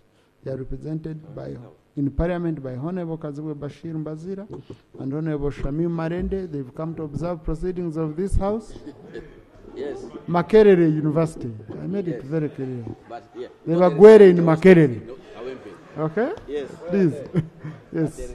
So, and the very many MPs from wherever, from Bugweri. Yes.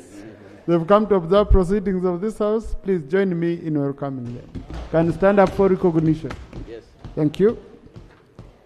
Honourable colleagues, also in the public gallery, we have students and teachers from Brain Hill Senior School, Wakiso District. They are represented in Parliament by Honourable Nsubu Gapor and Honourable Naruyima Betty Esther. They've come to observe proceedings of this House. Please join me in welcoming them.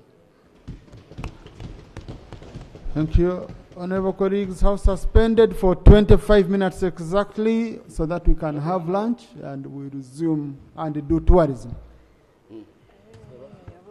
No? It's not the last. There are many. We still have very many. They'll go in the No.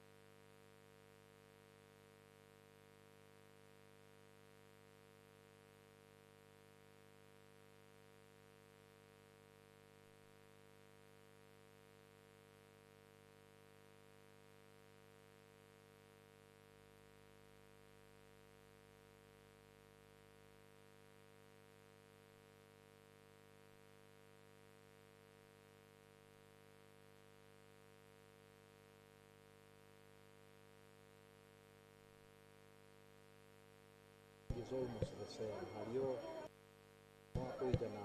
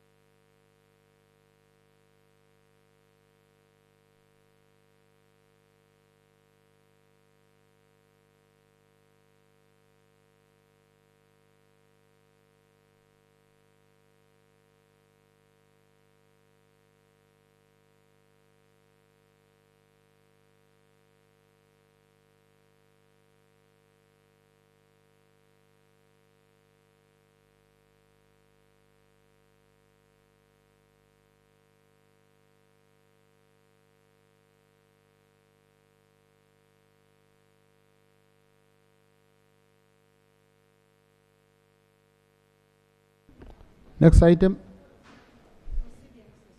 Procedure, Honorable Sarah. Thank you, Right Honorable Speaker. Right Honorable Speaker, yesterday I did raise the issue of some police officers that have not received their salaries, some for 6 months, others 2 months, others 4 months, and the reason was connected with the Ministry of Public Service. And I see the Minister of Public Service here, Right Honorable Speaker. Can she explain why police officers have not been paid their salaries? And these are people who are actually holding Please, Honorable guns. Minister.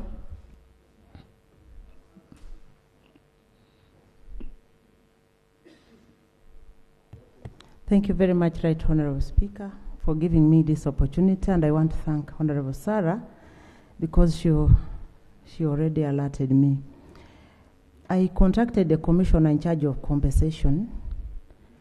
He said that Minister of Internal Affairs is coming up with a paper which will be presented here by the minister himself, but tentatively he told me the problem was migration from IPPS to HCM.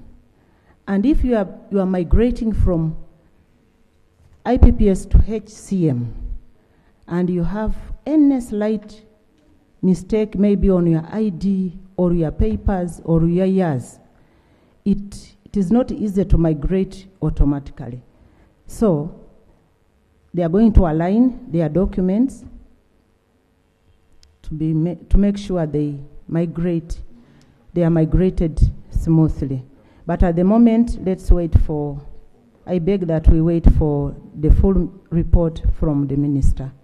I beg to submit, sir. But, Honorable Minister, what I may ask is, once that migration is done, even the arrears would be paid.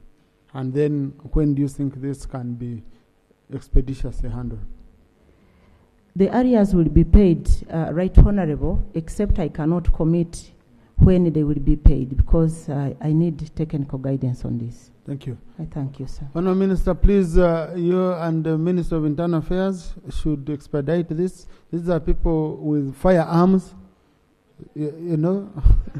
They might run hungry and, yes, and you remember how we roast our colleague here in the House? So having a hungry person with a firearm guarding you, Honorable Minister, even you yourself, you're not secure. So you better expeditiously handle. Next. Item 3.5, Committee on Tourism, Trade and Industry.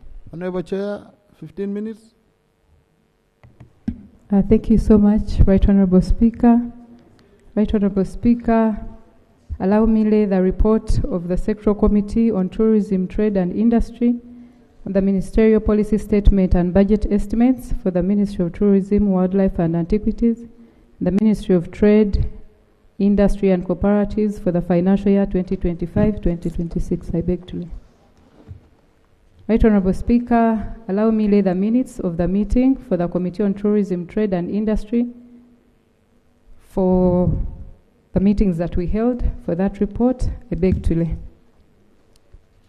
Right Honorable Speaker,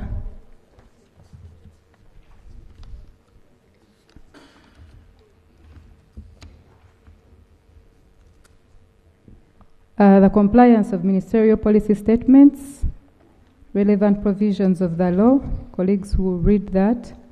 There is a status table showing their compliance. I'll go straight to the recommendations. Right Honorable Speaker, the committee recommends that the Ministry of Trade should ensure that all votes and subventions fully comply with the provisions of the law and the requirements of the MPS. Right Honorable Speaker, on table 2 is the Ministry of Tourism, Wildlife and Antiquities, and the table below shows the status of compliance. If you could guide on the page, it's important. Right Honorable Speaker, page 6. Yeah. Thank you. Why don't we go to page 38? 30. I was going there, Right Honorable Speaker. Just thought I would hint on this. Right Honorable Speaker, as you've guided, we go to page 38 for the observations and recommendations. Ministry of Trade, Industry and Cooperatives, MPS for financial year 2025-2026. Right Honorable Speaker, below there is delayed implementation of new laws and review of old ones. That's page 38. Parliament, while considering the budget for financial year 2025-2026, recommended that Ministry of Trade be availed 3 billion to operationalize the Accreditation Services Act and Sugar Act. However, this was not done, and the implementation of the two acts has not been funded in the proposed budget for financial year 2025-2026. Right Honorable Speaker, there are other bills below there that the committee also highlighted. I'll go to the recommendation. The committee recommends that government allocates funds to operationalize the Accreditation Services Act and the Sugar Act. Government fast tracks the tabling of the proposed bills before Parliament for processing. Right Honorable Speaker, I'll go straight to page 40. The committee recommends that government allocates funds to Ministry of Trade to facilitate implementation of the aforementioned acts as indicated in the Certificate of Financial Implications that accompany the respective bills and expedites addressing the key policy issues identified above. Right Honorable Speaker, the committee further recommends that government expedites the enactment of regulations to support implementations of some acts of Parliament that regulate the manufacturing program. The need to sustainably reduce the trade balance, right there, Right Honorable Speaker, the committee observed that the trade balance has been worsening over the last 8 years in the country's exports, continue to grow slower than the imports, except during the financial year 2023-2024. The balance of goods and services deteriorated by 2.5 US dollars, 121 million in the financial year 2023-2025 to that. Right Honorable Speaker, allow me go straight to the recommendations. Colleagues can read that. The committee recommends that government expeditiously implements its exports promotion and import substitution strategy to sustain faster growth in exports while slowing down the growth in imports so as to reverse the trade in the trade balance sustainably. Right Honorable Speaker, the need to fund trade negotiations. The committee observes that Uganda shillings 3.5 billion has been availed to the External Trade Department and the Ministry of Trade for various activities, including 1.25 billion for trade attaches.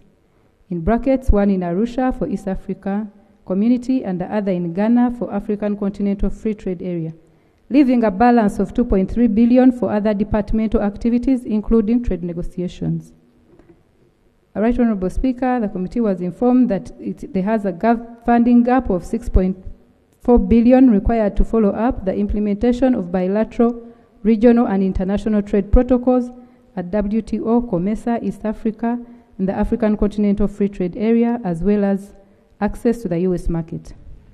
The committee observes that Ministry of Trade identified 6 key markets for deployment of trade attaches at East African Community, WTO, COMESA, the African Continental Free Trade Area, China and India. However, the proposed budget for financial year 2025-2026 will only fund 2 in East Africa and the African Continental Free Trade Area in order to boost trade and investment opportunities and advocate for favorable trade relations. Right Honorable Speaker, I'll go straight to the recommendations.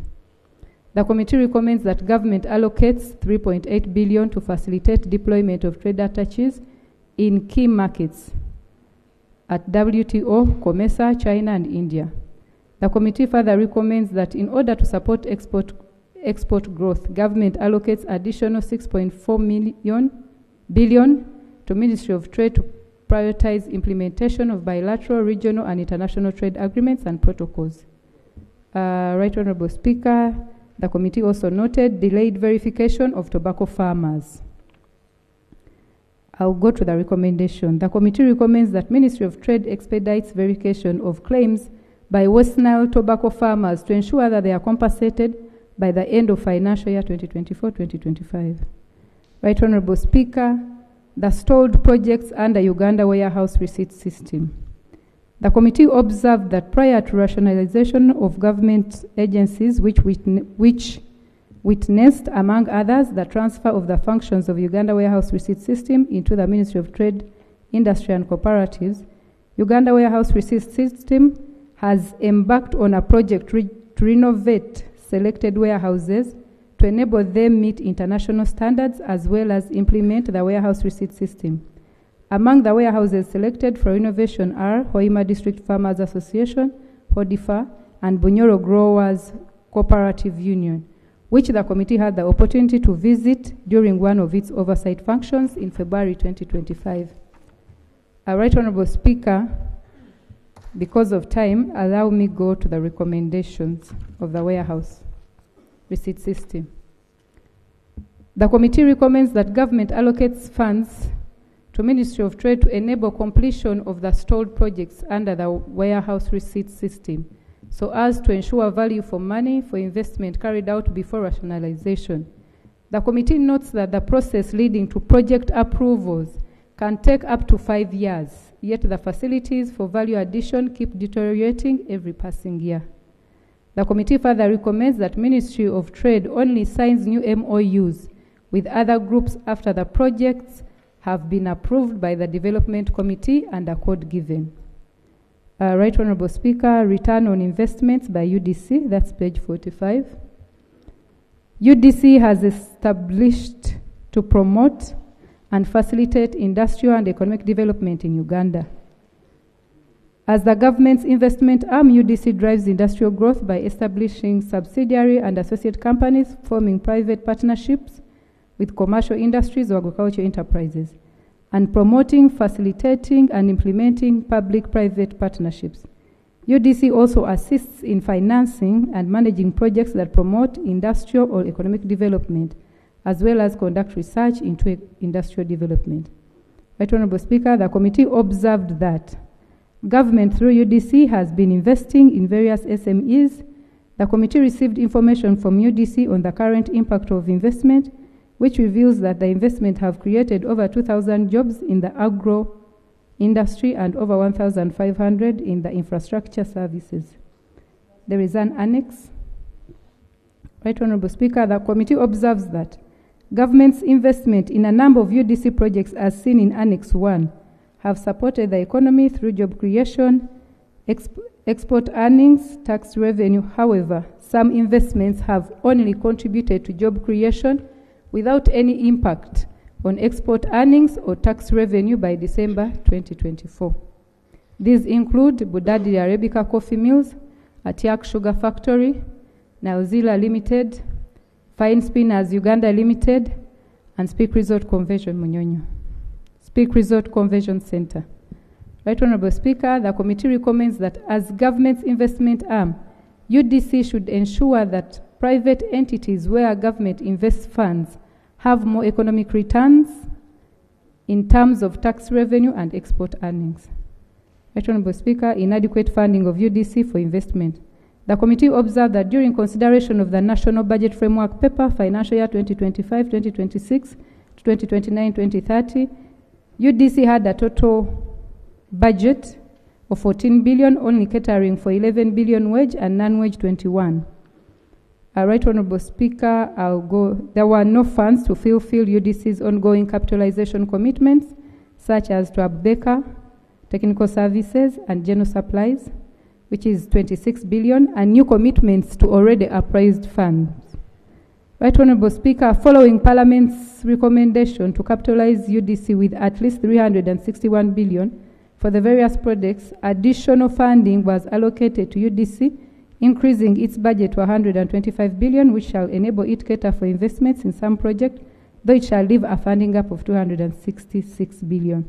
Right Honorable Speaker, below is the table of investment projects for financial year 2025-2026 with its figures in billions. Colleagues can read. I'll go straight to the observations on UDC. Right Honorable Speaker, the committee noted that while some projects have more proposed allocations than indicated in the National Budget Framework Paper, others receive less.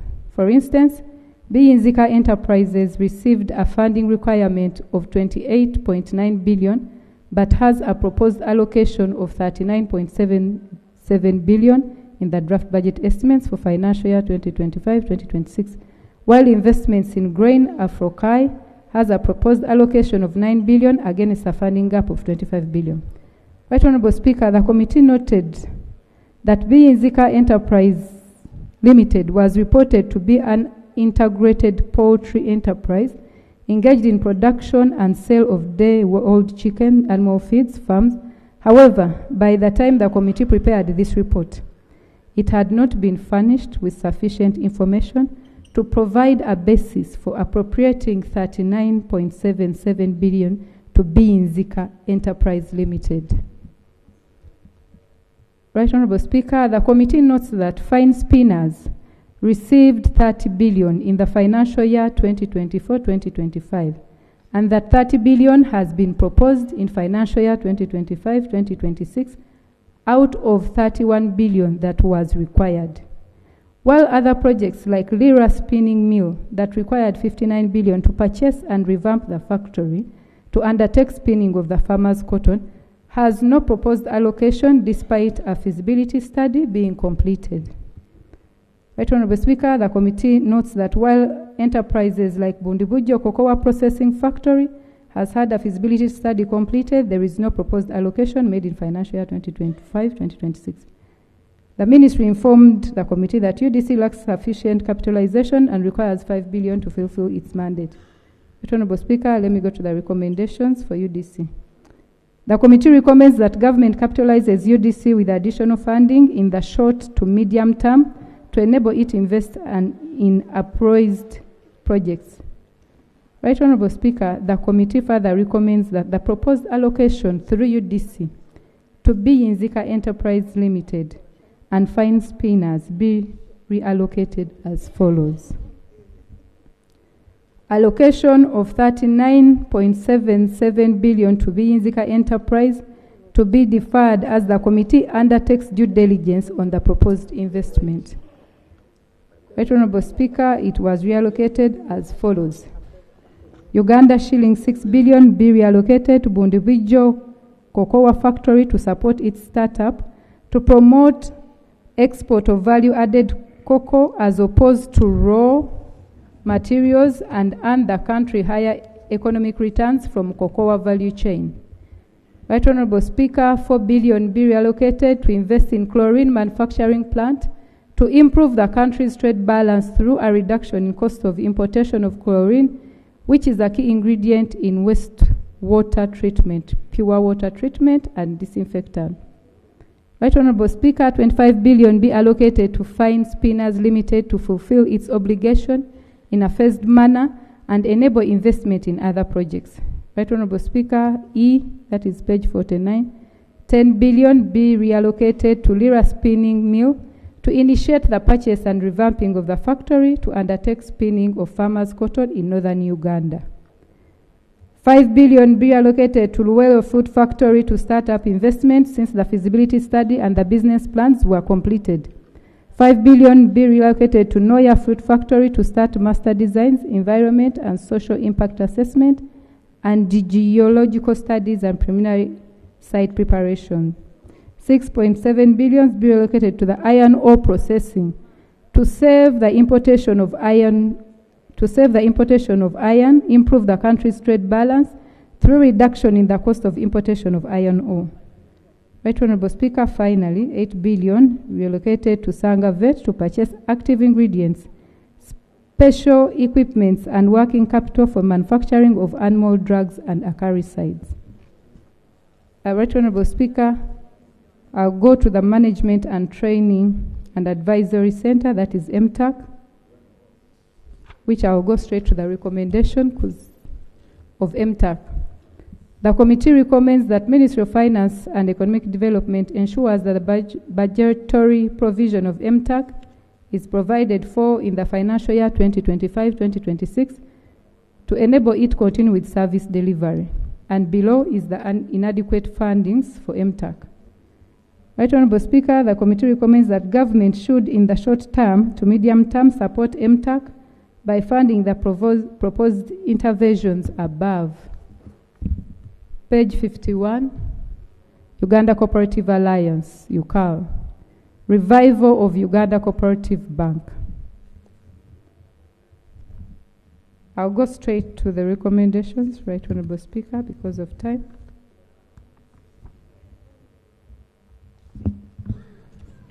The committee recommends that government allocates 2.5 to UCAL to mobilize resources and conduct research to facilitate the re-establishment of Uganda Cooperative Bank. 2.5 what?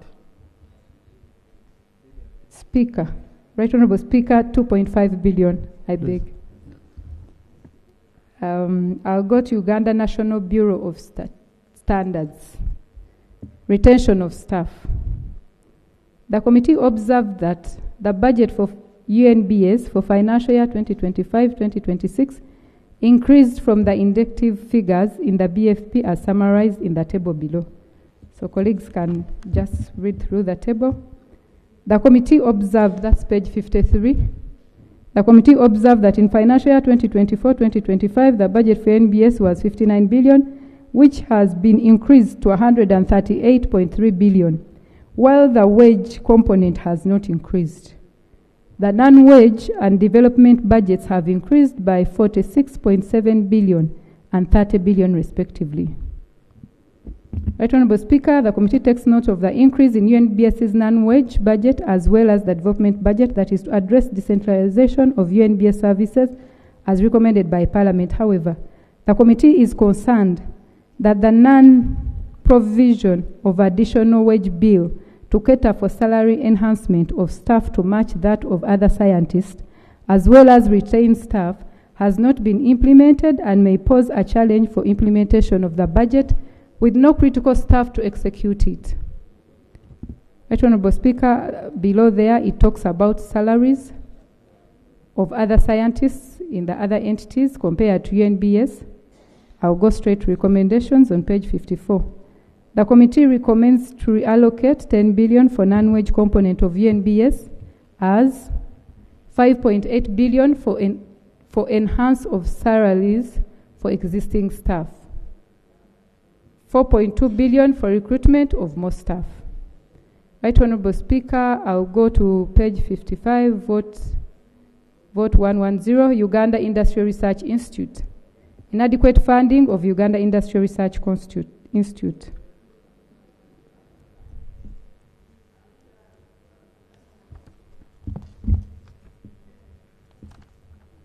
I'll go to the recommendations. The committee recommends that government allocates 9.8 billion to Uganda Industrial Research Institute to ensure that the above critical activities are undertaken in the short to medium term. The committee further recommends that government facilitates Uganda Industrial Research Institute to decentralize its services across different regions of the country. The committee further recommends timely graduation of incubators domiciled at Uganda Industrial Research Institute Nakawa campus to give opportunity to new incubators to showcase and build their capacities. Right Honourable Speaker, Uganda Free Zones and Exports Promotion Authority. Staff recruitment. The committee recommends that recruitment of staff under Uganda Free Zones Authority be expedited to facilitate implementation of UZEPA planned activities for the remaining part of financial year 2024-2025 and the new financial year 2025-2026. Local governments need to revise the formula for trade and industrial grant to local government.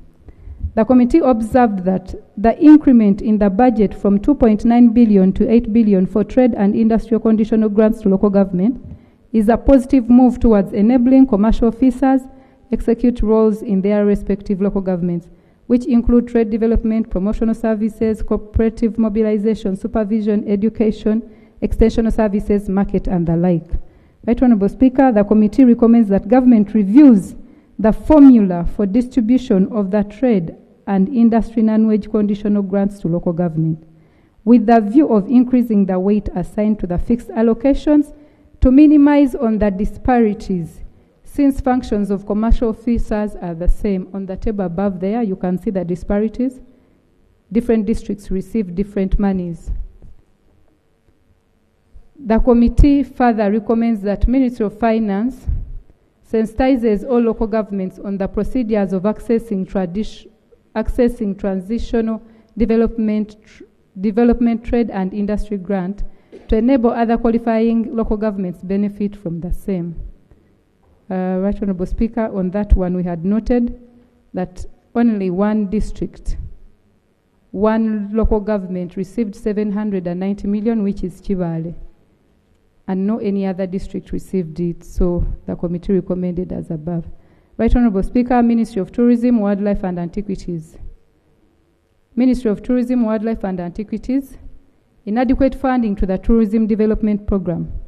The committee observed that the current funding to the Tourism Development Program is inadequate and unable to deliver on its mandate to the NDP4, as well as the tenfold growth strategy. The proposed budget for the program is 77% of the recommended budget for the program in financial year 2025-2026. Allow me go to the recommendations, Right Honourable Speaker. The committee recommends that government adequately funds the Tourism Development Program in order for the program to contribute to the tenfold growth strategy and double digital growth at the end of the NDP4. The committee recommends that government prioritizes funding of the Tourism Development Program in order to enhance marketing of Uganda as a preferred tourist destination to boost the country's foreign exchange and domestic economy, among others, while at the same time addressing the enablers for the long stay, especially upgrading the UHTTI to a tourism training center of excellency and the UWTI to the Wildlife Research and Training Center of Excellency. Funding for review of program policies and regulatory framework. Honourable Speaker, I'm about to finish. The committee observes that Ministry of Tourism, Wildlife and Antiquities requires 2 billion to review existing laws, regulations and policies for comprehensive management of the Tourism Development Program. The reviews will enable the ministry develop a legal and regulatory framework to include the following. Below are the different laws, Right Honourable Speaker. We'll go to the committee recommends that government allocates an additional 2 billion to Ministry of Tourism, Wildlife and Antiquities to enable the review of the policy and regulatory framework of the Tourism Development Program. Right Honourable Speaker, critical staffing gaps in the Ministry of Tourism, Wildlife and Antiquities. The committee observed that Ministry of Wildlife, Tourism and Antiquities is faced with staffing gaps, particularly at the level of commissioner, where it was noted that all 4 positions of commissioners for wildlife conservation, sites and monuments, tourism development, and museum services are vacant.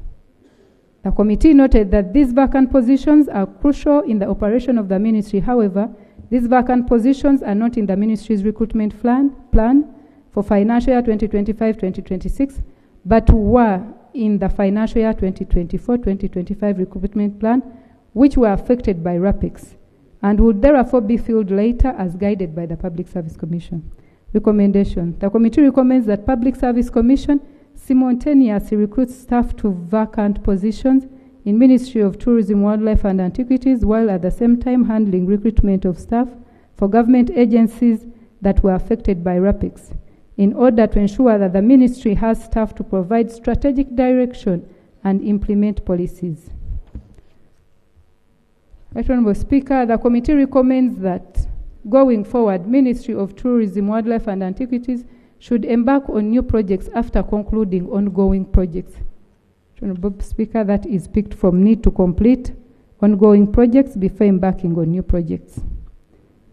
Allow me, Right Honourable Speaker, I'd skip to the observation that the committee had observed that Ministry of Wildlife and Antiquities on page 61 embarked on execution of new planned projects before the conclusion of earlier projects. For example, construction works at Katosimatas Catholic Shrine, yet projects such as Napak Open Air Museum and Karamoja Museum were pending completion and funding gaps of 5 billion and 0.7 billion respectively. So the other one was talking to that. Right Honourable Speaker, Uganda Wildlife Authority. Need to lift the ceiling of Uganda Wildlife Authority to address human-wildlife conflict. The committee observed that incidents of human-wildlife conflict constitute one of the major challenges faced by the Tourism Development Program. However, the Ministry of Tourism, Wildlife and Antiquities has not been allocated adequate funds to address the incidences. The committee noted that wildlife resources continue to be threatened by the increasing human-wildlife conflict, and a total of 6,999 incidences of human-wildlife conflicts were recorded over the last 1 year, which is way higher than the 2,000 incidents recorded 5 years ago. Right Honorable Speaker, I will read that below.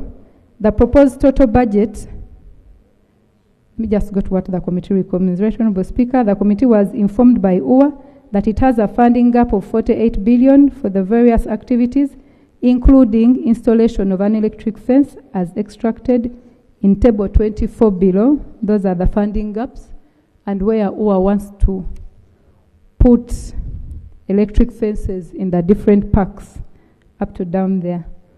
Right Honorable Speaker, the committee therefore recommends that government lifts the budget ceiling for UWA from Uganda shillings 191.9 billion to 240 to enable UWA spend as follows: 38 billion to address incidences of human-wildlife conflict in Kidepo Valley National Park, Maction Falls National Park, Queen Elizabeth National Park, among others, for the 9 activities in the table above, the one we had showed.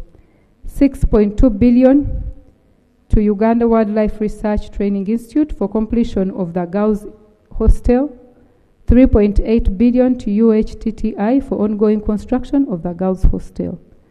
Honorable Speaker, I am concluding. Accountability of local governments on UWA revenue shared.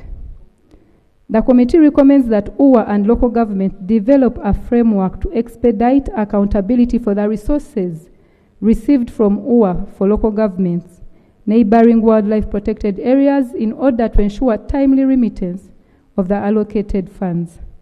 Honorable Speaker, I am finally Uganda Hotel and Tourism Training Institute. Inadequate funding of Uganda Hotel and Tourism Training Institute to deliver on its mandate. Page 65, the committee recommends that affirmative action be undertaken to ensure that UHTTI is transferred into a tourism training center for excellency through provision of required staff, instruction, infrastructure, as well as construction of dormitories for students. Right Honorable Speaker, the committee further recommends that the budget expenditure ceiling of UWA be lifted to enable at least 3.8 billion from UWA Wildlife Fund to be given to UHTTI to partly complete construction of the new training hotel, as well as continue with construction of the Girls Hostel.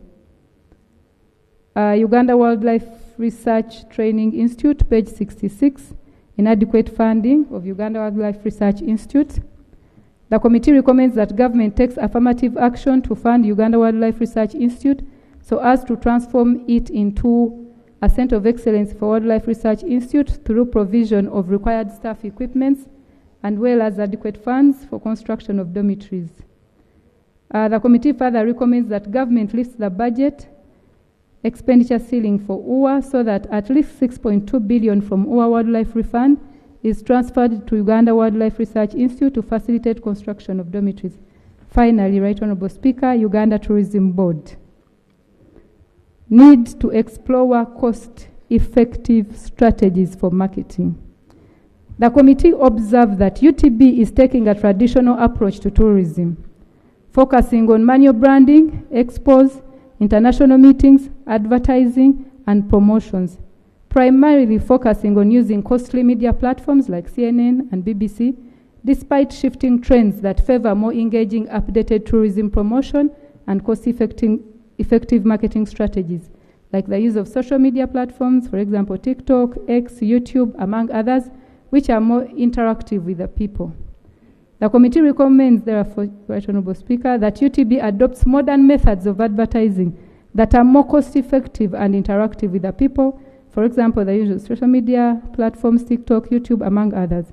The committee further recommends that UTB utilizes available spaces, for example, Uganda Airlines and Uganda embassies and missions abroad to advertise Uganda, which would significantly reduce on the cost incurred using expensive international media like CNN, BBC, Al Jazeera, and foreign commercial airlines. The committee further recommends that UTB should, page 68, that UTB should explore alternative results-oriented tourism promotion and collaborations with private sector to sell Uganda to the outside world, for instance, social media influencers. The committee further recommends that UTB recruits destination representatives in key tourism markets with measurable output targets, so as to leverage on existing investments such as commercial airlines that support Uganda tourism development programs. Finally, local governments. Underfunding for tourism development in local government. The committee observed that the conditional grants to local government for tourism development amounts to 1.9 billion in financial year 2025-2026. The draft budget estimates for financial year 2025-2026 indicates that 10 billion is allocated to each local government, which transforms into quarterly allocation of 2.7 billion, 2.714 million or 904,000 per month for tourism development intervention. The local governments play a critical role in promoting and maintaining of cultural tourism as well as domestic tourism in various LGs. The committee therefore recommends that government increases conditional tourism development grant in the short of medium term. Right Honourable Speaker and colleagues. Members, the Right Honourable Speaker, honourable members, the committee considered the ministerial policy statement of the Ministry of Trade, Industry and Cooperatives and Ministry of Tourism, Wildlife and Antiquities for financial year 2025-2026 and recommended the report be adopted with the following amounts of money allocated to the various votes as indicated in the table below. Honourable Speaker, I beg to submit. Thank you, Honourable Chair. Honourable Numbers, I open up for debate. Honourable Numbers. Honourable Enos. Honourable Christine. Kamwenge. Honourable Sylvia. Then Chair Foreign Affairs. Then Dr. Batua. Then Honourable Nkunyinji. Oh, and the tourism man, Kisoro. Thank you, Mr. Speaker. Mr. Speaker, I want to thank the chairperson 3 minutes each, honourable colleagues, and the honourable members of the Committee on Trade for this report. And without wasting time, I want to go to the issue of UDC, Right Honourable Speaker.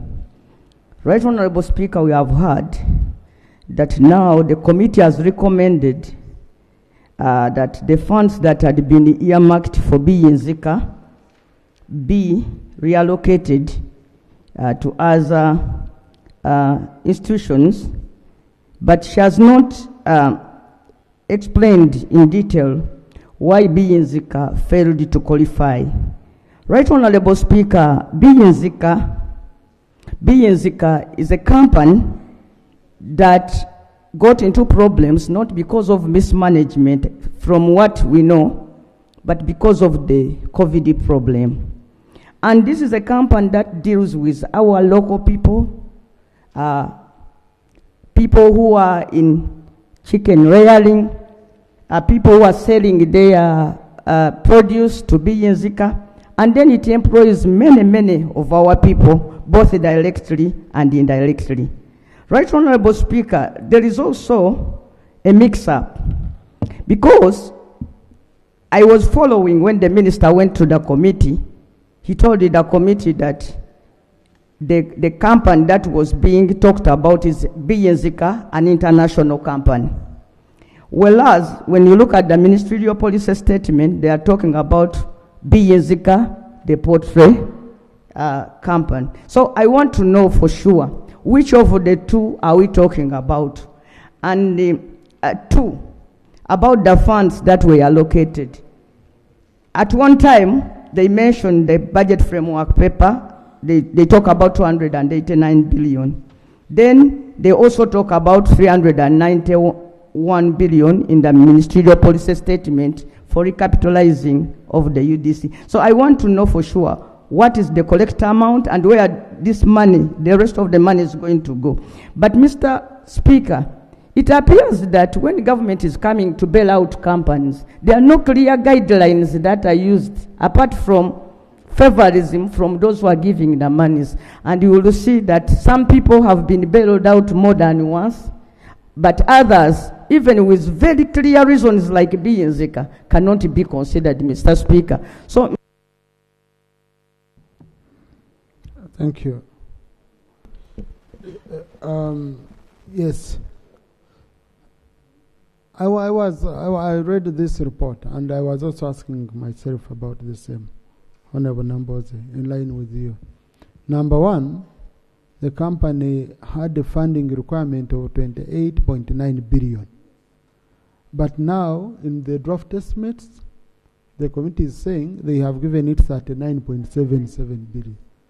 So, if it wanted 28, why are you giving it 39? That's number one. Number two, which means, like you've said, because I remember it was even big in papers. Biyenzeka was bought by an investor.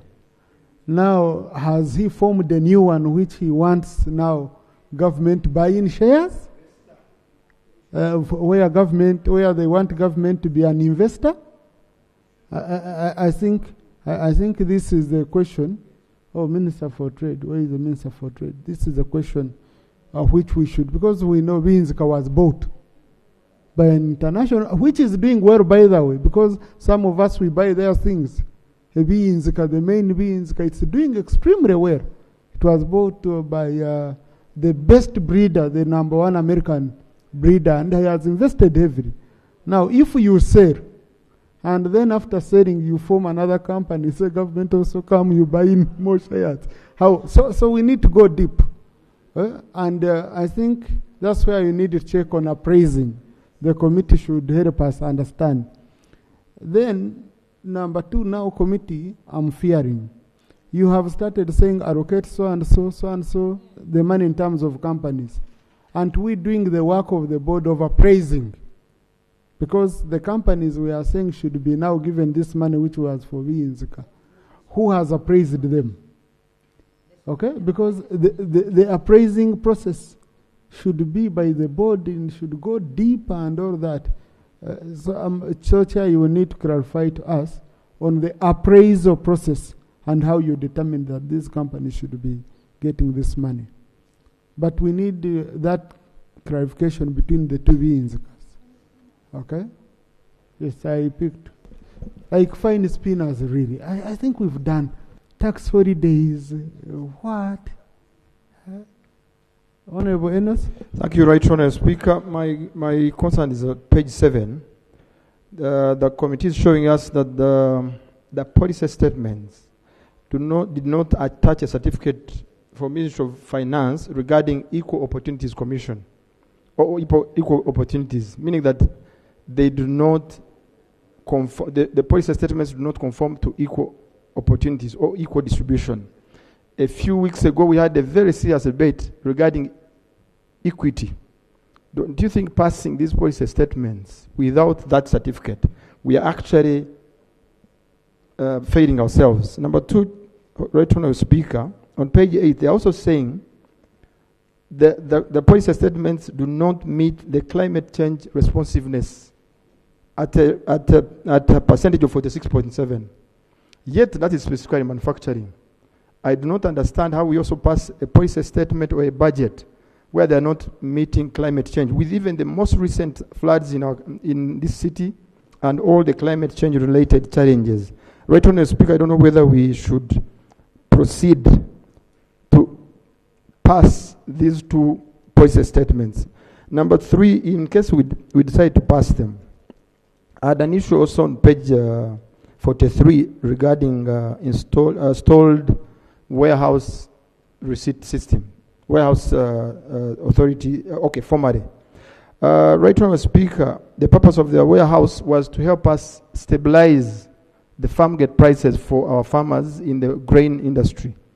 Right now, if we do not fund the warehouse receipting system, it implies that we are failing again our farmers on managing the farm gate prices. Lastly, Right Honourable Speaker, as much as my colleague had mentioned something to do with UDC having a policy guideline regarding on who is selected to benefit from this, I think when you look at page 45, the committee is again telling us that the selection criteria is not well followed, to a point that it looks like they don't even have feasibility studies made on these companies.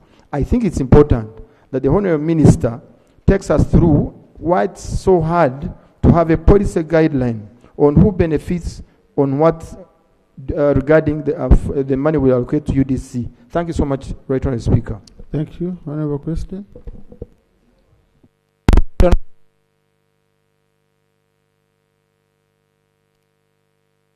Can Chief Whip ensure the Minister for Trade is here? Because he was Thank there. you I don't so know where much. he went.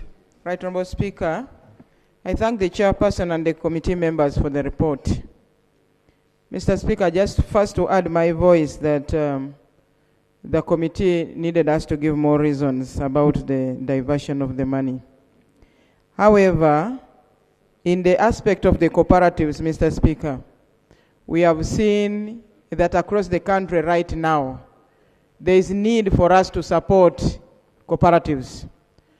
The cooperatives, as many of us who are young, used to do a lot to our farmers in terms of giving them guidance on when to buy, when to sell, and also providing certain incentives.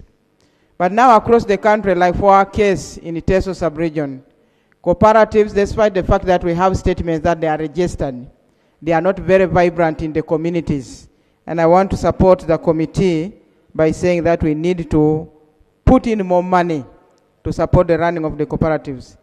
When you look at underfunding, that is in the tourism sector, and especially with reference to development in local governments. Mr. Speaker, we have very potential areas in our local governments that can be developed and can generate more money for government. I want to share with this House that for the case of Kumi, we have Ngero rock paintings that the primary SST teachers used to talk about and teach the children. And many people used to visit it. But for so many years, there is not much that has been done to do advocacy, to advertise, to develop the site so that more money would be generated for government. Because I'm aware that a certain percentage would benefit the local government and another percentage would be for the center. How I pray that this funding is actually increased so that the local sites, the potential tourism sites, can equally be developed. Mr. Speaker, I'm happy about the statement on export promotion and import substitution. As a member of the Natural Resources Committee, Mr. Speaker, the issue of caveras in this country is giving us a very big threat. What is Kavera, Honour? The polythene bags, Mr. Speaker, because the plastics, the plastics are causing more destruction to this country.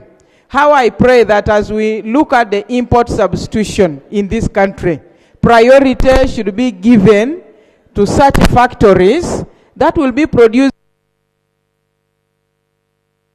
Thank you. Colleagues, in the public gallery we have students of Teso Students Development Association, Chambogo University. They've come to observe proceedings of this House. Please join me in welcoming them. Thank you. Thank you. Yes. Honorable Ramwaka.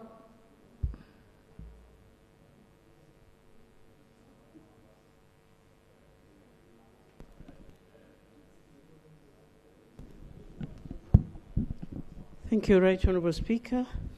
I join colleagues in thanking the Chairperson Committee of Trade, Tourism and Industry and their team for the report tabled on the floor.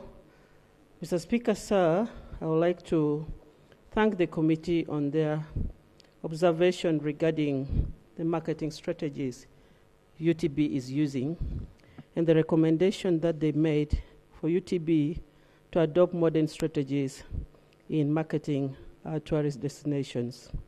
Right Honourable Speaker, when you look at Uganda as a country, in the tourism sector, we have got a lot of potentials in terms of the tourism products that we have compared to other countries within the region, Mr. Speaker, sir. But when you look at the marketing strategies and what other countries within the region are putting in terms of investment in marketing their destinations is quite a lot and amazing, Mr. Speaker, sir. And of course, when you look at what we are putting in as a country in marketing our destinations, there's still a lot that we need to do. Right Honourable Speaker, it is my humble appeal and prayers that the tourism sector, through the Minister present here, should focus at strategically planning with our missions in the different countries of strategic market destinations so that we are able to reap a lot more.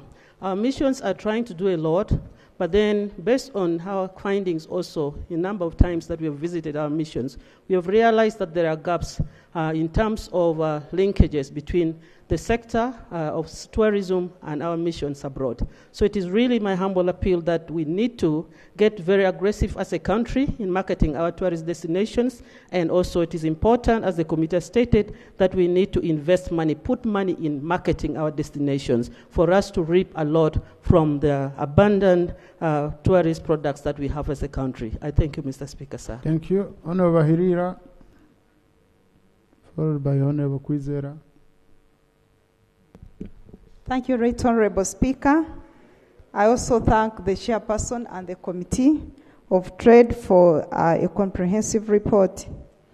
Right Honourable Speaker, I take note that Uganda Industrial Research Institute and MTAC are very critical institutions that when allocated more funds can really put very significant skills, equipment to our people. Because, for example, we always endeavor, some of us do always endeavor to bring some few trainees to these sites. But when they have sufficient funds and these trainings are scaled down to decentralized to the districts, it will help us, these institutions, train more people, a bigger number of people, and we reduce on unemployment in our districts, because they train skills, hands-on, and immediately people start working. So I would also support the committee on their recommendations of the billions, the 9.8 billions, for example, they are recommending that we give to URI. It is worth it.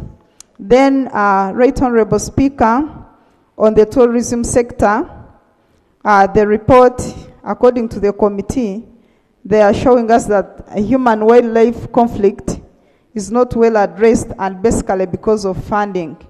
If we not, if this sector does not have enough funding, people will continue to hate wild animals. People will continue to see that the government treasures animals than human beings.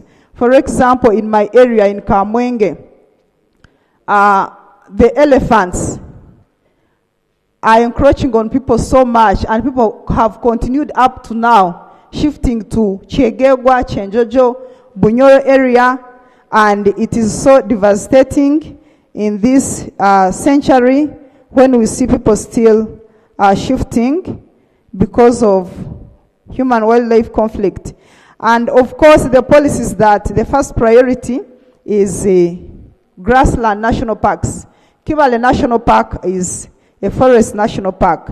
But if we allocate them more money to review their policies, then there we could come for the forest national parks.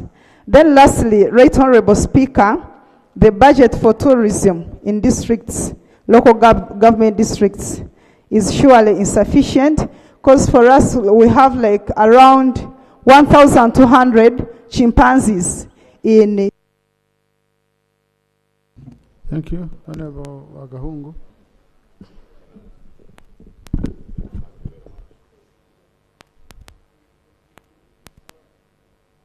can use another microphone. Colleagues, at 4:30 we are breaking off.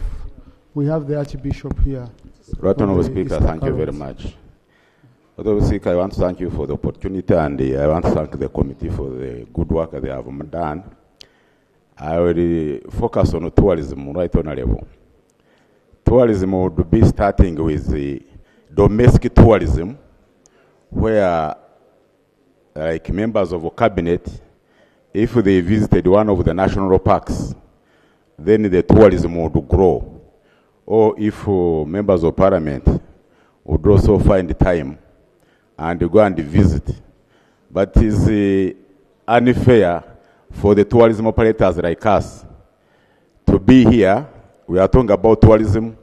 You talk about mountain chimpanzees, mountain gorillas, and a number of these members of parliament and members of the members of cabinet have never even spent 10,000 to go and visit those national parks. So let us start from, before we look at the foreigners to come here, we ourselves first go and visit these tourism destination areas. Secondly, Uganda is now focusing on petroleum, but petroleum is time bound, and they are not focusing on tourism. Tourism is forever. So I would appeal to government that as much as you are focusing on petroleum, which is going to last maybe 20, maybe 15 years, let us also see how we can promote and benefit from our tourism. Thirdly, Mr. Speaker, we find that government focuses on the tourism national areas, but when you look at the amount of money put in the national parks and the livelihood of the people around the national park, there is a very, very big disparity. So we would encourage the government, as much as you are focusing on the tourism to national parks, also take into consideration to develop or to contribute to the welfare of the people in the surrounding areas. Finally, when you look at the marketing of our tourism products, they need to be identified, profiled, and well marketed. Marketing of tourism does not mean that we travel outside, but we can also do it the Tanzania way, where we use our UBC machines to create a tourism channel that can also be accessed by international community, and we spend less. Mr. Speaker, we think that if we do those things, we also put that infrastructure to promote tourism. Are we having efficient IT system in the national parks? Do we have good roads? Do we have telephone communications? So otherwise, these policies are good, but also we want the same implemented. I thank you. Thank you. Honorable Muada, then Honorable Dr. Batua. Thank you, Right Honorable Speaker, and the committee chair for the report, or the committee for the report. Right Honorable Speaker and colleagues, I'm concerned.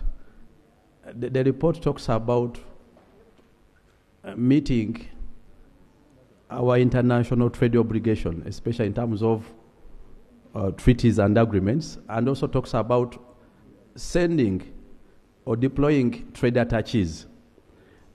But I've looked through the entire report, trying to internalize Uganda National Bureau of Standards. Part of the challenge we have, you are talking about strengthening certification locally, I mean for imports. But our traders still face a challenge of certification for export. At most of the international markets, mostly Europe, Ugandan goods, especially agricultural products, are being branded made in Kenya, made in Tanzania, and the report from the traders has always been failure by UNBS to issue certification, especially for agricultural products, meant for international markets and mostly European markets. I'm just praying and looking through your report. Where is the empowerment? Why don't we also look into prioritizing, strengthening UNBS so that it has capacity to certify agricultural products? The traders are meeting the cost of destruction for commodities which fail to meet the standards, especially for European markets. And now that we're in a budgetary process, many times the excuse has been that UNBS says it lacks capacity and readiness, and even it says it lacks the obligation to certify agricultural products. And that has led for many of our goods to be branded from nearby countries, mostly Kenya. And when you go to international markets, most of goods, agricultural products branded as made in Kenya are actually Ugandan goods. Now this denies us opportunity of marketing Ugandan products and also developing Ugandan traders. Let's look through the report and find empowerment for UNBS to certify agricultural products locally here. I beg to submit. Thank you. Honorable Batua. Thank you, Right Honorable Speaker. Through you, I thank the committee chairperson and the members for a wonderful report. However, it gave me deep insight on UDC, and especially the part that money for Luwero Fruit Factory, money for Nyoya Fruit Factory, money for Lila Spring Mill, Bondibujo Cocoa Project, and others is channeled through UDC to facilitate those particular industries. Right Honorable Speaker and colleagues, at the beginning of this political term, in Busoga, where we are challenged with the sugarcane growing, we sat as MPs, we are 42 of us, including the first Deputy Prime Minister, the second, and others, and we resolved that government should actually help us establish a sugar mill that is owned by the people. The Finance Minister came and participated. What we saw immediately was a release of about 2.5 billion for a feasibility study. But even when that study has been done, I can see in this policy statement and in the report that the sugar mill that was promised to the people of Busoga is not there. And we know how serious the sugar business in Busoga is. Right now there is a war between the farmers and the millers over how much sugar you can get from 100 tons of cane. Whereas the farmers say it is 10 tons, the millers say it is 8. And it has an implication on how much you pay for the cane. So these are serious things. Who the biggest solver would have been a factory owned by the people. And if you look at the number of trucks that are supplied in Busoga, 2,000 trucks a day, each truck carrying 10 tons. If we are to charge just 5,000 shillings per ton, we generate 100 million per day. And in a year, 36.5 billion is generated. So the money we are requesting to actually put up this facility is money that can be paid back from the farmers and with minimum effort. But it has not been put in the report. You wonder, those regions that are really benefiting, what criteria is being followed? If it was population, the region is the second most populated. If it is tax, if you look at the 10 highest tax-paying companies, MTN being number 1, on the list of 10, 4 are from the region. You find Kakira, Bujagali Energy. If you allow me to give it perspective and say Umeme, because it was closed, but to give it perspective, the power it is selling, of course, comes from there. And then the beer company.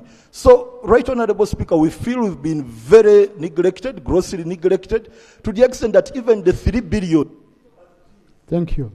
Now, for the record, number 1, for the record, the second Deputy Prime Minister doesn't come from Busoga.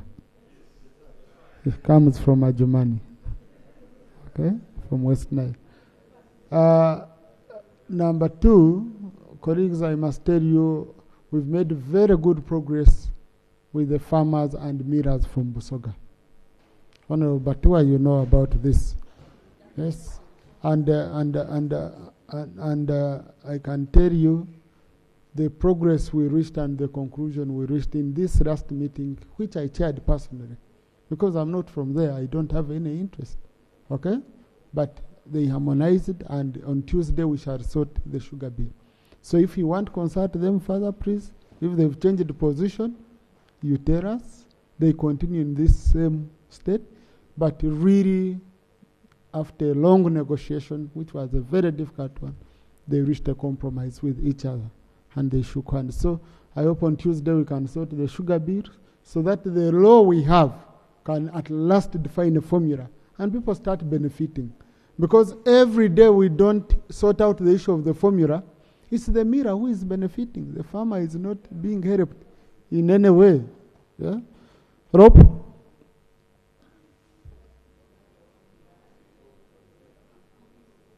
Rob, you have 2 minutes strictly, because the Archbishop has come. Thank you, Right Honorable Speaker. Allow me to thank the chairperson for the committee and the members, honorable members, for their submissions. Right Honorable Speaker, I have a few points to put across, and my areas of concern is limited accessibility to affordable and inclusive financing. Right Honorable Speaker,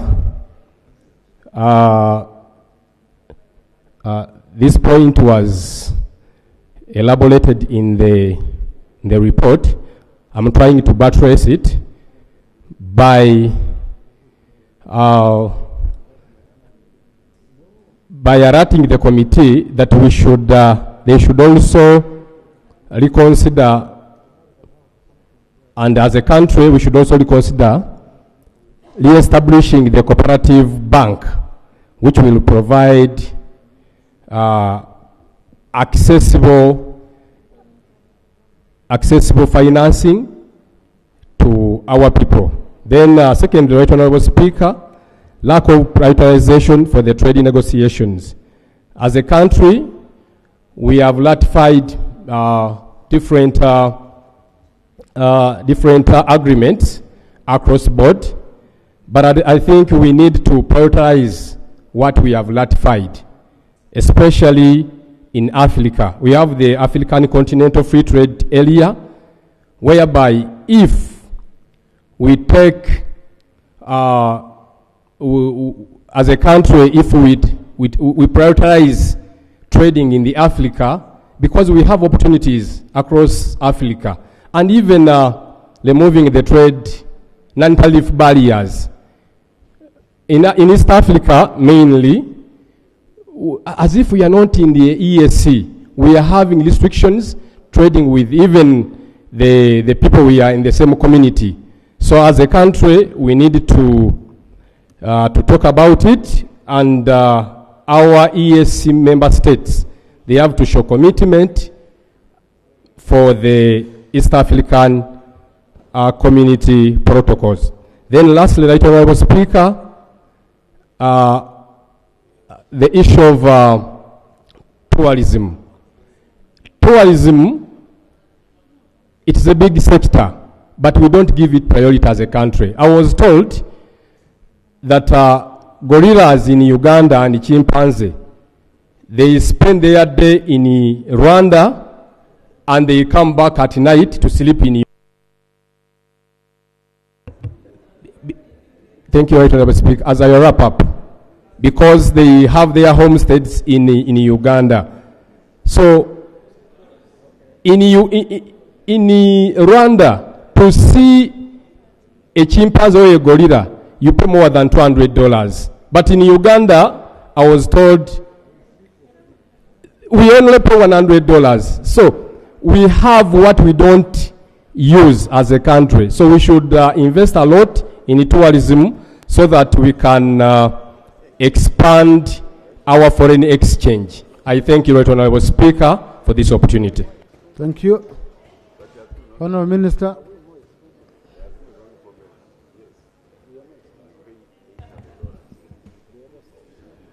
Thank you, Mr. Speaker, and thank you, the Chair and members, for this important report. We take note of just a few points because of time. One, the appreciation of the committee on the contribution of this sector into our GDP, mainly the industrial sector, which contributes 27.3%, manufacturing 16.5%, creating 1.4 jobs.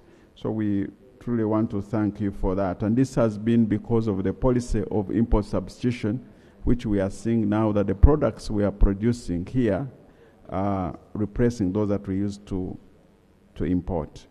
There are quite a few questions that were, concerns that were raised, namely on the funding by UDC to different companies. One, I want to clarify on BNZK, Mr. Speaker, that BNZK is an indigenous company that is interested in investing in animal feeds. And we thought that this sector, which is growing, should be supported by government. The requirement that we need is 45 billion. The amount of money that appeared previously was 28, but when we received the final figures from Minister of Finance, then the allocation that we proposed was 39. That explained the difference. So we think that by supporting this company, we are actually impacting on the import substitution of animal feeds and growing this sector. So we are of the opinion, Mr. Speaker and colleagues, that this money should not be reallocated. Instead, it should be increased. The second point is about fine spinners. Mr. Speaker, fine spinners, we have already signed an agreement and we are investing more money in the cotton sector. As you have seen, I don't know whether members have visited the fine spinners factory here in Bugorobi. It's doing a fantastic job. We are investing 58 billion. We have already paid 28 billion in the company. The remaining 31 billion is to import the factory lines. So we are of the opinion that reallocating 5 billion to other companies which are not yet ready will just stop the importation of this equipment. So the 5 billion, Mr. Speaker, I pray that as we go into the final arrangement, we should maintain 31.5 billion so that we import the equipment and start the factory. Because if we don't do that, then how shall we import part of the factory? Unfortunately, you can't import part of the equipment. You must import all the equipment that we need. And we are at the tail end. So, Mr. Speaker, I beg that as we finalize, let's maintain this 5 billion so that we import the equipment. Mr. Speaker, you are familiar with the manufacturing. If you are ordering for equipment, you can't order 95% of the equipment. It must come whole so that you start. The other issue is about certification, raised by my colleague opposite me. I want to inform you that government working with Minister of Trade, working with the Ministry of Agriculture, we have prepared a project to address all issues to do with exports, including standards, radiation, and all that. A project of around 174 million euro will be coming to this house by Minister of Finance to address post-harvest handling and all these issues. Then, including certification, then we shall impact on the exports that we have. Finally, is about the sugar mill of Soga.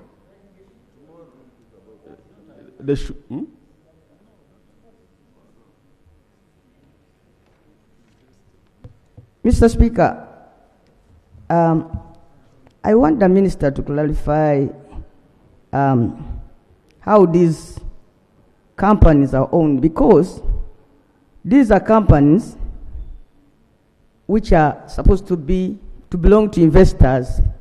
Yes, we come in by way of an MOU, but then if we are funding, like fine spinners, we gave them the buildings, we gave them the tax holidays, and now we are talking about even the most best key thing of importing machines. So what are they investing as investors? What do they bring? From the very word go, it appears as if this is a public company. What are they investing for them? What are they bringing? Thank you. Hello, Minister. We are not giving them free money. We are buying shares in these companies. And for example, the benefit is creation.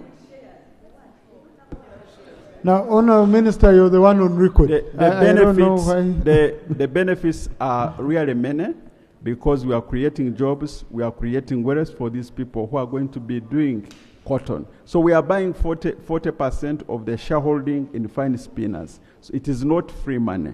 Every company that we get interested in, where we know that we are going to make money, we buy shares. The proceeds from this investment is a proceed to Ugandans. So we are not giving free money. We are buying shares. We are doing business with them. That's the point. The last one is about sugar in Busoga. We are making good progress. We have purchased land. We have done all the feasibility studies. We need 134 billion to start a sugar factory, serious factory in Busoga. That's what we are now proposing to have. The second one is Lila, which I've seen that you have recommended. Lila is a private company. They want government to purchase it at $8 million before we do the assessment of the investment. So I was of the opinion, Mr. Speaker, that when we reallocate and invest money, 10 billion to Lila millers, when actually it's not ready to receive this money, it will not be a good decision to make. Would rather maintain money where it is and then prepare to get the resources to fund Lila. Lila is in a private hands. It needs 8 million to be bought by government, $8 million, and then after that we talk about investment. So if Parliament says let us now reallocate it 10 billion, when we have not yet purchased it, it will not be a proper decision. So lastly, no, just one minister on that. Honorable colleagues, please, honorable colleagues, we cannot do appraisal on the floor.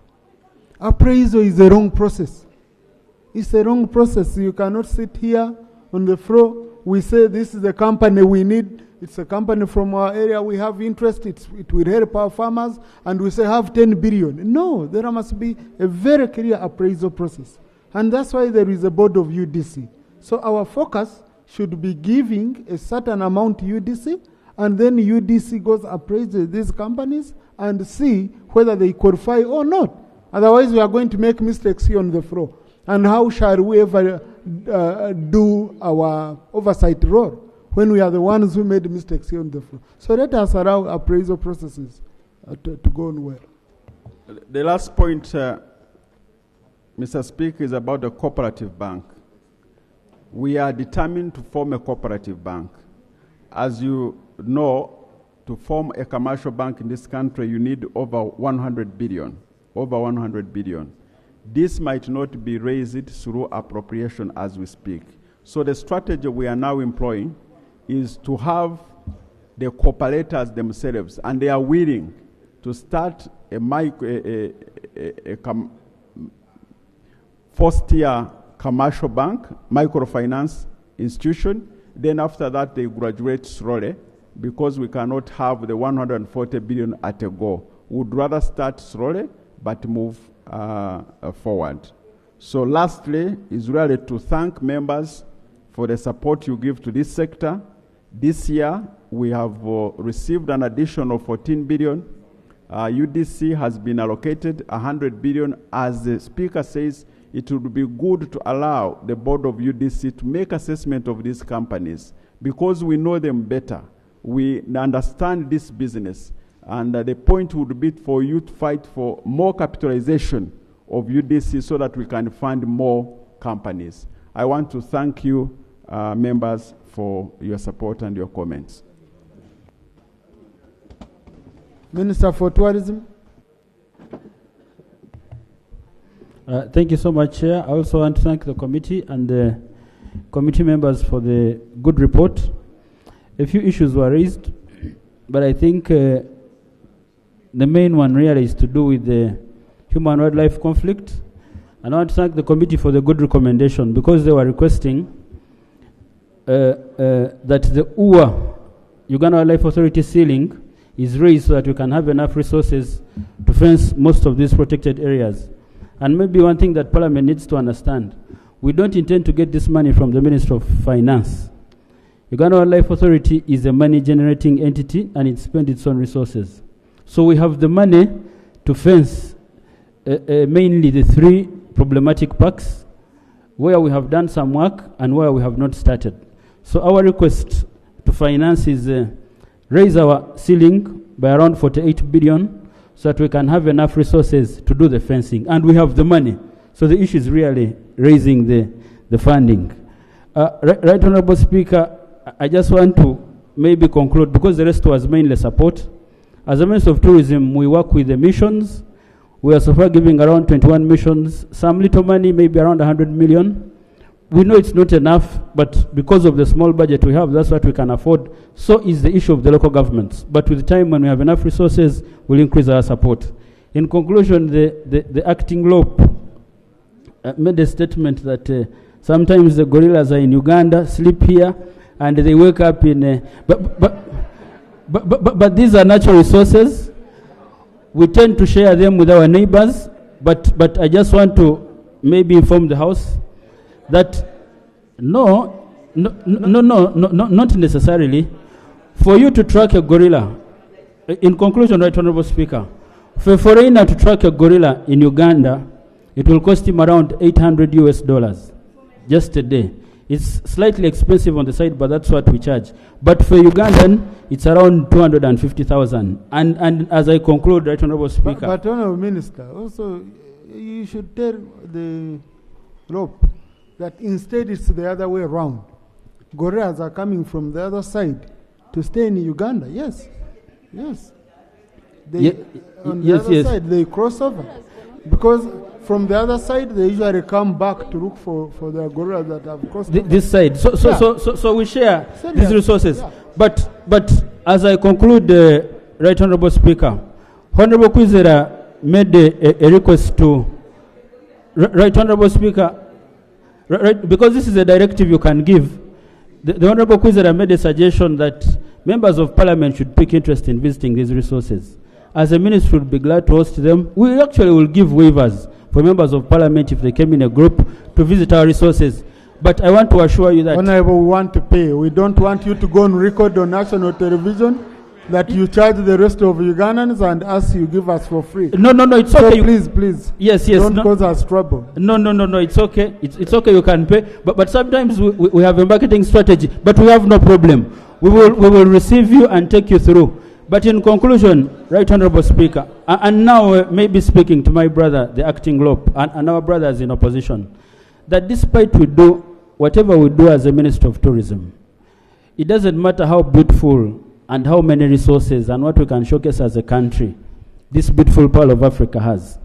If the message we are sending to the rest of the world is negative about this country, we are washing clean and hanging in the mud. So my request is, my brothers from NO, please, we are a sector employing almost 2 million Ugandans. So it's important that... Thank you, Honourable Minister. Thank you. Thank you. Please, we are done. No, we are done on this. Sorry. So, Honourable colleagues, I want to give this guidance. I have listened to the chair and I've read through the report. I have listened to the minister. It seemed there was a gap. There was a gap. Honourable Minister, it seemed there is additional information which the committee requested for and clarifications and you never gave. And for them, they had to process the statement based on the documents they had. Okay? So on the issue of being Zika, fine spinners, please avail the committee more information, more clarification, so that it's very clear before this money is redistributed. So that at budget committee level we can have it well harmonized. Okay? Number two, I've seen also, I've read through different reports. I've seen Committee on Tourism has processed vote 110.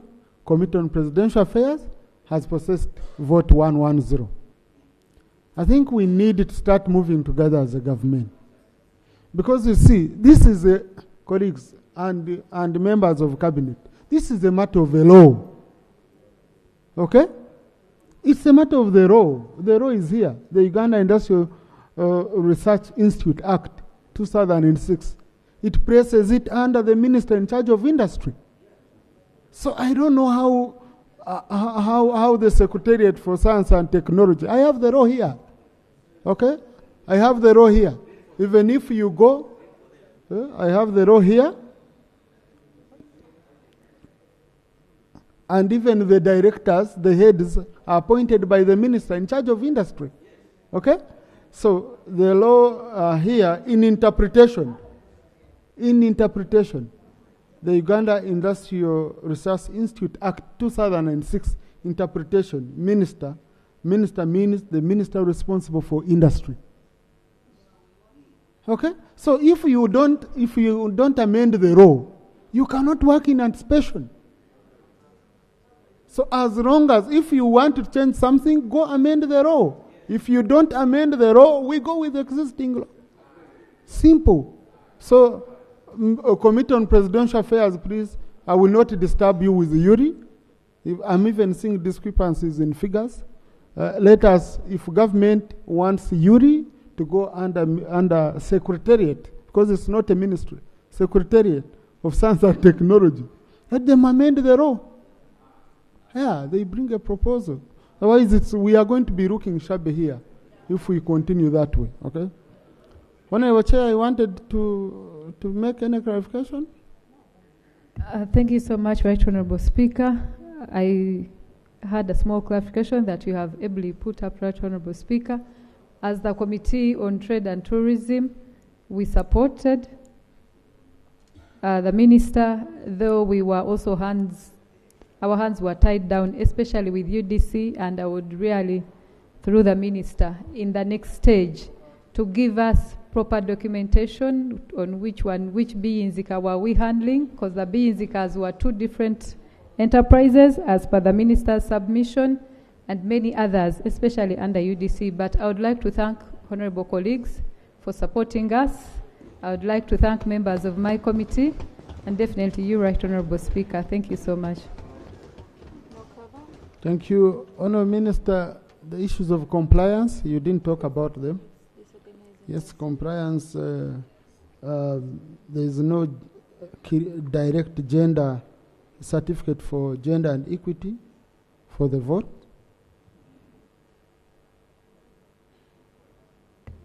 Right Honorable Speaker, I actually inquired. The assessment was done, but the person who issues the certificate is Minister of Finance in collaboration with the Equal Opportunities. So the final mandate is not necessarily ours, but we got an assessment of how we performed as regards to those requirements. But you see, once you know it's a requirement, as per the PFMA, you say, how do I carry this MPS to Parliament without this? I request that we will follow up and have it availed to the committee. So I think, honorable colleagues, we can ensure by the time of budgeting, reconciliation with the budget, okay, it is settled. So pursue that and ensure it is settled. Now, honorable colleagues, I'm going to frame this question in such a way, because it's very important that this money for BINZICA, for fine spinners, remain the way it was, okay, and until we bring the documents which prove it, okay. The moment the documents fail, then they go with the position of the committee. That justification is very, very important to be put, and this is at budget committee level, as per Rule 149(2) of our rules of procedure. So, honorable colleagues, I now put the question that the report of the committee on, I'm having very many reports, honorable colleagues. No. Okay, let me just use, yeah. Honorable colleagues, I would now put the question that the report of the Committee on Tourism, Trade and Industry on the Ministerial Policy Statement and Budget Estimates for the financial year 2025-2026 be adopted with the proposed amendment. Those in favor say aye, and to the contrary nay. The ayes have it. And the amendment is very, very clear. Okay, it is a stay. The money be as it is until, Honorable Minister, you bring the necessary documents to enable the chair go and present before the budget committee and justify your money, because it is the chair who will go there to justify it. If you don't, then they'll go ahead with the position of the committee.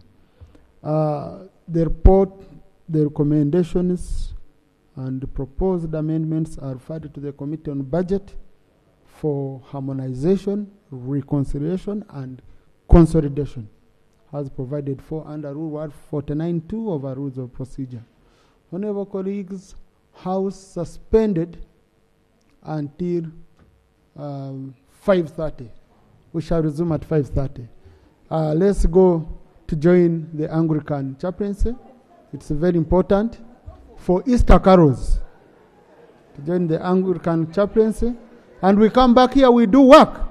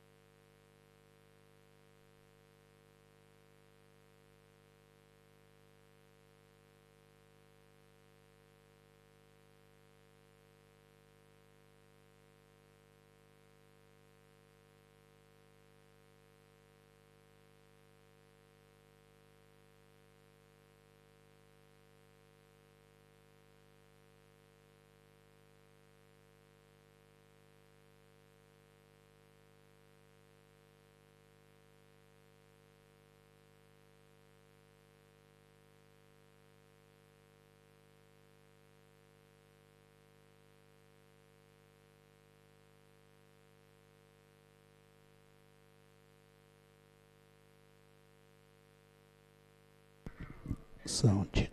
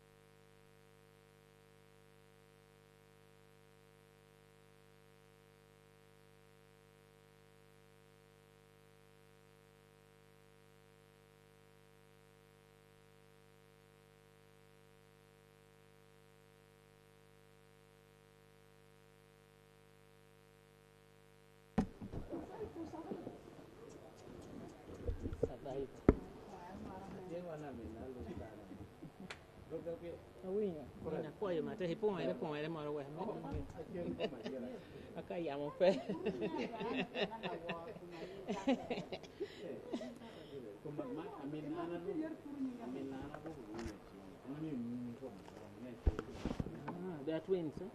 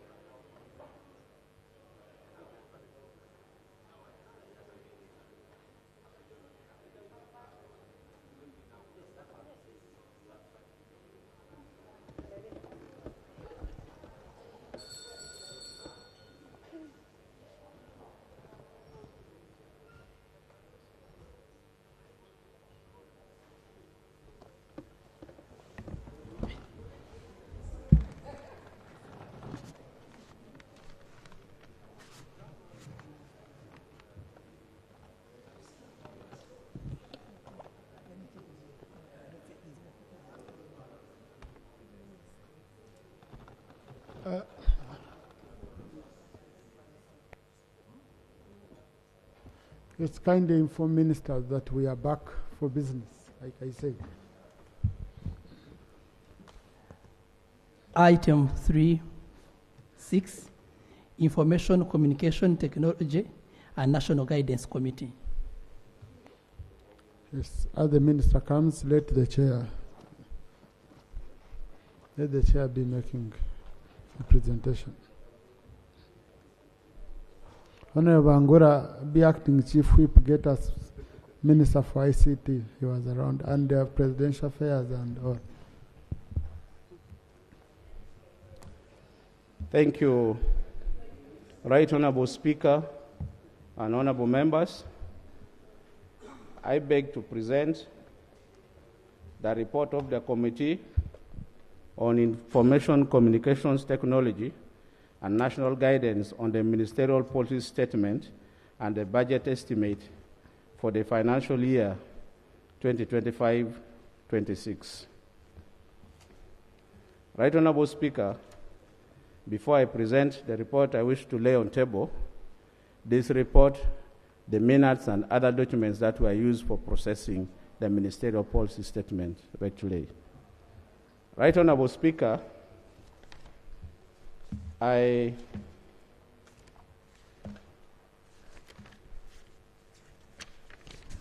for purpose of saving time, I wish to go to findings, observations, and recommendations by the committee. But this report contains the Ministerial Policy Statement and the budget for vote 020 and vote 126, vote 020 Ministry of Information, Communication and National Guidance, and vote 126 in National Information Technology Authority. Right Honorable Speaker, the report contains half a year performance of the sector, the key achievements, the proposed budget for budget estimate for financial year 2025-2026 with the details, and also the committee look at compliance with the law, gender and equity responsiveness, sustainable development goals, and environmental issues that is contained in the report. Right Honorable Speaker, going to observations and recommendations, the ministry indicated a funding gap of 5.7 billion for the community mobilization, sensitization, and awareness creation for increased uptake of development initiative, and Uganda shillings 1.8 billion for implementation of national civic education and adult literacy program, with the emphasis on roles and responsibilities of families, communities, and citizens, mainly by Department of Communication and National Guidance. The committee recommends that government provides 7.54 billion to facilitate awareness creation and popularization of government programs for financial year 2025-2026. Right Honorable Speaker, on continuous automation and rollout of government services. For the financial year 2025-2026, the ministry indicated a budget of 16.10 billion to undertake the intervention, but available funding to the ministry is 12.89, resulting in a funding gap of 3.21 billion. The committee recommends that government allocates additional 3.21 billion for continuous automation of government services for the financial year 2025-2026. Right Honorable Speaker, on development and marketing of local innovation, while the ministry indicated a funding requirement of 3.5 billion, government has provided 1 billion, resulting in a funding gap of 4.3 billion. The committee therefore recommends that government allocates 4.3 billion for development and marketing of local innovations. Under National Information Technology Authority, Right Honorable Speaker, on operation and maintenance of National Data Center,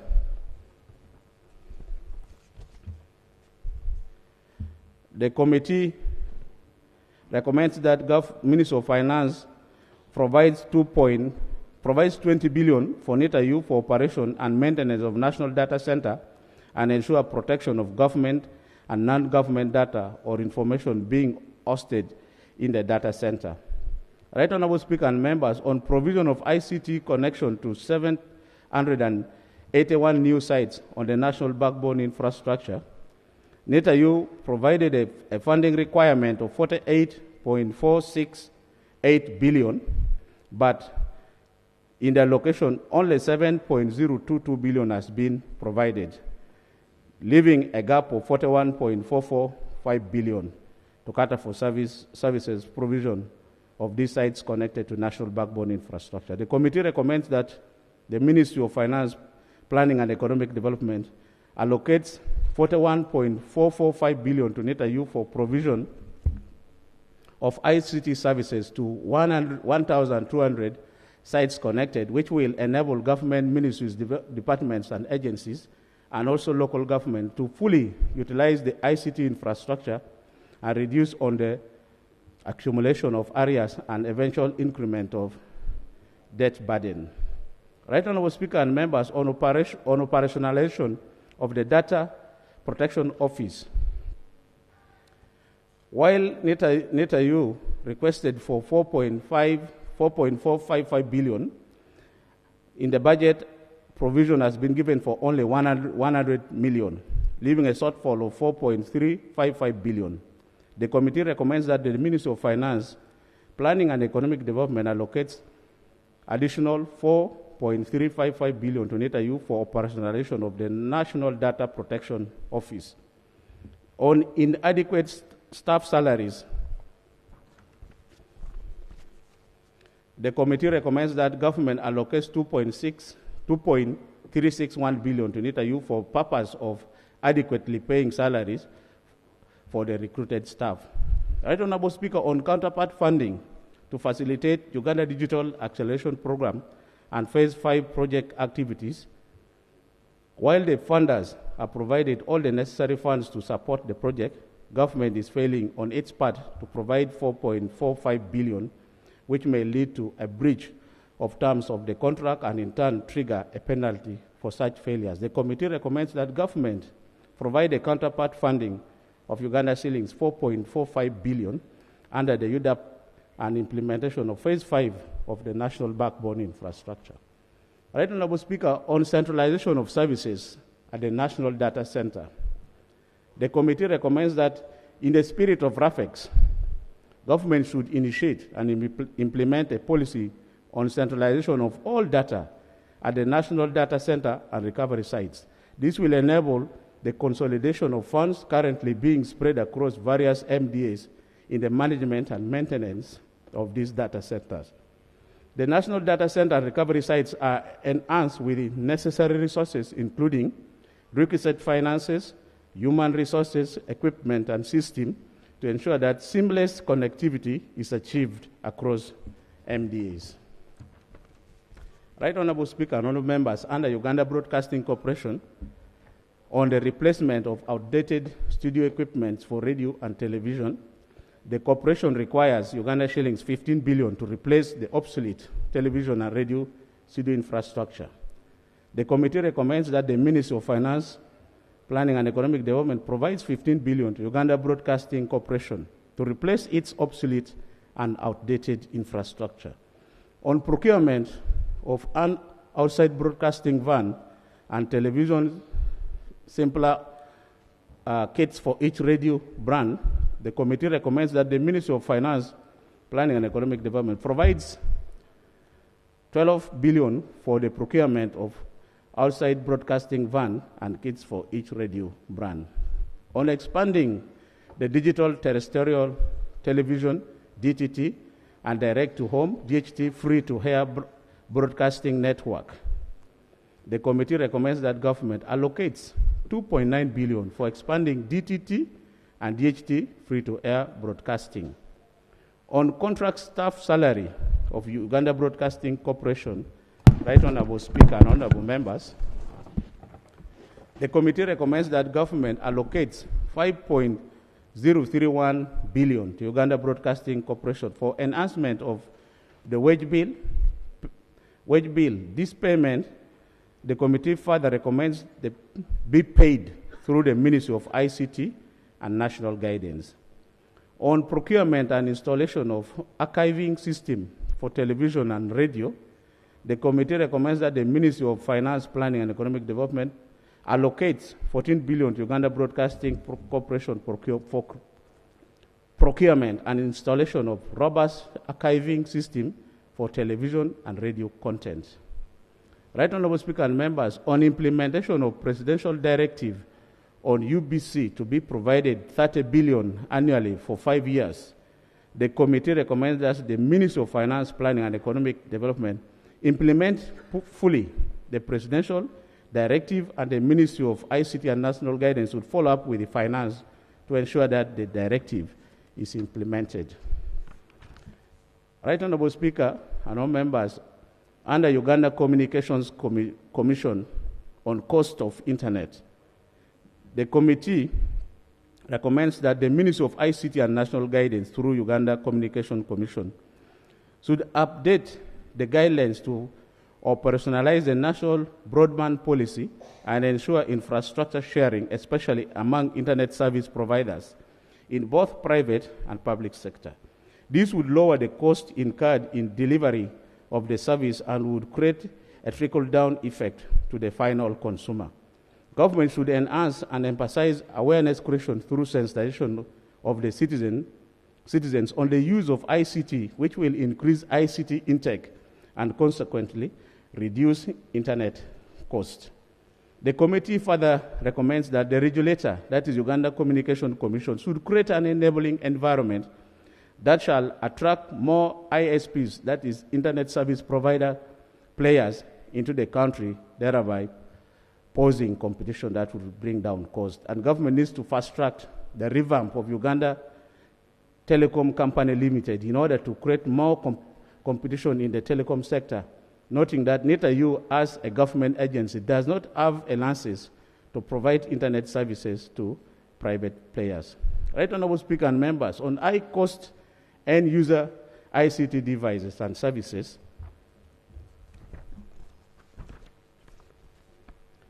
The committee recommends that government reviews taxes levied on ICT devices and make them more affordable. This will enable more persons to acquire the devices and enhance their accessibility and penetration across the country, which will in turn lead to reduction in cost for internet. The committee projects that this will not only increase uptake of ICT devices, but will also increase usage of data, resultantly creating a wider tax base. Government promotes the sale. Committee further recommends that government promotes the sale and use of locally produced phones and other gadgets in the country through Build Uganda, Buy Uganda, and any other strategy that would result into people accepting to use the locally manufactured devices. On the digital divide across the country, Right Honourable Speaker and Honourable Members, the committee recommends that government should undertake to provide ICT skilling right from primary school to enhance ICT literacy in the country.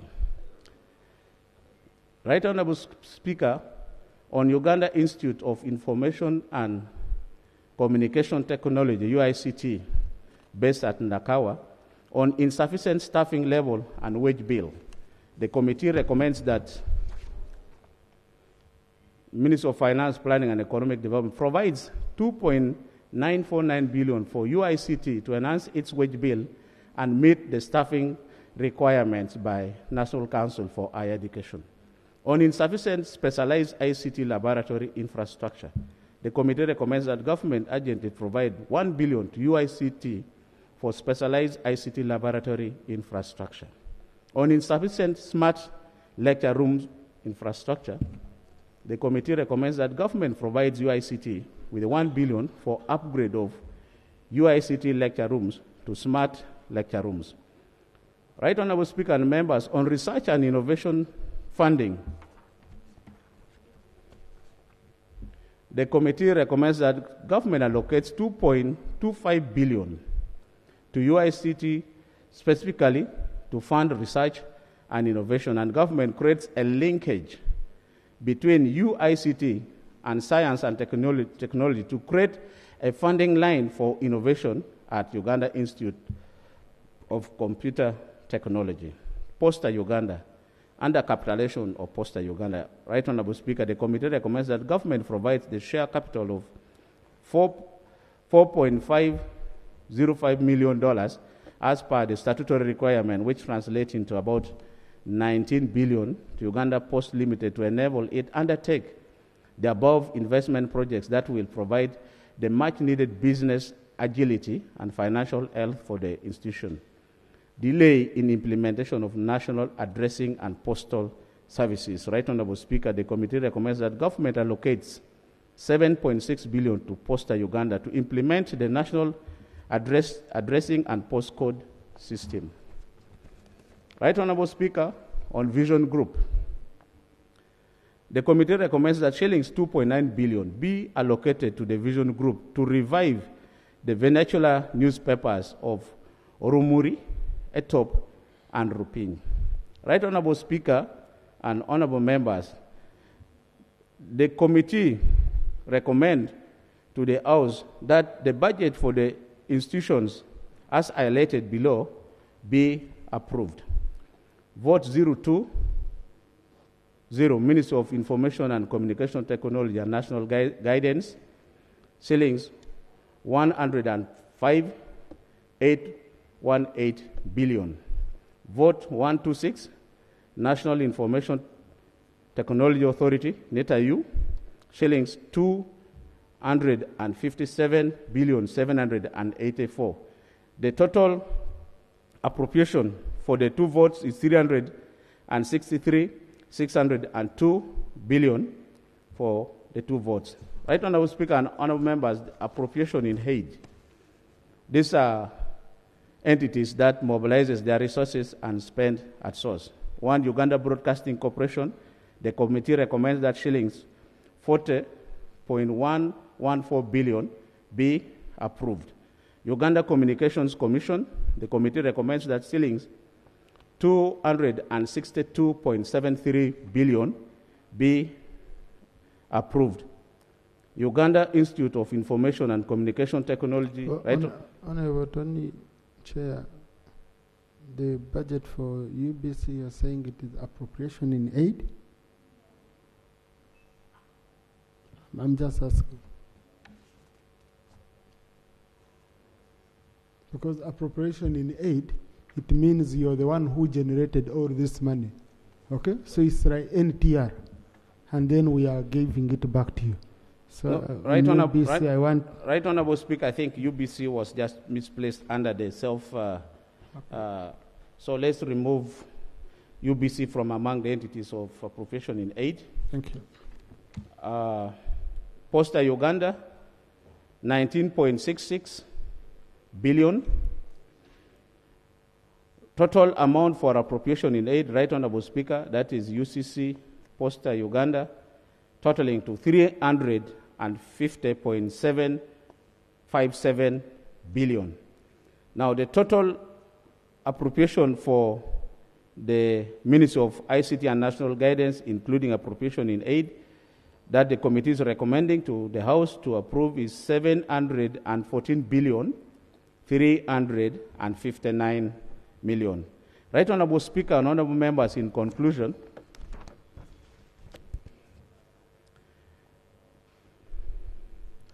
it is therefore undeniable that a strong and effective ICT sector is critical for successful socio-economic development and transformation. And it is a crucial aspect of the promotion of a knowledge economy. The use of ICT can transform society from a resource-dependent to a resource-based economy and can increase the per capita income of citizens. The development of the ICT sector needs to be prioritized as a drive of regional economic competitiveness, significant revenue maker, and an employment provider. The acceleration of the country's economy towards the digital era makes the ICT industry a high-speed field. In light of the above, therefore, the Committee of Information, Communications Technology and National Guidance recommends that the House adopts its report on the Ministerial Policy Statement and the budget estimate for the Ministry of ICT and National Guidance and its agency for the financial year 2025-2026. Right Honorable Speaker and Honorable Members, I beg to report. Thank you. Thank you very much, Chairperson. Thank you and the committee for the job well done. Debate starts now. Start with Honorable Mudimi, followed by Honorable Repe, followed by Honorable Aisha Kabanda, followed by Honorable Mpindi Bumari. Thank you, Right Honorable Speaker. 3 minutes each. I take this opportunity to thank the committee for the report. I have 2 or 3 issues. One, the issue of multiple investment by these telecom companies. You find many of them, they are trying to invest in infrastructure like internet. But you see 3 or 4 companies, you find in a place, they place 4 poles, different in one area for different. Is there a way they can share such that we avoid all the everywhere poles, you see poles. Now 2, there are also some investments, they normally dig across the roads, the existing roads. I've seen a point here in Zambia. They are trying to make trenches to put wires, but they have earmarked the road for expansion. They are within the bracket. So I stopped one time, I said, you people, but I've seen a red mark here and you are putting here. They said, but for us, we are to execute the work. Is there the way, Honorable Minister, you can guide that process? Because they construct a road, then tomorrow they destroy the road. I'll give Honorable. Now, thirdly, there is a recent Right Honorable Speaker, government made a statutory declaration on the capping of interest rate on borrowed monies, especially money lenders. But some of these telecom companies, MTN, Airtel, I was told by someone had not followed from the village. they still charge 10% per month. So Honorable Minister, you also regulate all that sector, all that. Then on the issue of the infrastructure, this backbone, some time back there was a company called Marubeni, which started putting all those infrastructure. But they are still digging across when you go to highways. So a person called me and told me, I say, Marubeni is still doing that work which started some 40 years ago. So we need to know as I still, Marubeni is the one which, because these are tough questions. Then the issue of computer misuse, right, Honorable Speaker and members, it's still a challenge outside there. People still use computer misuse to harass people.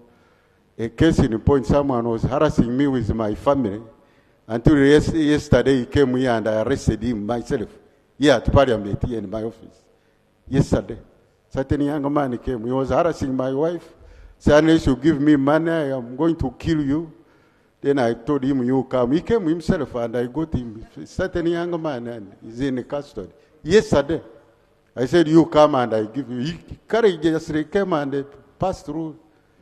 I ushered him in and he was arrested from my office here. So all that is still a challenge and we need to be supported. Lastly, I've seen they are recommending additional funding. Is it within the budget? Because there was somewhere said, no, we can't tamper with any budget. Those figures given, you give them as. So, Chair, I want to see where I say additional monies. Where is it coming from? From the budget. Information, Honorable. Thank you. Honorable, you've already exceeded your time. Honorable Repair. Thank you very much, Mr. Speaker. IT. I really want to take this opportunity to raise some very critical issue concerning telecommunication in this country. I surely appreciate that we have gone strides since the introduction of mobile telecom in this country around 1998. But I want to raise a serious concern. Actually, the constituency I represent is up to date not even connected beyond 15% with mobile telecom. And this has completely undermined service delivery in the areas of health. When there are emergencies, it's difficult to communicate to the next health protocol. Even service delivery on the areas, the critical issue of insecurity. It becomes so difficult to coordinate insecurity in the area because of lack of mobile telecom network. So this has completely undermined service delivery in my area. And now I wish I put this to you, the presiding officer and also leader of this house, that something used all the abilities deep down your avenues to make sure this is done, at least before even the NRM primaries. Thank you. And then lastly, it's about the additional funding to Uganda Posta Limited. Inevitably, postal services are something that can never be dealt with. They are the only postal or courier services that are integrity. It has failed to be done away with worldwide. What we have to do is to ensure that we really fund and resource that facility or that institution for delivery of certain type of mail and messages in this country. So I'm strongly in support of funding, additional funding of the resources that were not given to Uganda Posta Limited during the time they were actually rationalized and privatized. Thank you very much, Mr. Speaker. Thank you. On the issue of the masts and connections, we engaged with the ministry and we requested members to just, I'm sure it must have been passed on to the ministry. I know they have around 90 masts, so they should be able, the minister will respond, be able to intervene in such a special circumstances. Honorable Aisha. Thank you, Right Honorable Speaker. Right Honorable Speaker, I join colleagues to thank the committee, the chair and his committee. Allow me to make the following comments and questions. Number one, to the Minister for national guidance. As we appropriate money for national guidance, Honorable Minister, are you aware that we have organizations that promote moral decay under the guise of entertainment. We've reached a level of having sex for entertainment on platforms. We create theater and people play sex, and we have a full ministry that we are about to give a lot of money for national guidance. What have we done about such things that promote moral decadence? Number 2, I'm happy the committee is proposing to give more money to UBC. Previously, the president put up a committee to go and study UBC and recommended revamping UBC and a lot of recommendations. And this House sat recently and asked the minister why they're not implementing. I want to know from the minister, why does it take the committee to remind you that the president said we should give UBC 30 billion for some consecutive years for them to be able to recover? We are failing to use our own national media to broadcast things that we think that are important, and instead force other private media houses to broadcast even the president's statements, because ours is not selling, and just because we have refused to invest enough money there. And number 3, about now to the chairman committee. Chairman, you are saying we should include ICT education from primary level, when we are failing to even provide computers at secondary school levels. How do you think this can be implemented? Finally, about the New Vision group. I have seen the committee is recommending that we put in money to bring back other languages, Romori and others that have been mentioned. Are you aware that New Vision has been making losses for several years now, I think?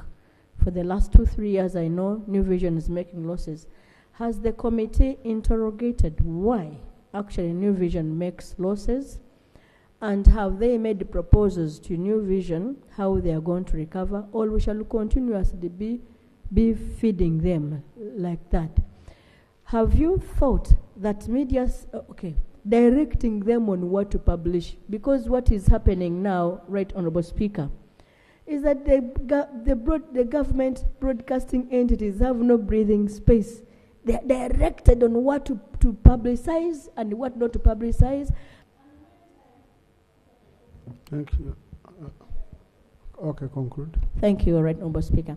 And many times the directive is against the market. And if you want these government media houses to survive, they have to behave in accordance with the market to be able to. So stifling the media, actually the Ministry for National Guidance also should protect media houses, because even the private media houses are crying for being directed on what to publicize, especially things that are against, things that publish show how government is so unhuman, where government is put into bad light on issues of human rights. Thank you. Thank you. Honorable Mpindi. Thank you, Right Honorable Speaker.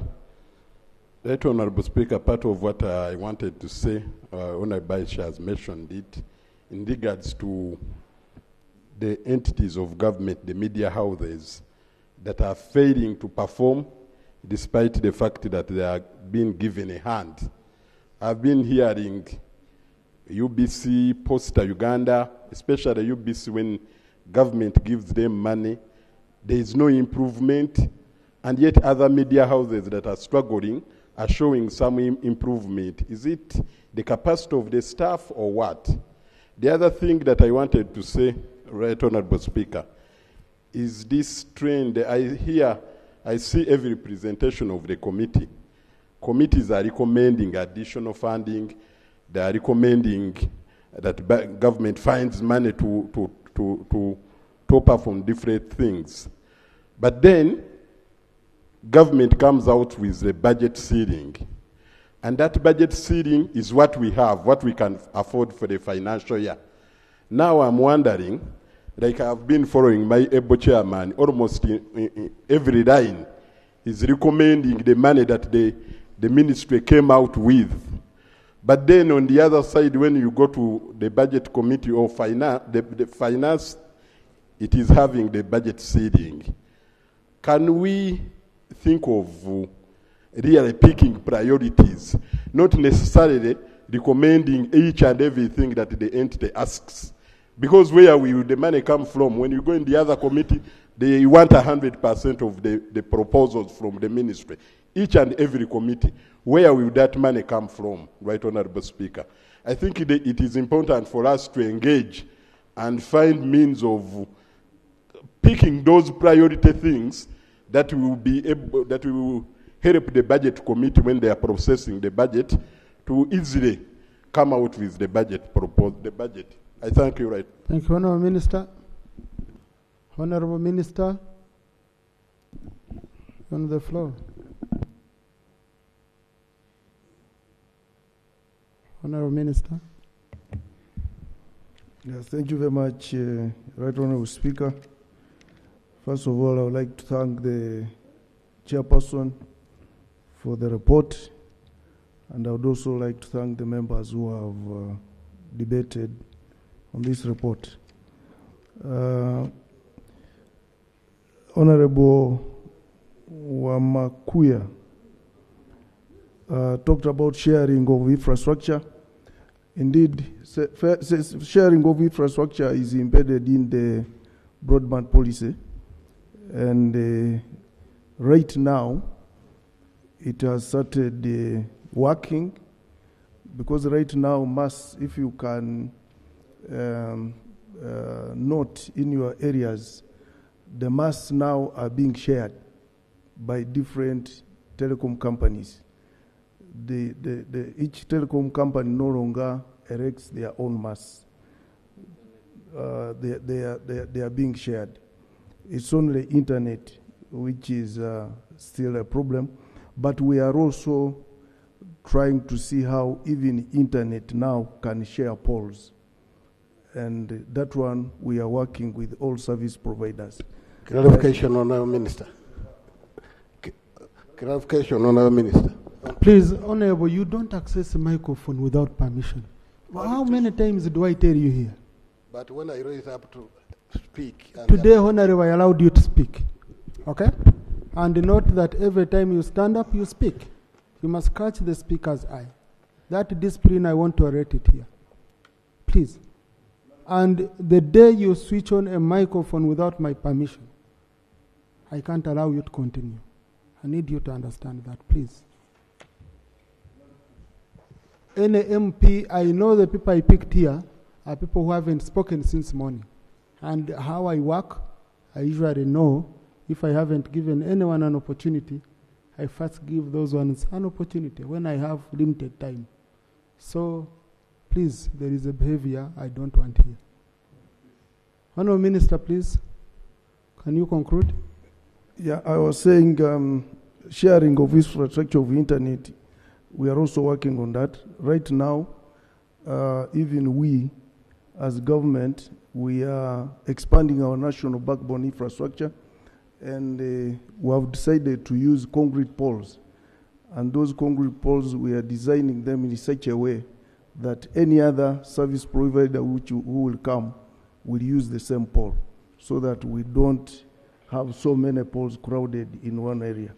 And even those poles,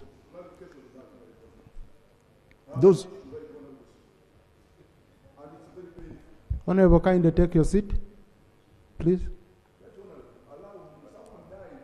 Honourable, please take your seat. So, Honourable Minister, continue. So I appreciate what the honourable members of parliament are putting forward, but moving forward now, we are encouraging and we are going to ensure there is sharing of infrastructure. We're on issues of destroying roads immediately after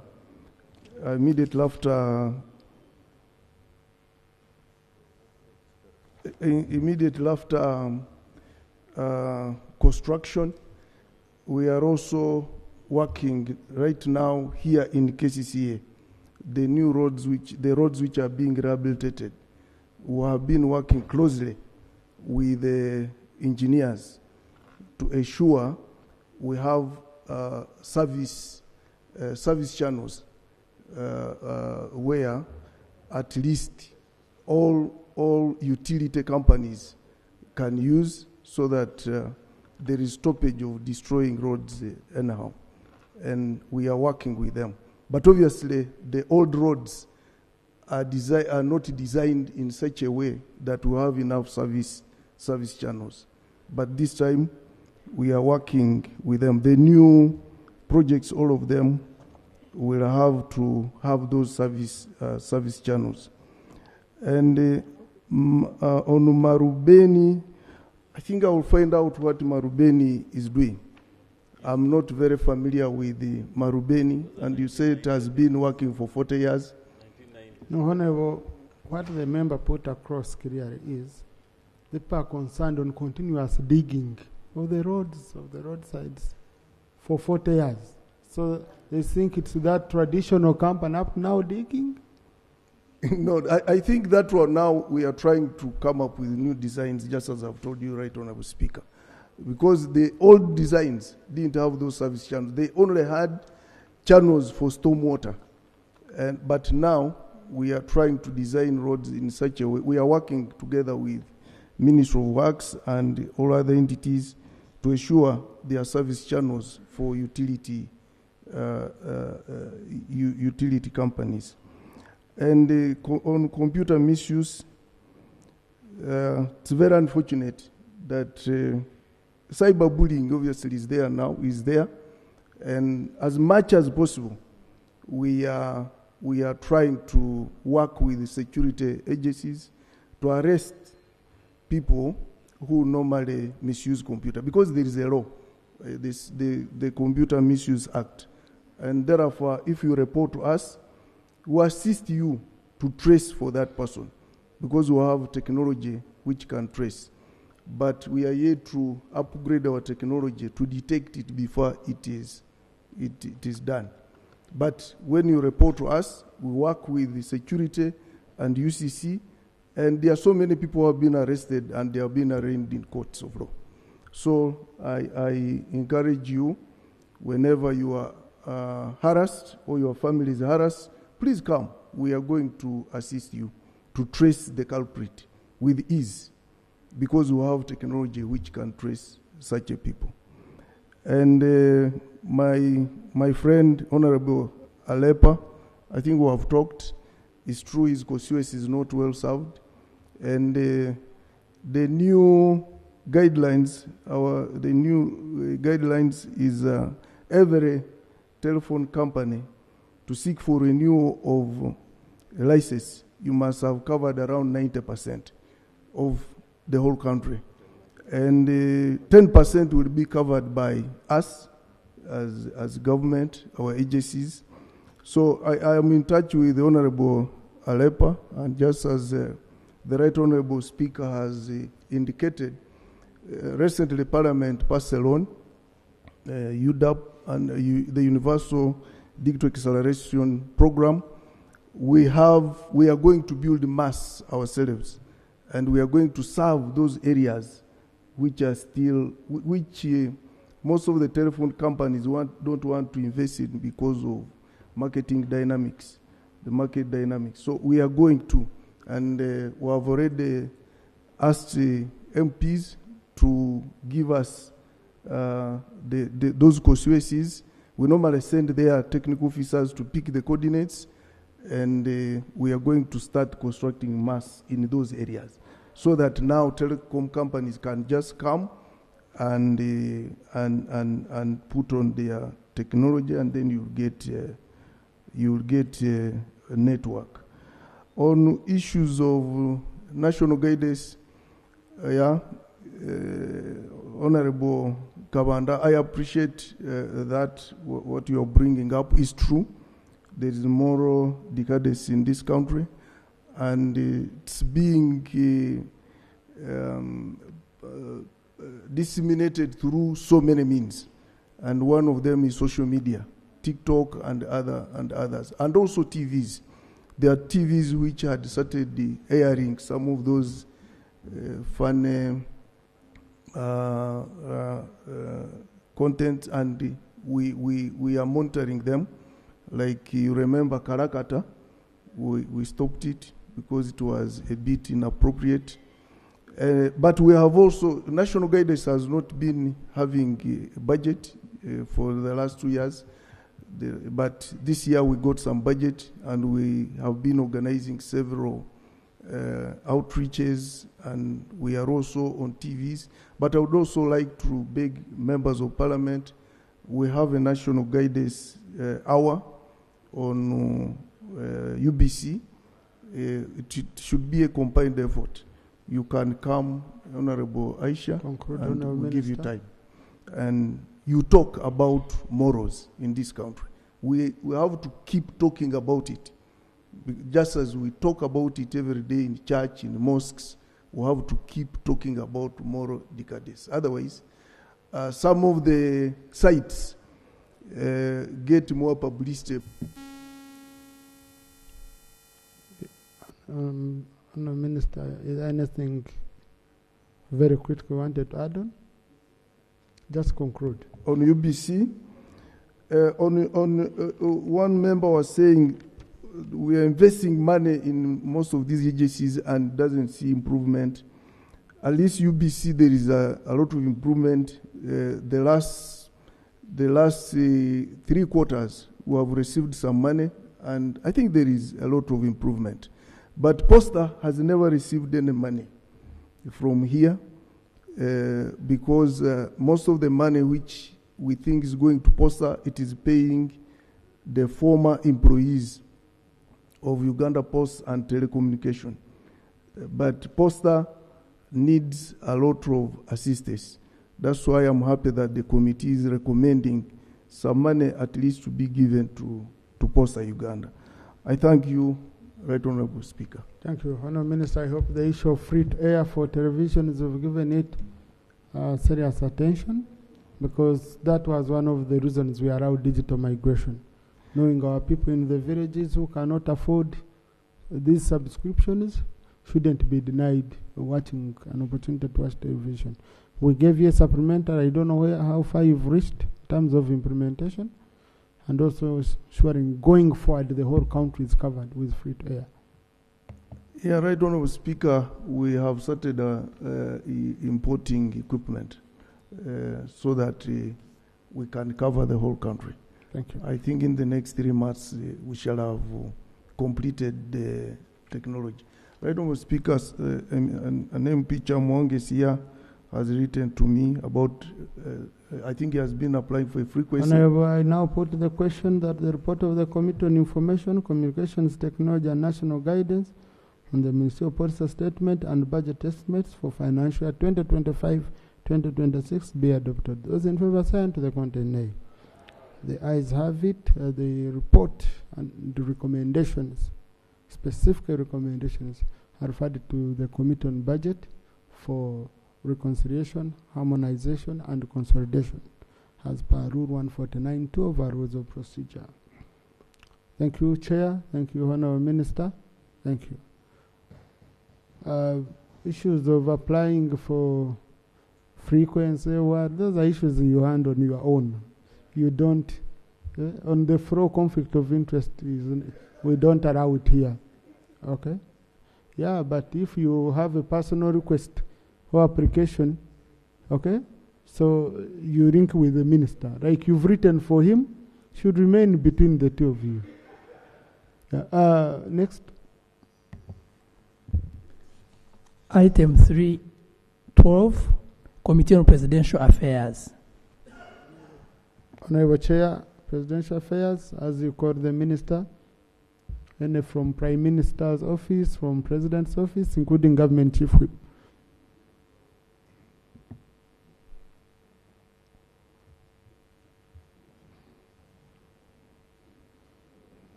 Yes, procedure, Honorable Enos.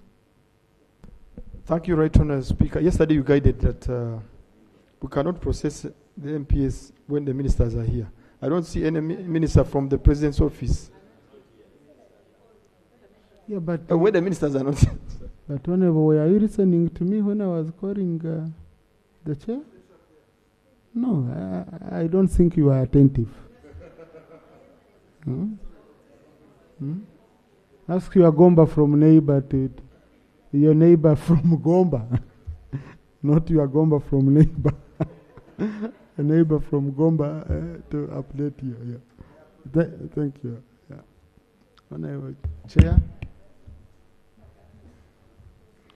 Honorable Speaker, honorable colleagues, I beg to present the Ministerial Policy Statement on the following votes under the Committee for the Presidency. And before I do that, I wish to lay on table the minutes and the report accordingly on table. Right Honorable Speaker and colleagues, the report contains the budget performance of the various sectors. These are 11 in number. They have proposed budgets. They also contain the alignment with the National Development Plan for objectives and activities to be undertaken. All that is contained in the report. Right Honorable Speaker, the committee oversees the Office of the President under Vote 001. 002 is State House. 003 is Office of the Prime Minister. 023, Ministry of Kampala, Capital City and Metropolitan Affairs. 107, Uganda AIDS Commission. 110, as guided, was supposed to be under the presidency, but until we get clarification from the appointing authority, who had directed that it goes to STI, I leave that to your discretion. We also have Directorate of Ethics and Integrity, Right Honorable Speaker. We also have Kampala Capital City Authority under Vote 122. Directorate of Ethics and Integrity is Vote 112. Vote 158 is Internal Security Organization. We also have Vote 159, External Security Organization. Right Honorable Speaker and colleagues, also have Science, Technology and Innovations. I will not go into the sordid details of the methodology and the basics, the mandates. They are very clear cut. You read them. I'm sure they have uploaded the same on your pads. Under Vote 1, Office of the President, Right Honorable Speaker, we have the following observations. That is on page 6. We observe that there is inadequate office accommodation, and here we recommend that the committee recommends that additional Uganda shillings 2.8 billion be availed annually to Vote 001 to enable the Office of the President construct at least 5 offices each financial year, so as to mitigate the challenge of office space of RDCs, at least in the medium term. You recall, you realize that out of 146 offices of RDCs, only 16 have been constructed, and that's where we have accommodation. The rest are renting. Under the same 001, there is a big issue of cabinet support and policy development, where we observed a big gap, and this gap attracts or needs at least, as a recommendation, Uganda shillings 1.976 billion to be provided to this vote to facilitate interventions of cabinet support and policy development. What they do, you can read above. And another key result area, that is development and maintenance of National Leadership Institute, Chankwanzi, where all of you have been.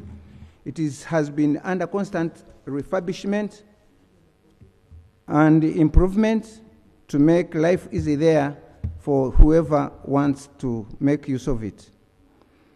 They, however, have a shortage or big gaps. They had a budget of 10 billion, and only 2 billion could be made available. We therefore recommended that additional Uganda shillings 7.5 billion be allocated to vote 001 to facilitate the development of Nali, that is Chankwanzi. Under key issue number 274, that is facilitation for resident district commissioners, the office, I have already talked about this. It's almost the same. Office and accommodation are the same. One is for office and one is for residence. It's almost the same. We, however, recommend that Uganda shillings 12.424 billion be provided for the facilitation of RDCs, and that the size and nature of the districts. No, I think I missed. I'm sorry. Can I take you back, Right Honourable Speaker? Right Honourable Speaker, I want to go a little bit into greater detail on this one. I'm talking about facilitation for the resident district commissioners. We observe that the committee observes that uniform facilitation to RDCs without consideration of the size and the nature of the districts, among other factors, does not ensure equality and allocation. Such districts include Wakiso, you all know, Kasese, Isinjiro, Ntungamo, Tororo, Sironko, and a few others. The committee is of the strongest view that providing facilitation to RDCs while considering the size of districts served and the distances covered from Kampala, and also those hard-to-reach areas, should improve on their roles, and therefore should improve on their take-home as far as fuel is concerned and other related facilitations. We therefore recommend that the committee recommends that at least 12.424 billion be provided to facilitate RDCs, and that the size and nature of the district be among the factors considered for allocation of this facilitation. Another issue of concern was support to the Afro-Arab Youth Council headquarters construction. The Afro-Arab Youth Council was formed by the youth of the African and Arab world.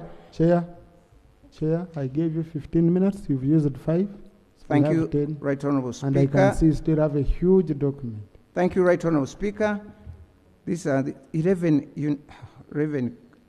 are very many compared to 2 that we just had. Right Honourable Speaker, I beg that you allot me at least 5 more minutes. But I'm going to summarize. In any case, there is a shortage, and therefore the committee recommends that at least 5.4 billion be provided to vote 001 to expedite the construction of the Afro-Arab Youth Conference headquarters, including the acquisition of land. A land has already been acquired, 27 hectares, but we need 50.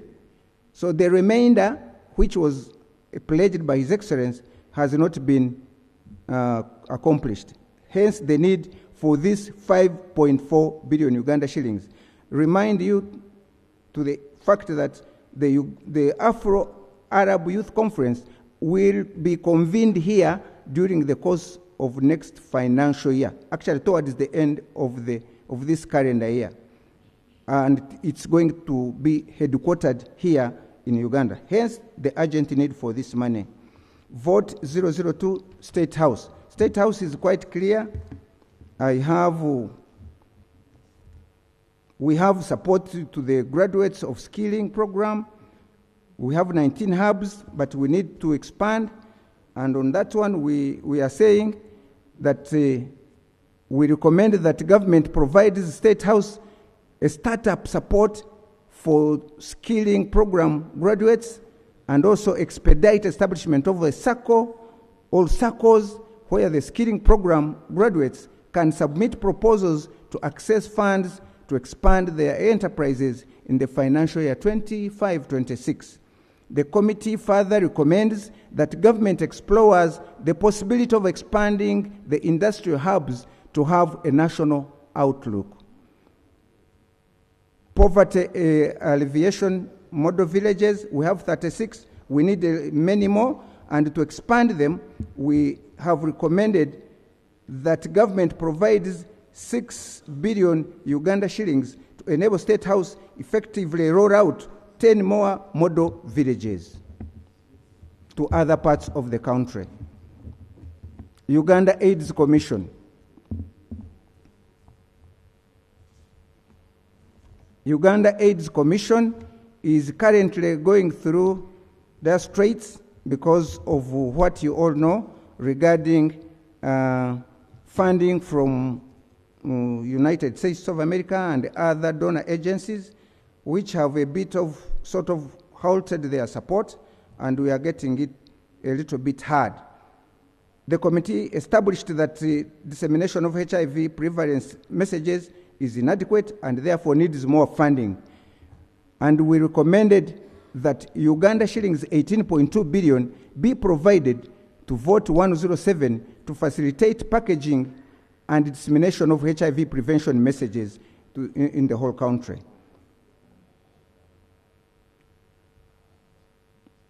HIV prevention messages disseminated, and that will be the output. The committee further recommends that Uganda AIDS Commission considers repackaging the HIV prevention messages for dissemination that depict the true dangers of living with HIV/AIDS, and also adapting other new methods of communication. The rest is clear. You can go through the same. I'm now rushed to Vote 110 Uganda Industrial Research Institute. We have been guided, but it's also there, clear. I will not go into those details. I go to Vote 112, Ethics and Integrity.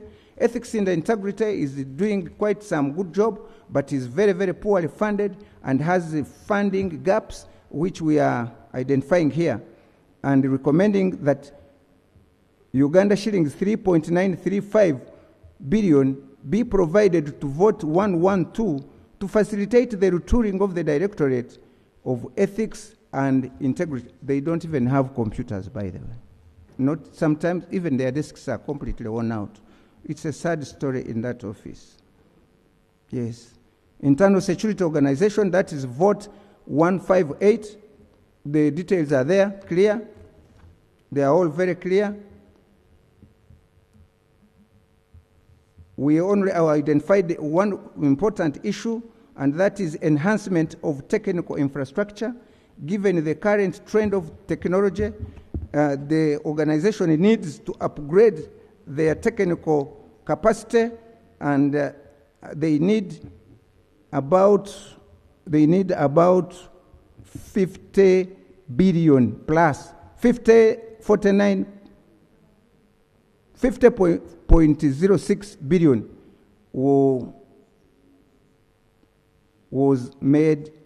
is needed. Only 2.5 has been made available. We therefore recommend that the excess of this money, the gap, that is 49.06, be made available to enable internal security organization move with the times. You know the threats, the mandates are clear, and I wouldn't waste a lot of time taking you through those solid details.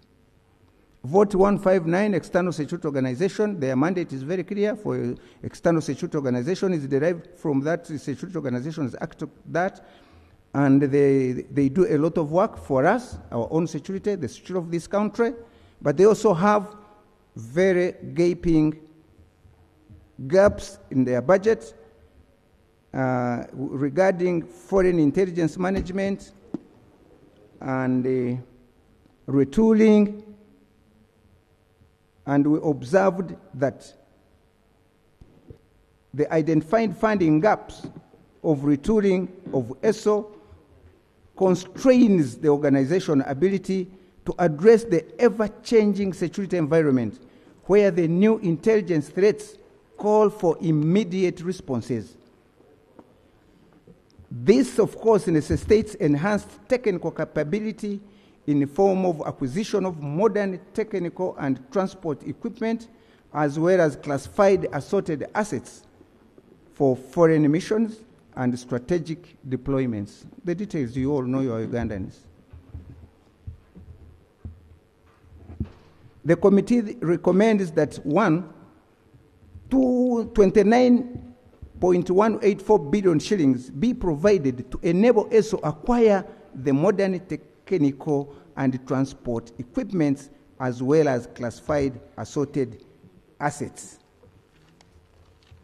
ESO has also another, of course, I skipped that one because of time, but it is all about their accommodation, where their offices are accommodated. When you know, if you know where it is now engulfed between towers. I don't know how they keep their secrets in that place. There's a big hotel over there, a big a multi-storied building on the other side, up another multi-storied building. It's all just engulfed in between there, like a small building. So they are demanding and they are requisitioning that something be done, especially with some money to start at least on that structure. The money needed is put in there. Vote 16. Yes, ESO, that is about ESO headquarters.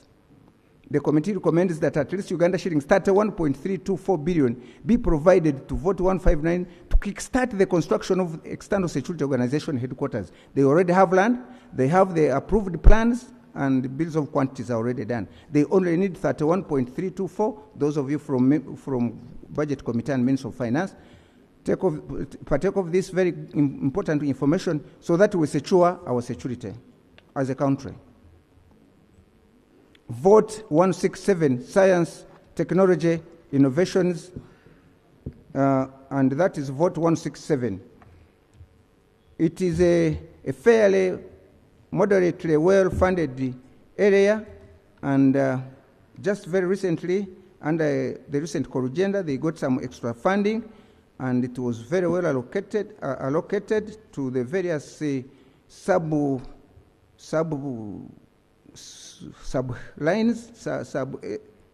programs, and the programs one, facilitation to innovations fund. There is also inadequate funding for the Uganda National Council for Sports. Those are gaps. There are also gaps in priority setting in science, technology, and innovation interventions, but the rest are, I think, adequately funded.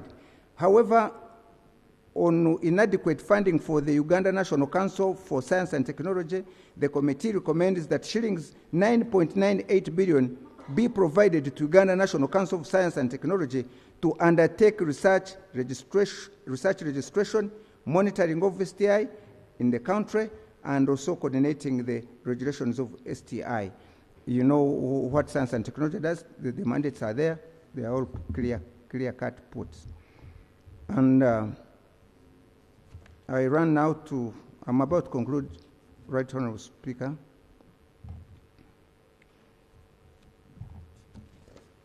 And there is another important program, and that is budget provision for trade, or all commercialization of sericulture. Right Honourable Speaker, I want to kindly request you to allow me to go a little bit on this, because it is a little bit sensitive to some of the colleagues here in this House, and they demand that the rest of the House, the members, should at least appreciate this. The committee, under this particular subheading, established that the project has faced significant challenges, primarily stemming from financial constraints and legal complications. Yet there has been a lot of money sunk in this particular project. It is currently being implemented in Kweni, Chepsikunya, and partly in Shema district. And the president himself is so committed to this program and has actually recently wrote to the effect that some funding be made available to restart this very important program. The committee observes that the directed reduction in scope has created new financial obligations, including compensations for stakeholders whose resources were committed to broader initial scope, and humanitarian consideration for families of deceased staff members who went unpaid. It was a lot much wider, and I think the ministry found it necessary at that time to make it, to reorganize and only operate in 2 districts, and caused a lot of losses to families and employees who were employed. And we need about 10 billion Uganda shillings to at least ameliorate this menace. The committee recommends, therefore, that at least Uganda shillings to start with during this next financial year, Uganda shillings 23 billion to be provided to fund the Tropical Institute of Development Innovations, in brackets TRID, interventions under commercialization of silviculture project, and avenues be explored to fulfill other obligations and commitments in the medium term. Under vote 023, Ministry of KCCA, KCCA was lucky they got a project funding to work on the infrastructure,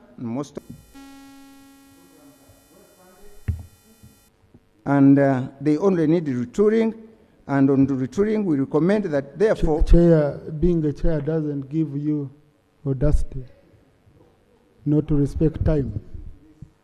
Yeah, you must get used. No, you've been here for long, so, and you've seen how others were behaving. Yeah. So I told you, you continue to going into... So you have 3 minutes to conclude.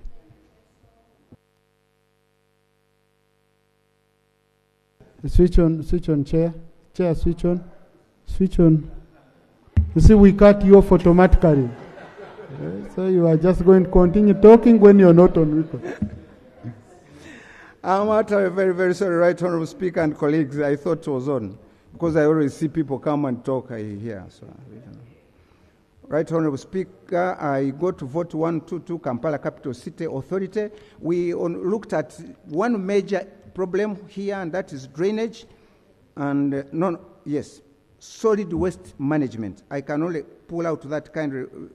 We are recommending that Uganda shilling 78.3 billion be provided to vote 122 to enable KCCA to deliver on its mandate in as far as solid waste management is concerned. You all know, Chitezi, all those details are put there. We also further recommend that the management of Kampala Capital City Authority explores the possibility of investing sustainable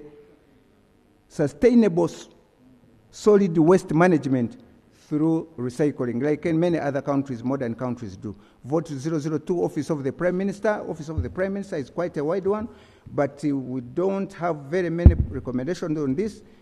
We only request that, one, the budget enhancement for the Office of the Prime Minister, Deputy Prime Minister, Government Chief Whip, and Minister for General Duties be enhanced by at least 12 billion Uganda shillings. And finally, we also talk about Northern Uganda, Karamoja Affairs, Ruwero Triangle.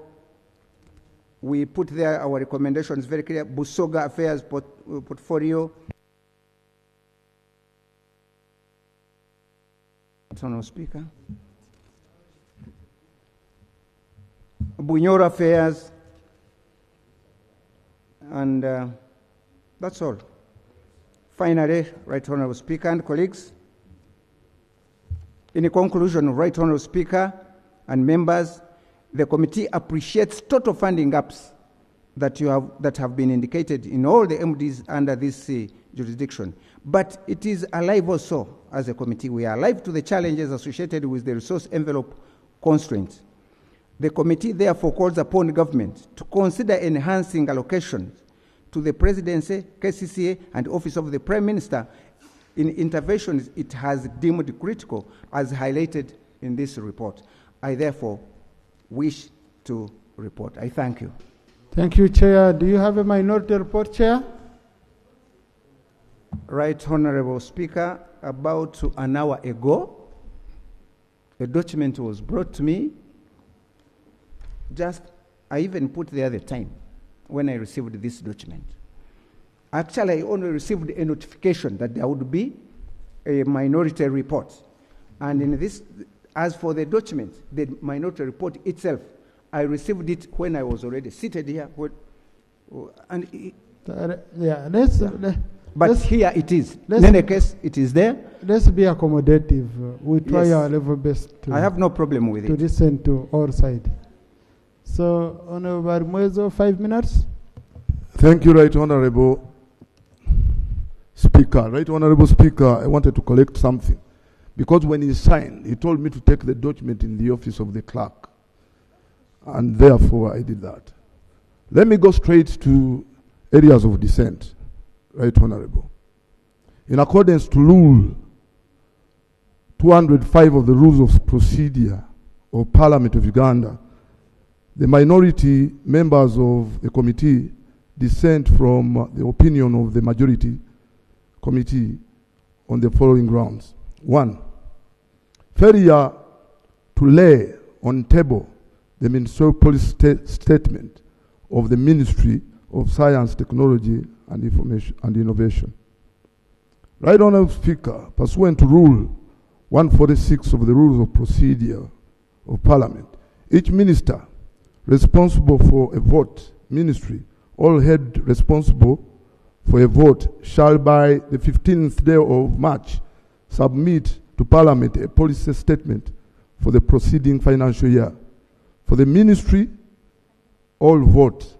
To that fact, vote 167 and vote 110, that is Science, Technology and Innovation, STI, and Uganda Industrial Research Institute, URI, respectively, failed to lay on table their ministerial policy statement for the financial year 2025-2026. And they acknowledged this in the committee, that actually they were unable to table that ministerial policy statement on time. Number 2, concerns regarding the proposed increase in facilitation budget for RDCs in mere 6 districts, as named in the recommendation, in the observation of the majority report. The majority report, page 8, recommended that 12.424 billion be provided for facilitation of resident district commissioners, RDCs, and that size and nature of each district to be among the key factors considered. And the districts are Kasese, Isingiro, Ntungamu, Wakiso, Tororo, and Soronko. Based on the recommendation, each resident district commissioner is expected to receive 2.071 billion annually. And this is the budget. It's twice the budget of the district road fund. Yes. Each RDC is supposed to receive that if you compute annually, which translates to 172 million per month. To put this into perspective, This is an amount equivalent to the annual roads maintenance budget for a typical township. A case in point, Wakiso district currently has 5 deputy RDCs, each assigned to oversee a specific area. Entebbe has a deputy RDC, Kira has a deputy RDC, Kasangate has a deputy RDC, Machindi has, Machindi Sabagabo, and Nansana municipality. In addition to these RDCs, there is an overall RDC for the district.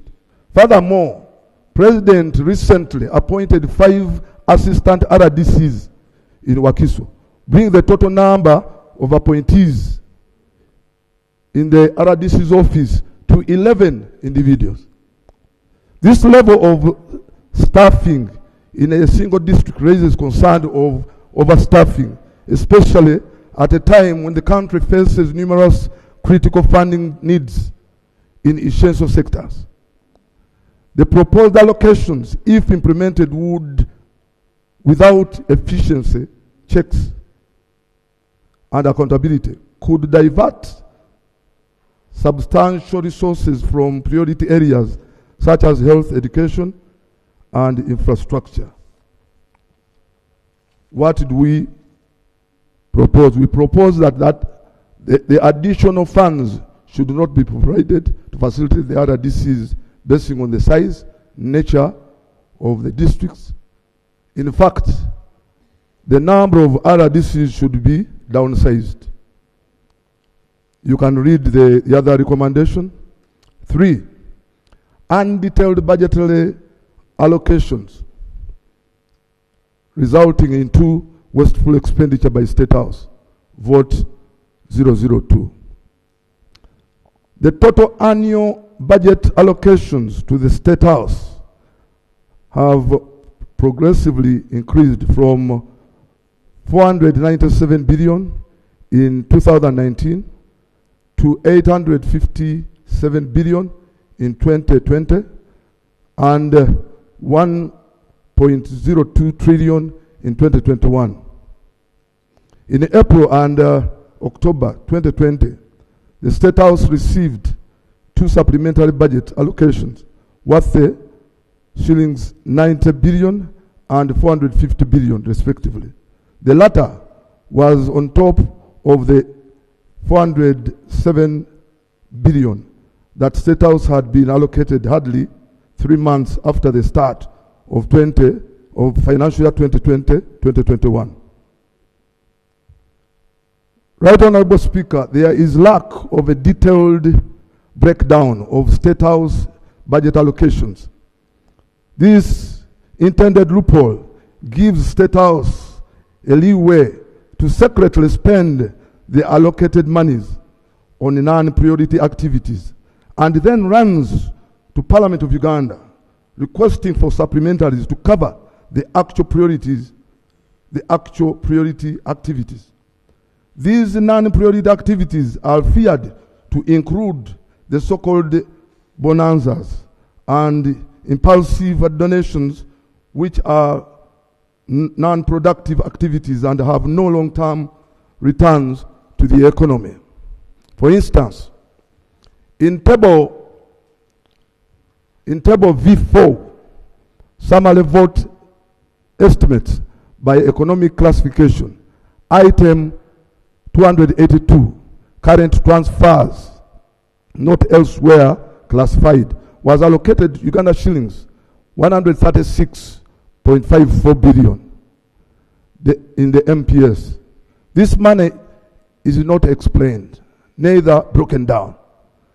As the minority committee will recommend that the minister gives a detailed breakdown on the budget allocations for State House, for the Parliament to know the actual funded activities to avoid wasteful expenditure. Right Honorable Speaker, I submit. Thank you very much, Honorable Chairman. I just wanted to clarify on one issue of failure to submit policy statements. If you remember, the Speaker adjourned I think, Sindai on 13th of March and made a pronouncement that for entities which have not submitted by now, by 13th of March, they should submit to the office of the clerk and will be referred. Because the 15th was on a Saturday. So I have clear evidence here that STI submitted to the clerk on 14th of March, and right away the speaker referred it to the Committee on Presidential Affairs. So that was a technical issue on our side, and thank you for that observation, Honorable. But it was sorted. Thank you. I'll start with Honorable Noweri Nixembo, Honorable Faith Nakut, Honorable Edakas, Honorable Kefa, and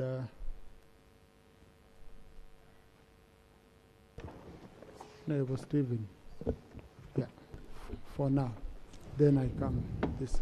Then youth. Thank you very much, Right Honorable Speaker, for the opportunity. I want to thank the committee, chairperson, and the members for the report, and also the member who has presented the minority report. Right Honorable Speaker, I stand in support of the majority report, and I'm going to address myself on simply two issues. One is on the facilitation for the RDCs. Right Honorable Speaker, we have RDCs, deputy RDCs, and assistant RDCs are appointed in our districts, but they lack transport facilitation, some of them. In my district, the deputy RDC, the assistant RDC, they want to do their work, but they don't have transport. So I strongly recommend that we support these people so that they do a good job. And they are very hardworking, at least for my district. They are very hardworking people, but they are limited in their work because of transport facilitation. So I really support the committee that we provide them with that transport. Secondly, on State House. Well, we have 3 minutes. It has been a standard. That was one. Please, IT. I know you might be tired, but set 3 minutes for members. Yeah. Thank you, Right Honorable Speaker, for your wise ruling. On State House model villages, I want to propose that these model villages are rolled out at least to have one in the official known regional regions of the country, so that we facilitate access to learning. We are in a campaign to bring people to the monetary economy through PDM and all that. So if we have these model villages spread across, then members of the communities can move easily and learn, because we say seeing is believing. So I support the model villages, and I pray we roll them across the regions of the country. I thank you, Right Honorable Speaker. Thank you. To get more members, do 2 minutes each. Yes. Honorable Nakut. Thank you, Right Honorable Speaker. My concern is on the Innovations Fund. Government of Uganda should have a policy on how a Ugandan can access the Innovations Fund. It should be made clear. And at what stage that does the innovation get commercialized?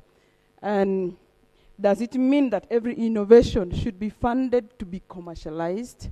I was privileged to be in the budget committee that did oversight on Tree-Dye project of sericulture in Shema district.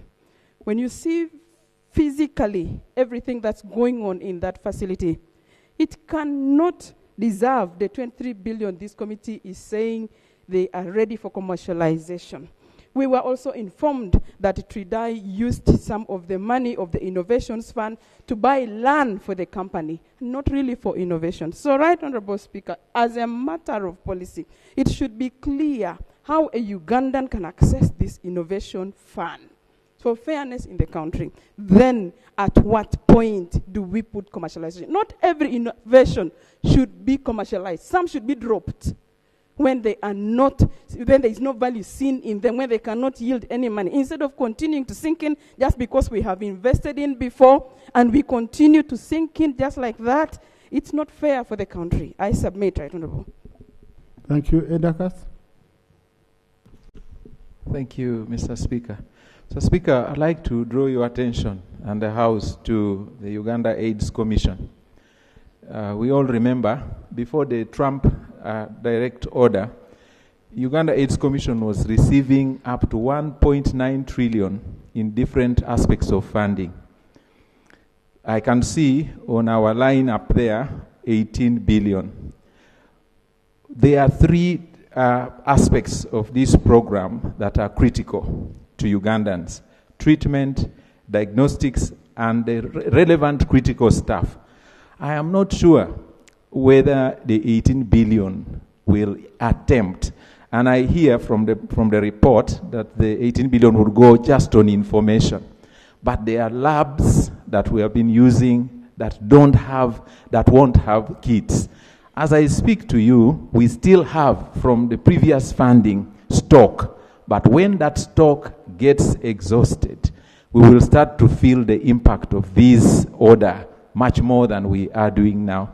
The first line treatment is cheaper, but once we are not able to get our people on the first line treatment, they will go to a very expensive treatment per month of almost about $75. As a country, we won't be able to afford. I remember when we had an opportunity to interact with the president said he would find at least 300 billion to deal with treatment, critical staff, and diagnostics. I had expected that the minister would put that here on this budget. Unfortunately, I don't see it. Secondly, if I have one more minute, is the issue of the skilling program. I think it's a very good program, but we need funding for tools for the graduates of this program. Otherwise, just rolling it without issuing these young people startup won't add value.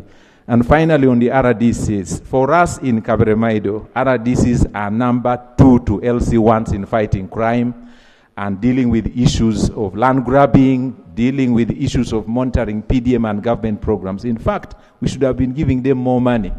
I thank you, Mr. Speaker. Thank you. I had allowed Honorable Stephen Kagwira, then Kefa, then Bahirela. Thank you, Right Honorable Speaker. My concern is about the RDCs. Right Honorable Speaker, do we need the numbers that we have? We already had an RDC, a deputy RDC, now we bring in an assistant RDC. Yet we cannot facilitate these people correctly. Right Honorable Speaker, the qualifications of the RDCs, it has become a dumping ground.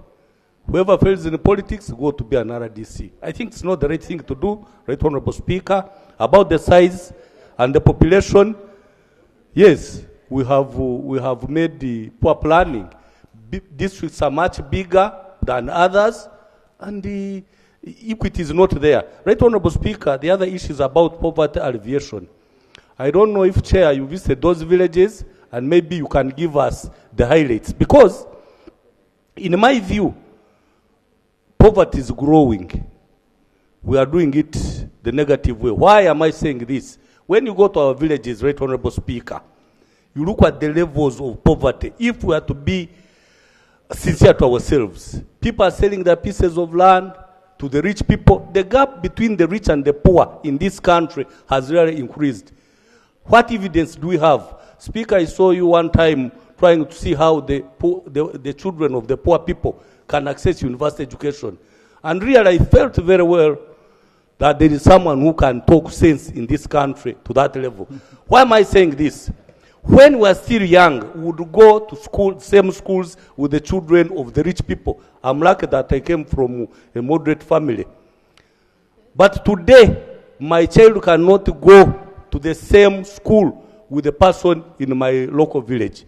That shows that instead of alleviating poverty, the gap is increasing. Actually, what we're seeing in this country, Right Honorable Speaker, is economic growth, but economic development is not there. Growth, you can see buildings going up, you can see many vehicles, But the same people who own these buildings are the same people who own the cars.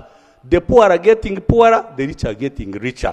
Actually, we need time as parliament to be sincere to ourselves and tell to ourselves that what we are saying in most cases is what is not in our minds. Go to your villages and see.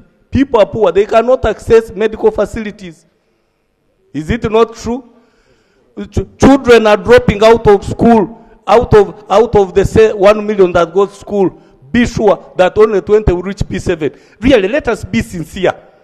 Whatever it costs us, but we say the truth that we see on the ground. So, poverty alleviation, Chair, I don't know if you've... Thank you. Honorable Kefa. Thanks very much. Thanks very much, Right Honorable.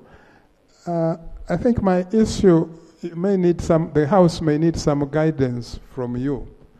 I'm surprised with some of the priority areas that have been presented by the Chair that they have not been budgeted for. The RDCs, ESO, the AIDS treatment, AIDS prevention. Actually, on that one, we have discussed it before, as Honorable there was mentioning.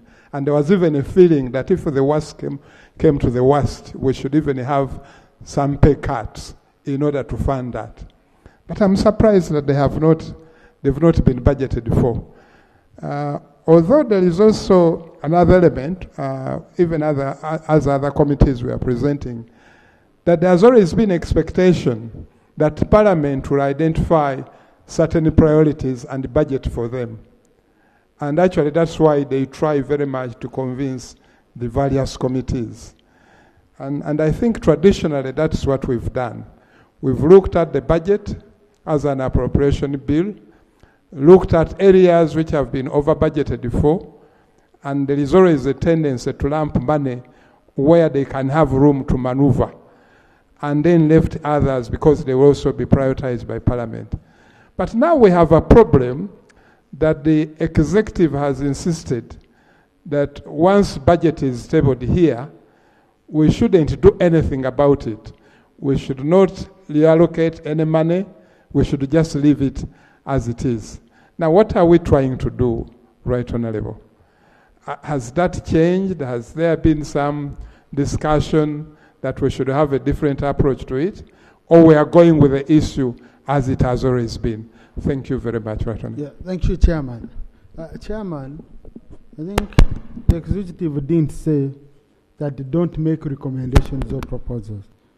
What the President and the executive emphasized was harmonization of our recommendations. Okay? Because now you would go, we change things, we allocate money, and it ends up being suppressed, or we interfere with critical areas. So now what we are going to do, at this level of harmonization, and that's why the rule is very clear. It's for reconciliation when we are filing the recommendations to the Committee of Budget. It's reconciliation, harmonization, and consolidation. Those three. So now all these proposals will go to the Budget Committee, which will reduce them into actionable and implementable proposals, looking at the resource envelope, looking at where you've recommended that we cut here, and we add here, and then we shall hold several meetings with the executive and present them our proposals as a budget committee, through the budget committee, and say, these are the recommendations we are making, and we have an engagement. And I think you've seen, for example, in the US, you've had bipartisan negotiations, talks over the budget. So that's the approach. So the issue was not each side acting unilaterally, but both sides coming together and consulting each other before they come up with the final document. So that's what we are going to do. Okay? Thank you. Please, I had Honorable Bairera. Thank you, Right Honorable Speaker. Christie. Right Honorable Speaker, I thank the committee for the good comprehensive report, and my comment is on HIV prevention. HIV prevention needs funding, Right Honorable Speaker, because prevention is better than cure. And HIV/AIDS is a silent killer. It's a chronic disease. So, chronic diseases are more dangerous than acute diseases. You had better get a disease which comes there and then with severe signs and and symptoms, and you know how to handle. But this is a condition that gets people silently, and the incidence rate keeps on increasing silently. You cannot know someone is HIV positive or negative. So the way to go is to fund prevention, sensitization, so that at least we can get low new cases and we save on the curative part. The less the incidence cases, the less expenditure on HIV/AIDS. Then, Right Honorable Speaker, Rwenzori-Luwero Triangle, it is one of the dockets that have been underfunded like for the last 3 quarters. And yet this triangle partly takes the corridor that protects us from being invaded by rebels from Congo through Kasese, Bundibujo. So we need improved funding for this docket so that all the programmings of this region go on and we make sure we don't get rebels attacking us from Congo to this side. But we have been getting peanut in this Rwenzori-Luwero Triangle. Thank you. Honorable Christine. Thank you so much, Right Honorable Speaker. Right Honorable, I appreciate the presenter of the majority and the minority reports. Following the proposal of the chairperson of the majority report that there is need to increase facilitation for the RDCs vis-a-vis the statement made by the presenter of the minority report. Mr. Speaker, you saw that in the calculations from the minority report, there was an indication that each RDC would be paid about 176 million. So, per month. That is what the minority report presented. So I wanted some clarification because really, for purposes of the answer, is that calculation right? Could the chairperson of the majority and minority sit on and then they give us a clear picture, because really, I don't think there's a civil servant in this country who is paid that amount of money per month. Mr. Speaker, I also have an issue on the 3.935 billion for retooling the ethics and integrity department. Mr. Speaker, I thought maybe the chairperson would have gone ahead also to identify for us key activities. Are we going to continue having budgets every financial year on retooling, every time retooling? If retooling is there, it should be a smaller percentage, and then more money should be given to activities like that sectorial across the country. We are having a wider challenge on moral degeneration across the country. We could have that as one of the activities. And then, Mr. Speaker, on STI, there is really a need for us as Parliament to give money. The pathogen economy needs more money. I expected also a statement on the buses, motor vehicles in this country. The presenter was limited in that case. And when you look at science, Mr. Speaker, on vaccines, like recently we've heard about the malaria vaccine. We are having issues of gene drives to produce genetically modified mosquitoes. I feel that we really need to have more money for research in our country so that whatever we have as a country is of quality. And thank you. Now, Honorable, on that issue of pathogen, I think we've always agreed they need money. The problem we have with that group is on accountability. They don't want you to ask them anything. They don't. They appear so powerful. When you ask, they rush to the president. When you ask, they bring a rate of the... and when you want members here to give you money, but you don't want to answer members' questions, what do you want them to do? Okay? So I think that's a challenge we have with that group. Otherwise, it's a very critical group. It's a very critical sector. I think they only needed to maximize on cooperation with the institution of Parliament. Honorable Court Boniface, Honorable Watkins. Then Honorable Aaron Mayanja. Thank you very much, Right Honorable Speaker. I also want to join colleagues in thanking the committee for this report. I just want to comment on two issues, Right Honourable Speaker. The first one being the presidential skilling hubs. Right Honourable Speaker, if there's a major threat to our national and even personal security and our socio-economic stability, then it's the high unemployment rate of our young people. And the future of employment is solely in skilling our young people and granting them employable skills. I'm particularly in support of the recommendation of the committee that we should offer startup or tools for our graduates from the 19 presidential skilling hubs. Right Honourable Speaker, however, I wish we could also expand the programs in these skilling hubs, because I've noticed that there are 3 highly employable skills that are not yet in these hubs, and that is motor mechanics, plumbing, and electricals. I've had conversations with many young people, and they're very interested in those particular programs. But also, the presidential skilling hubs are still too small in capacity. For example, in Lango, you'll find they can only take in a maximum of close to 200 students. And yet we have close to 500,000 young people who ideally meet the requirement of sitting in these hubs.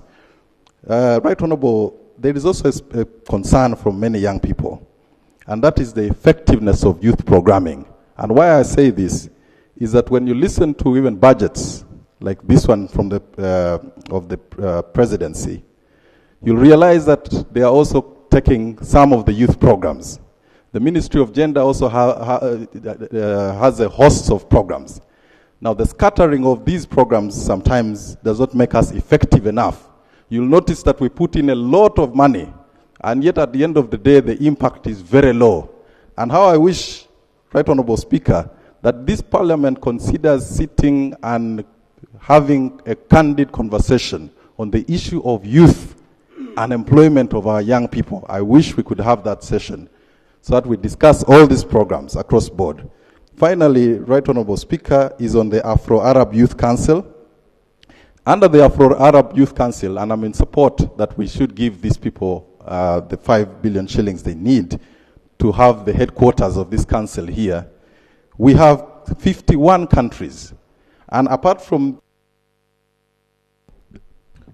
Youth conclude that, I know that's the most critical point for... we have 51 countries, Right Honourable Speaker. In Africa, 34, and in the Arab world, we have 17 countries. And apart from this headquartering this Afro-Arab Youth Council in Uganda offering economic benefits to our young people, I believe that this will also offer us some diplomatic benefits.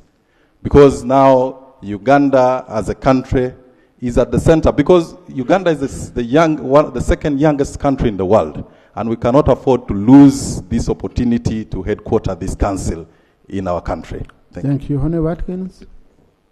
Thank you very much, Mr. Speaker, sir. And Mr. Chair, for that very wonderful presentation. I will support the majority report. But Mr. Chair, and through you, Mr. Speaker, I wanted to see the accommodation of presidential pledges, Mr. Speaker. The president has been to Kasese multiple times, and amazingly, every time he goes to Kasese, he has to give a pledge. A public university, an international airport, a mountainous roads or tourism roads, revamping our industries, water for production, safe, clean drinking water. You know, a lot of those things, amazingly.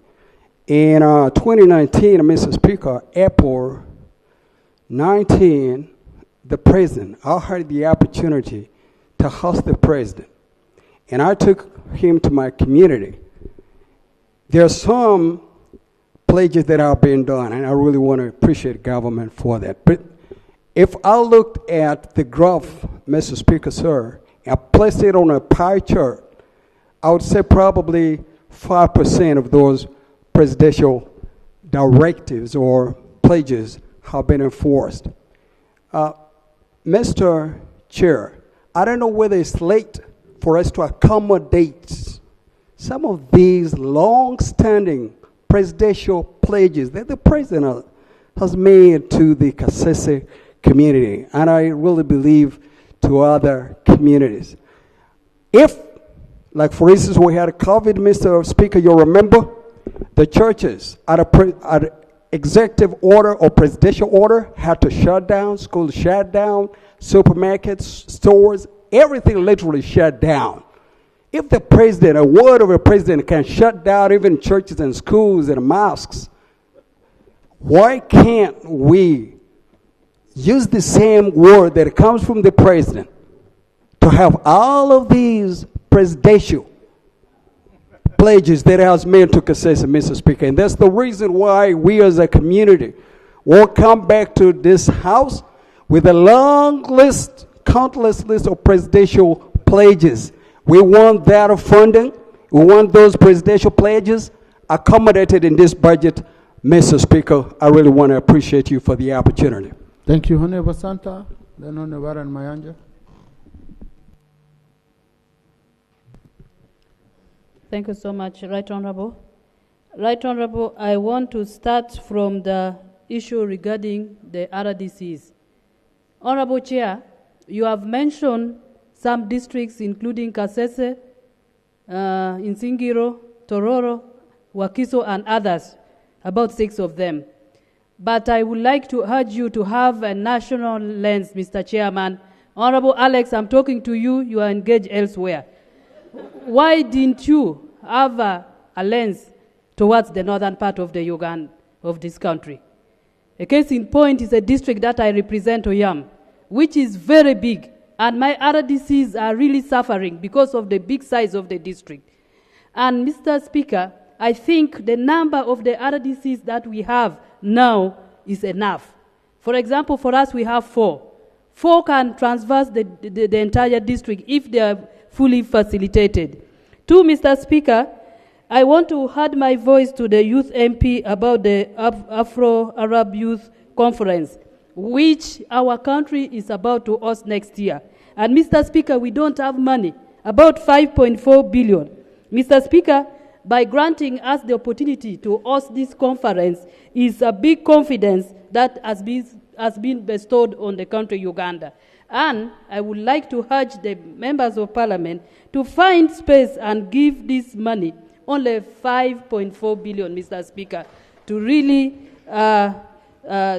support and give a good recommendation to our country. Then, Mr. Speaker, the issue of drainage and management of solid waste has been mentioned, and that is 78 million. I get worried, Mr. Speaker, because the issue of waste, solid waste, and flooding in this country is a very serious issue that if a budget can come before this parliament and there is no money, if there is something again that we can look for money to find and put in, is the issue of solid waste and the issue of floods in this country. Thank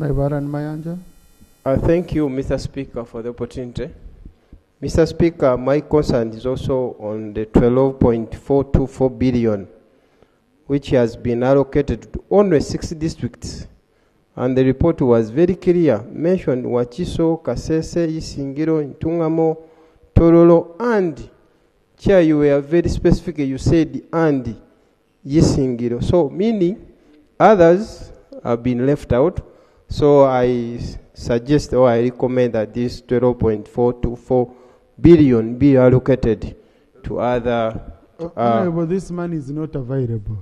It's an unfunded priority. So, so let's not fight over it because I doubt it will be even gotten. Sorry. Okay, thank you, Chair, for the Speaker, for the clarification. Mr. Speaker, my concern goes to the Wedo Triangle Renzori affairs. I concur with the committee to recommend the 15 billion because, for instance, Nawa Elia, Nakaseke, Nakasongola, Luwero district, Chiboga. Our grandmothers and fathers fought during the war of 1981 to 1986. But those people were not paid. We have bad roads, we have bad hospitals. So sincerely speaking, this area, it need to be considered. So I concur with the committee so that we can allocate the 15 billion to this area. Thank you, Chair, Speaker, for the opportunity. Honorable John, Honorable Chamonges. Thank you very much, Right Honorable Speaker. Mine is regarding the RDCs. I have no issue with the existence of RDCs and their number if it is warranted, and their facilitation to execute their duties. My only issue is with regard to value for money. My own observation has been that the appointment of RDCs is rather indiscriminate.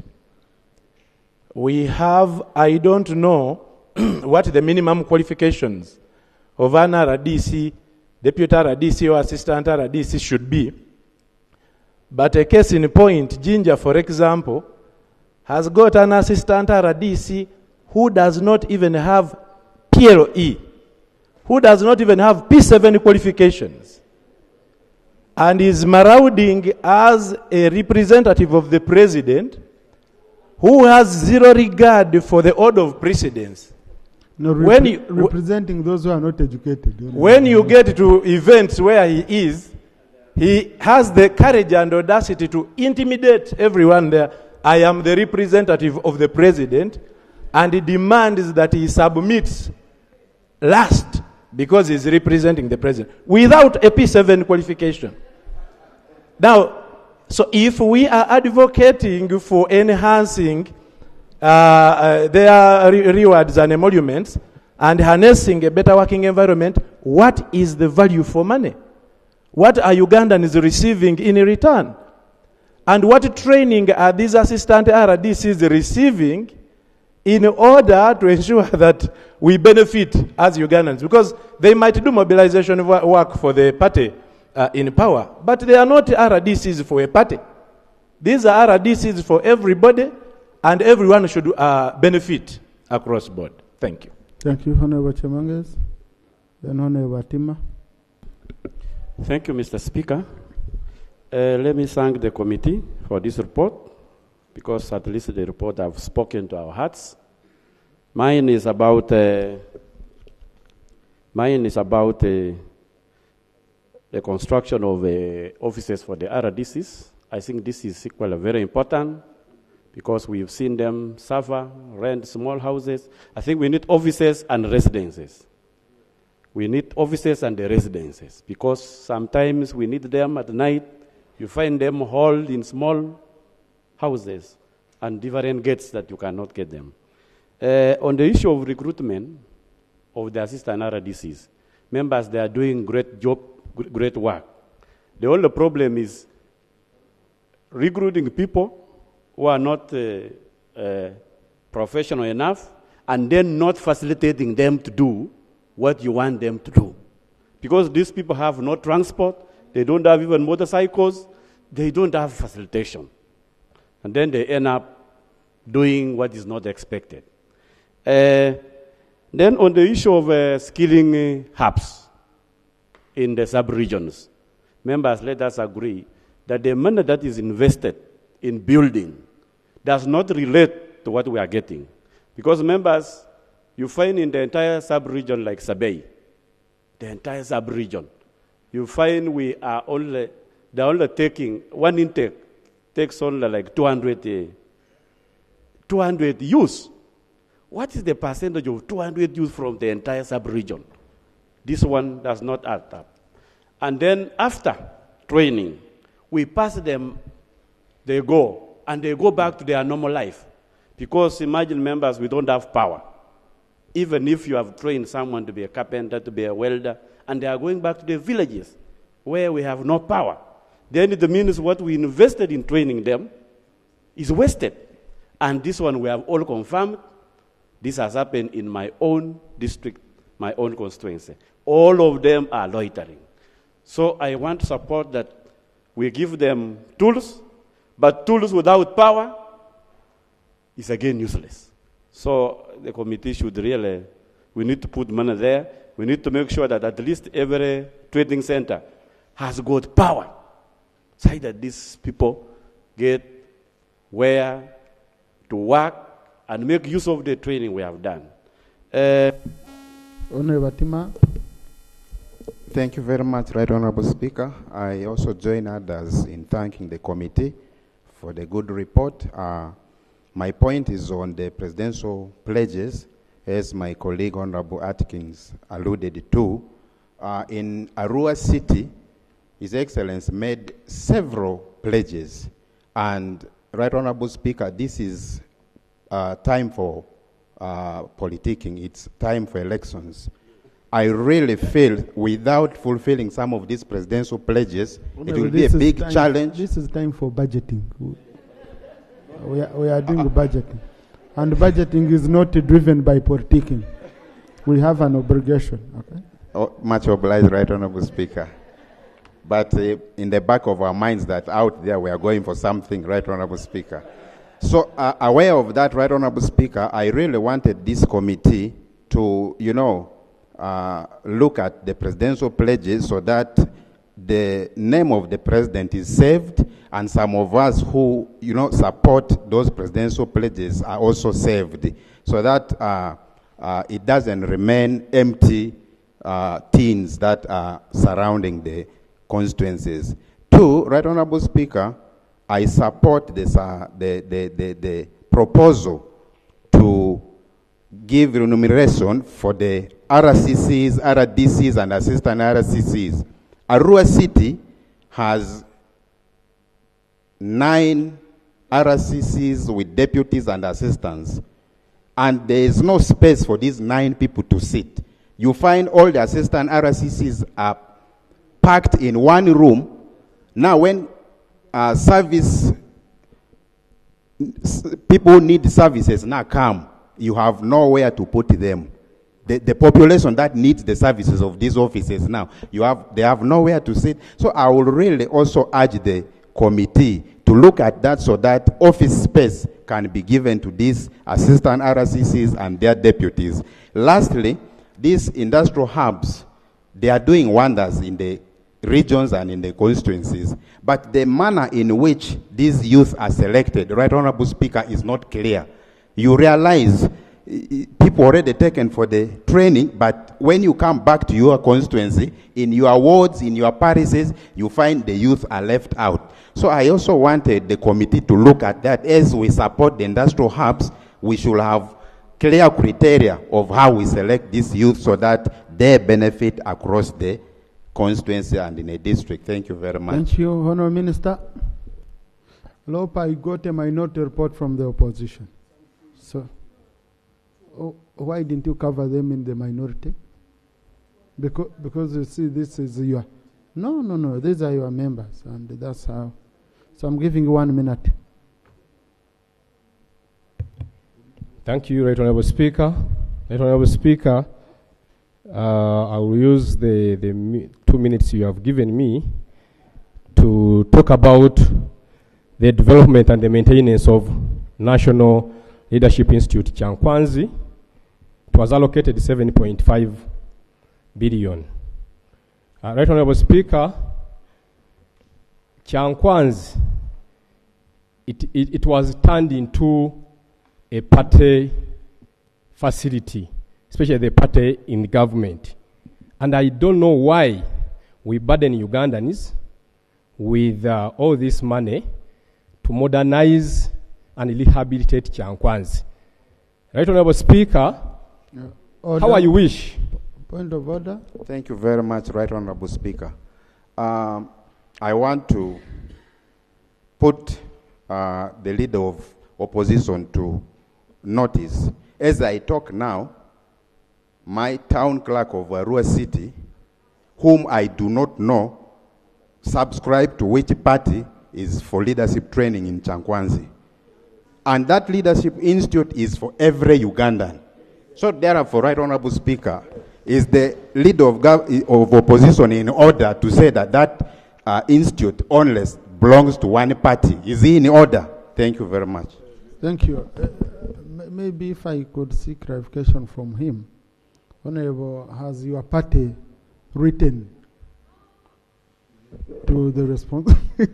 why is Honorable Batu near? Yes, has your party written to the responsible office to request to be given an opportunity to train their leaders from Chankwanzi, and it has not been granted? Thank you, Right Honorable Speaker. You can hardly see any other political party apart from the party in government in Chankwanzi. And my brother... No, but I asked a question. It was a simple question to guide me, because I must rule. You see, when there is a point of order, I must rule. So I wanted to hear from your side. So have you ever applied, you belong to NUP, have you ever applied? Right Honorable, there is a day when we are celebrating 4 years as the existence of NUP, and we wrote to government to use Kololo airstrip. They told, no, I'm coming, I'm building my point, please, listen. And what the response we got from government, that they are doing rehabilitation. But after some few days, we saw a government activity taking place. I'm coming to your question, Right Honorable Speaker. I beg your protection. Please, I beg your protection. You're protected. Yes. After receiving the letter, and they said that Kololo was under rehabilitation, then we saw a government activity going on. For the question you have asked, Right Honorable Speaker, that have we ever applied to use Nali?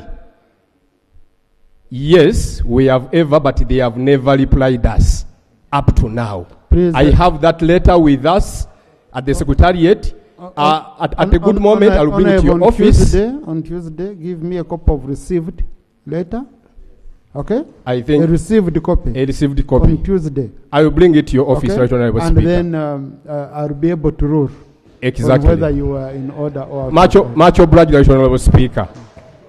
Then, lastly, Right Honorable Speaker, is as a country, we are concerned about the wasteful expenditure, especially in the State House. Right Honorable Speaker, there are duplication of roles in the State House. We have ministries, departments, and agencies, but you find units in the State House which are doing the same job as the ministers are doing. So we are allocating a lot of funds to facilitate these units, yet we have able ministers here which can do the work. And actually, you find ministers when they are constrained. These units are very powerful than even our ministers. Lastly, Right Honorable Speaker, the supplementary budgets which goes to State House. You see, this financial year, we have allocated, the Parliament has allocated, it allocated 400 plus billion. But in January and March, they brought in supplementary budgets, which amounts to 6. No, as I wrap up, Right Honorable Speaker. Did we approve it as Parliament? As I wrap up, Right Honorable Speaker. Did we approve it? Let me wrap up, Right Honorable Speaker. No, I'm asking yes, you. the Parliament approved it, and it. So honorable colleagues, you see, our rules do not allow us, okay, to come here and we disagree with the decisions we made as a House in the same session. Those are our rules. So now, if what State House brings here is a proposal, okay? The moment we approve it, you don't blame State House. We own it. Honorable Minister. Honorable Minister.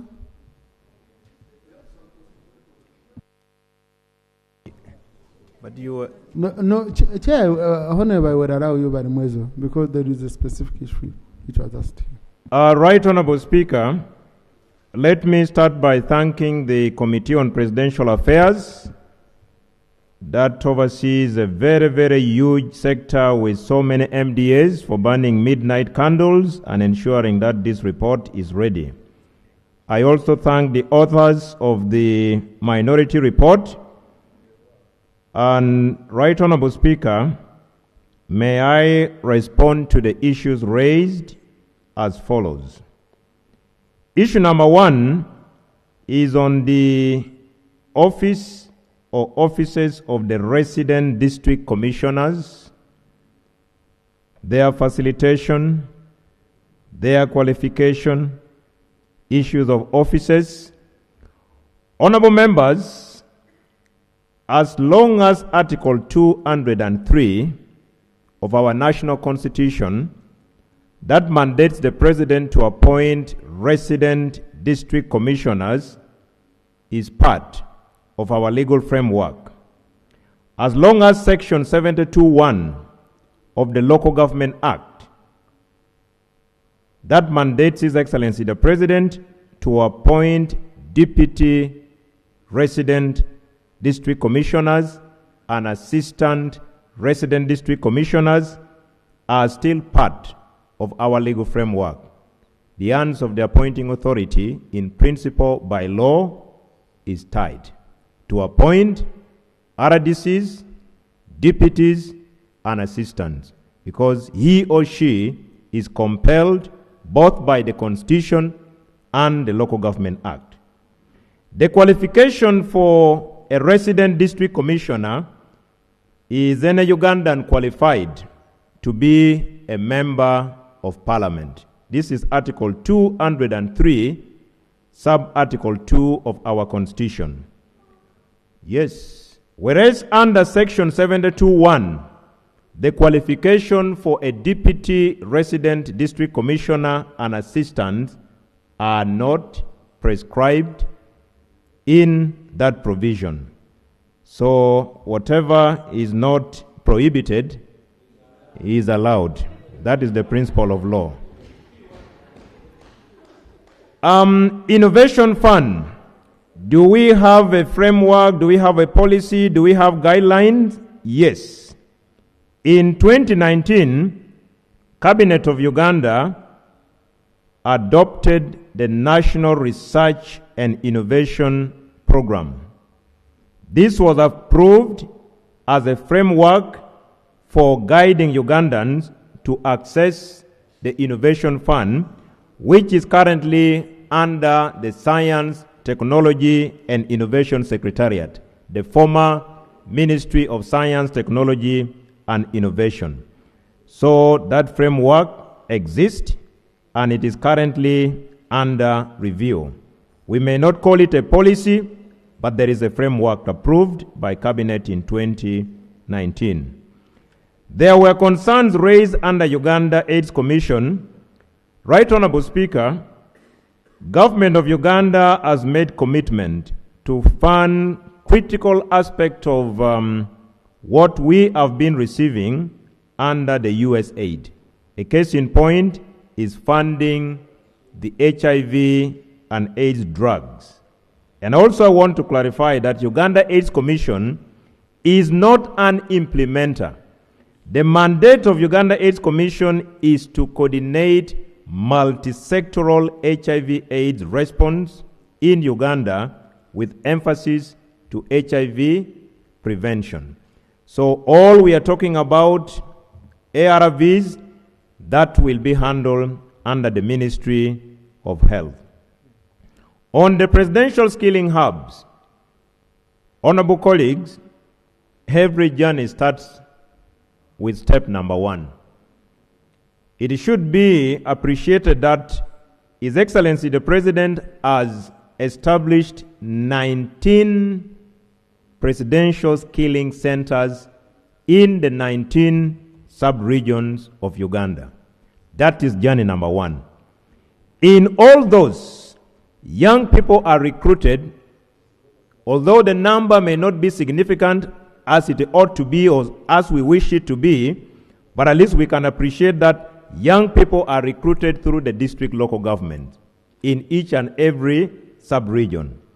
There are calls for widening to handle motor vehicle mechanics, plumbing, electricals.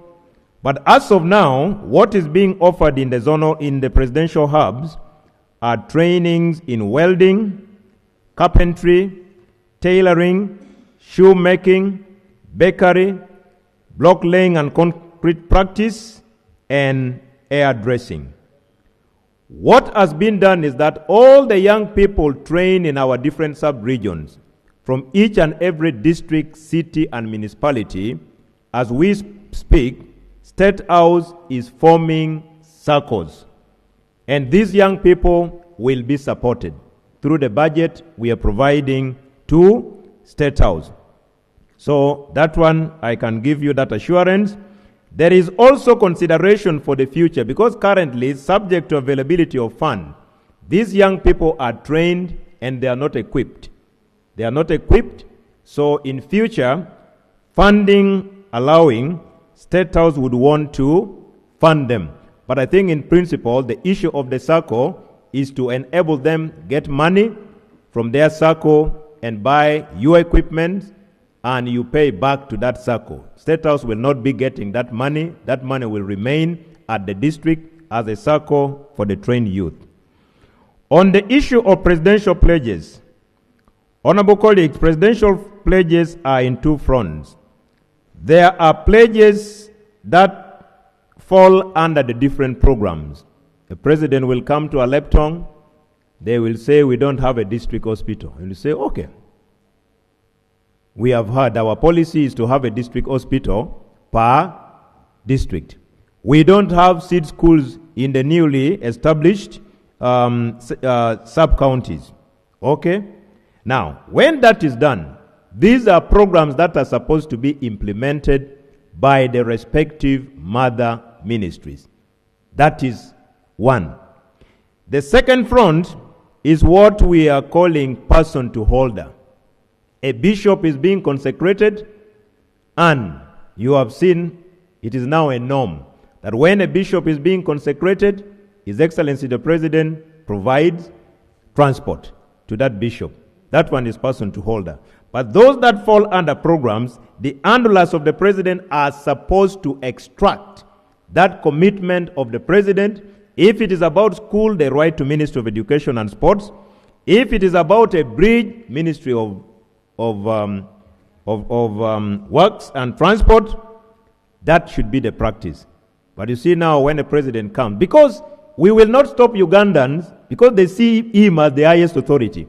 When they come, they want to pour all their problems. Even members of parliament, when we see a president, but also when your Wananchi sees you, they know now the Alpha and Omega has arrived. They will pour all their societal problems to you. The Afro-Arab Youth Conference, Right Honorable Speaker, you and myself are products of Afro-Arab, especially under, yes, when Uganda hosted the Afro-Arab Youth Conference, when the late President Gaddafi was still alive, all of us were youth leaders, myself and the Right Honorable Deputy Speaker. We both attended at Munyonyo. I still remember how that big giant arrived with his, how we used to move. I still remember. So if a commitment was made on Afro-Arab Youth Conference, first of all, Uganda accepted. There exists now an office of Afro-Arab Youth Council in Uganda. If there was any commitment made, honorable colleagues, that commitment was made at the highest level. It shall be fulfilled. And if there is no funds provided for, I believe that funds will still be provided for, whether through a supplementary, and it will come through this parliament. If that commitment is made, there is no cause for alarm.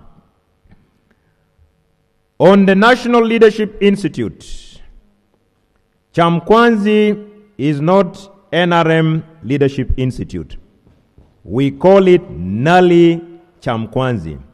And NALI is an abbreviation that stands for the National Leadership Institute. That means it is meant for all Ugandans.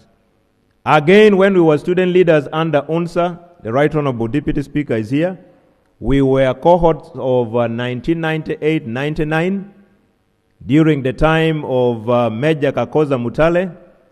That was the time, for me, I went to Chamkwanzi in 1998, and we met with the Right Honorable Deputy Speaker. We were still young student leaders. And over the years... Very vibrant. Very, very vibrant. Under Uganda National Students Association. I was NRM. FDC was not He was there. also NRM. There was no FDC. We We were all subscribing to the ruling government at that point in time. So when political parties came, somehow he dashed the other side. I remained here, but you can see, after testing the waters on the other side, he has come. So I invite you friends on the other side that please join the Right Honorable Deputy Speaker where he has come. So, if the National Unity Platform, Forum for Democratic Change, would want to access and use that facility, I do not think. Please make the best use of the offices here. The Right Honorable Deputy Speaker is here. I am here. The Right Honorable Speaker is there. You can have your training and you will benefit from facilitators. Thank you very much for granting. Right Honorable Speaker, I'm just requesting for clarification, because in the philosophy of other political parties, their party heads are their presidents, and they refer to them as His Excellency, they refer to their offices as State House, etc. When they come to Nali, this clarification will help us as opposition. When we come to Nali, or when any party goes to Nali, will you allow us or them to conduct their business and affairs without interference, allowing us and them to recognize their leaders as their excellencies while at Nali, and allowing them to also do parades like they did in Kavule, which brought pandemonium in Nali uninterrupted? I beg for clarification. Thank you. First and foremost, every institution and every game has rules and regulations. And the rule of any institution, including this parliament, we have just been having the Archbishop of the province of Church of Uganda for the Easter carols. But if there were no rules, after the Easter carols, he could access and come and sit anywhere and start debating. But because the rule of this house only allows a member of parliament to access, it is only members of parliament who are here. Now, in the same vein, the National Leadership Institute has rules and regulations. The moment you enter, the first session, you are taken through the rules and regulations of that institution. And the rules and regulations of the institution will apply to you from the time you enter until the time you exit. Now, if there are political parties referring to their party leaders as president, the Constitution of the Republic of Uganda recognizes only one president of the Republic of Uganda. That one president is Yoweri Kaguta Museveni for now, who is also the national chairman of the National Resistance Movement as a political party. But under our constitution, whoever is the president of the Republic of Uganda is the commander-in-chief of the Uganda People's Defense Forces. And there is only one commander-in-chief. He or she is also the fountain of honor. Now, if you have a party leader, depending on the name, DP calls their party leader President General. Nobody would stop you from calling Honorable Mao President General of the Democratic Party. If NUP calls their president President of National Unity Platform, that will still be president of a political party called the National Unity Platform. And it can be referred to as such. But he's not president of Uganda. He's not president of Uganda. There is only one president of Uganda. I hope I have clarified that. Right Honorable Speaker, there was an issue. But Honorable Chief Whip, I thought you would conclude that point by requesting that they also open up their institute at Kavure for people to voluntarily come and train from there. Those the Noop Institute, they share with others. Right Honorable Speaker, there is no political party that has opened a leadership institute, because opening one would also require going through the different approval processes. So let us make the best use of the National Leadership Institute that we have. Not at all. I've been informed it's illegal, it has no license, so it's not an institute. I've been told it's not it has no license. Your Excellency, Right Honorable Speaker, the last issue I'm responding to was an issue raised by the acting leader of opposition, referring to State House as having wasteful expenditure, referring to duplication of roles. I wish to invite the acting leader of opposition to come and listen to the testimonies of young people without hope who are normally trained under the presidential skilling centers, just to listen to their testimonies, where they have been picked from and where they are. And if constructing the 19 would constitute a wasteful expenditure, where they are constructed, young people who are Ugandans are recruited from the different districts, cities, and municipalities, would constitute wasteful expenditure, then you will draw that conclusion. If donating transport means to our Lord Bishops in our different dioceses is wasteful expenditure, then that conclusion can only be drawn by you. But the day that expenditure is off, you and me will bear the burden of collecting money to buy transport for your Lord Bishop and for my Lord Bishop. And if the President of Uganda has taken that burden away from you and me, I believe he deserves to be thanked and congratulated. In my humble opinion, duplication of roles, I can agree with you to some extent, but you also know that there are so many young people. If in his wisdom, he has decided to put centers for training young people who have no hope, because those young people without hope will come to your home, will come to my home. Remember, hope is a poor man's income which is only sustainable during the day.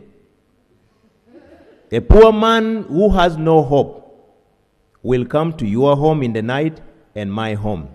Because he woke up in the morning, he had hope for breakfast, there was nothing. That hope turned into lunch. Time for lunch came, there is nothing. Around this time, he will wait for you as you drive back home, will break your windscreen. But the president has decided to pick them through a process and train them. In a nutshell, he's helping you and me, because these are Ugandans for all intents and purposes. So this is how I see it, my dear brother. But I also want to thank you so much.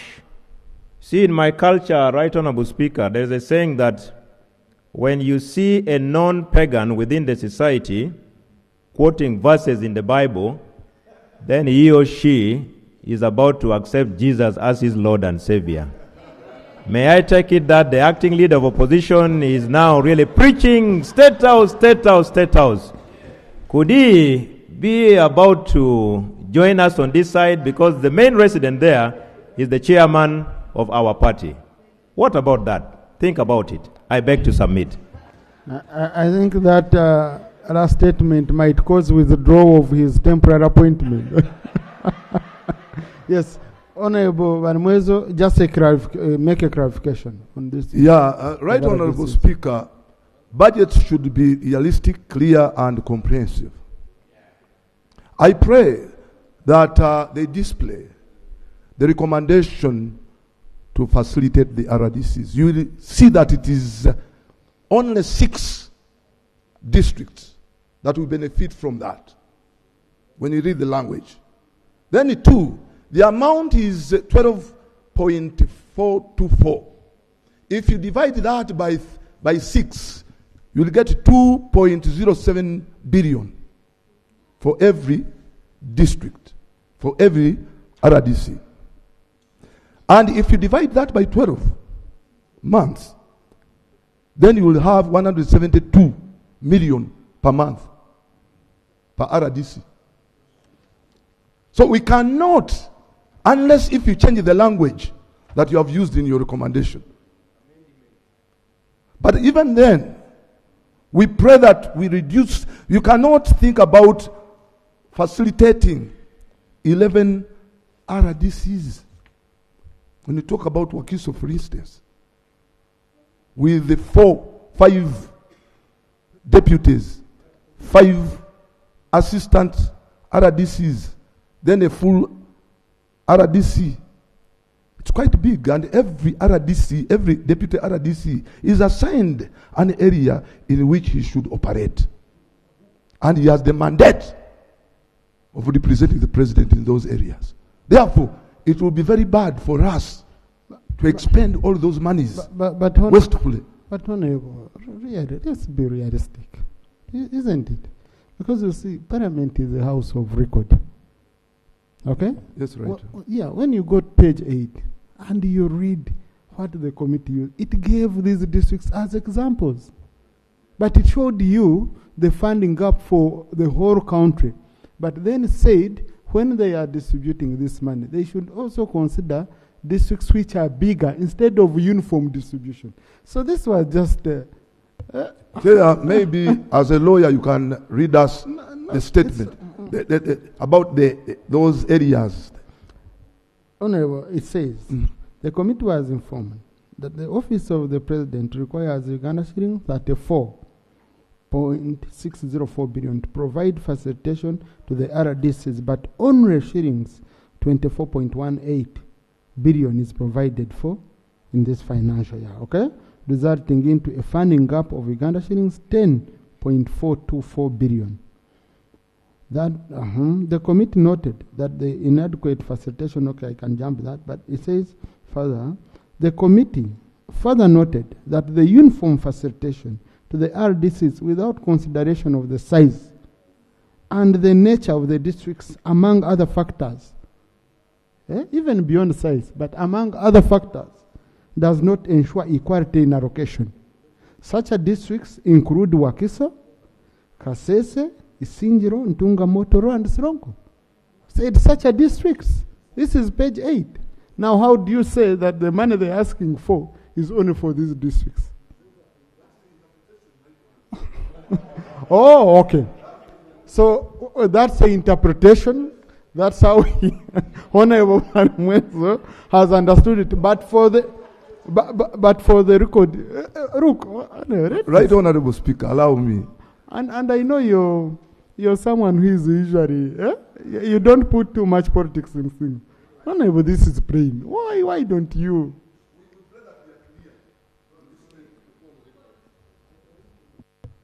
Right, Honorable. Right, Honorable, I pray that we are clear. In my first statement, I said budget should be clear. When you say these include, and you mention the number, and you conclude, then actually you're only considering those. Unless if you put and others. Honorable Mwezo, by the way, it's you who has concluded. No, let the record of Parliament be clear, please, Hansard. Let the record of Parliament be clear. We don't want this to misread. This is a house of record, which is used for research and all that. Two things, Honorable Mwezo, which stand out. Number one, they talked about size, among other factors. So, meaning, beyond size, also look at other factors such as hard to reach, insecurity, population, and all that. Number two, Number two, Honorable, they've said such as, meaning there are others. Yeah, there are others. So, but because you see, we want our record to be very clear. So, the record is very clear, provided for that the money the committee is proposing is for all districts in the country, but they should consider factors which make it fair for distribution of this money. Okay, let the Hansard capture that clearly. Chair, just 1 minute, Chair. I think your things are clear. Thank you, Right Honorable Speaker and our honorable colleagues. I just want to say, Right Honorable Speaker, Right Honorable colleagues, everybody present here, that if words of man can stand by words of appreciation, I therefore want to use a huge, big word called thank you for having showed wonderful interest in this sector. I want to thank everybody who made contributions to our report and enriched it further. We didn't want to to put in very complicated words, semantics of the English language, like my honorable colleague minister, my honorable shadow minister wanted me to do. But otherwise, we were all very clear from the word go that all was going to be well. And I therefore want to finally say, kindly adopt this report. I beg to move. Thank you. Thank you. Honorable colleagues, I now put the question that the report of the Committee on Presidential Affairs on the Ministerial Policy Statement and Budget Estimates for financial year 2025-2026 be adopted. Those in favor say unto the contrary. The ayes having. The report is referred to the Committee on Budget for consolidation, harmonization, and reconciliation. I want to thank you, Honorable Chair. This is a very complicated policy statement report, but we tapped into the experience of a senior legislator, Honorable Alex Biarugaba. I think Alex was in the CA. You can see the kind of people, historicals we have here. I'm telling this to the new ones so that sometimes when you want guidance, you reach out to such seniors, and they are always willing to mentor. And mentorship does not mean that it has to be one from this side or the other side. I remember I could easily go here, I go there. So he's one of the most senior legislators we have here from CA. You can imagine. And a former cow of a district, a former accounting officer. So you can see that kind of experience. He was the chairman Natural Resources Committee in the 10th Parliament. Was the chairman Presidential Affairs, I think sometime back. Foreign Affairs. Yeah. So, honorable colleagues, I really want to thank you very much. I think we've pushed. We've pushed, we've had time to discuss, and I'm sure once we continue like this, because I want us to, next week, to handle at least 2 bills before we break off, to allow the budget committee to do harmonization. So, House is adjourned to Tuesday at 10 a.m.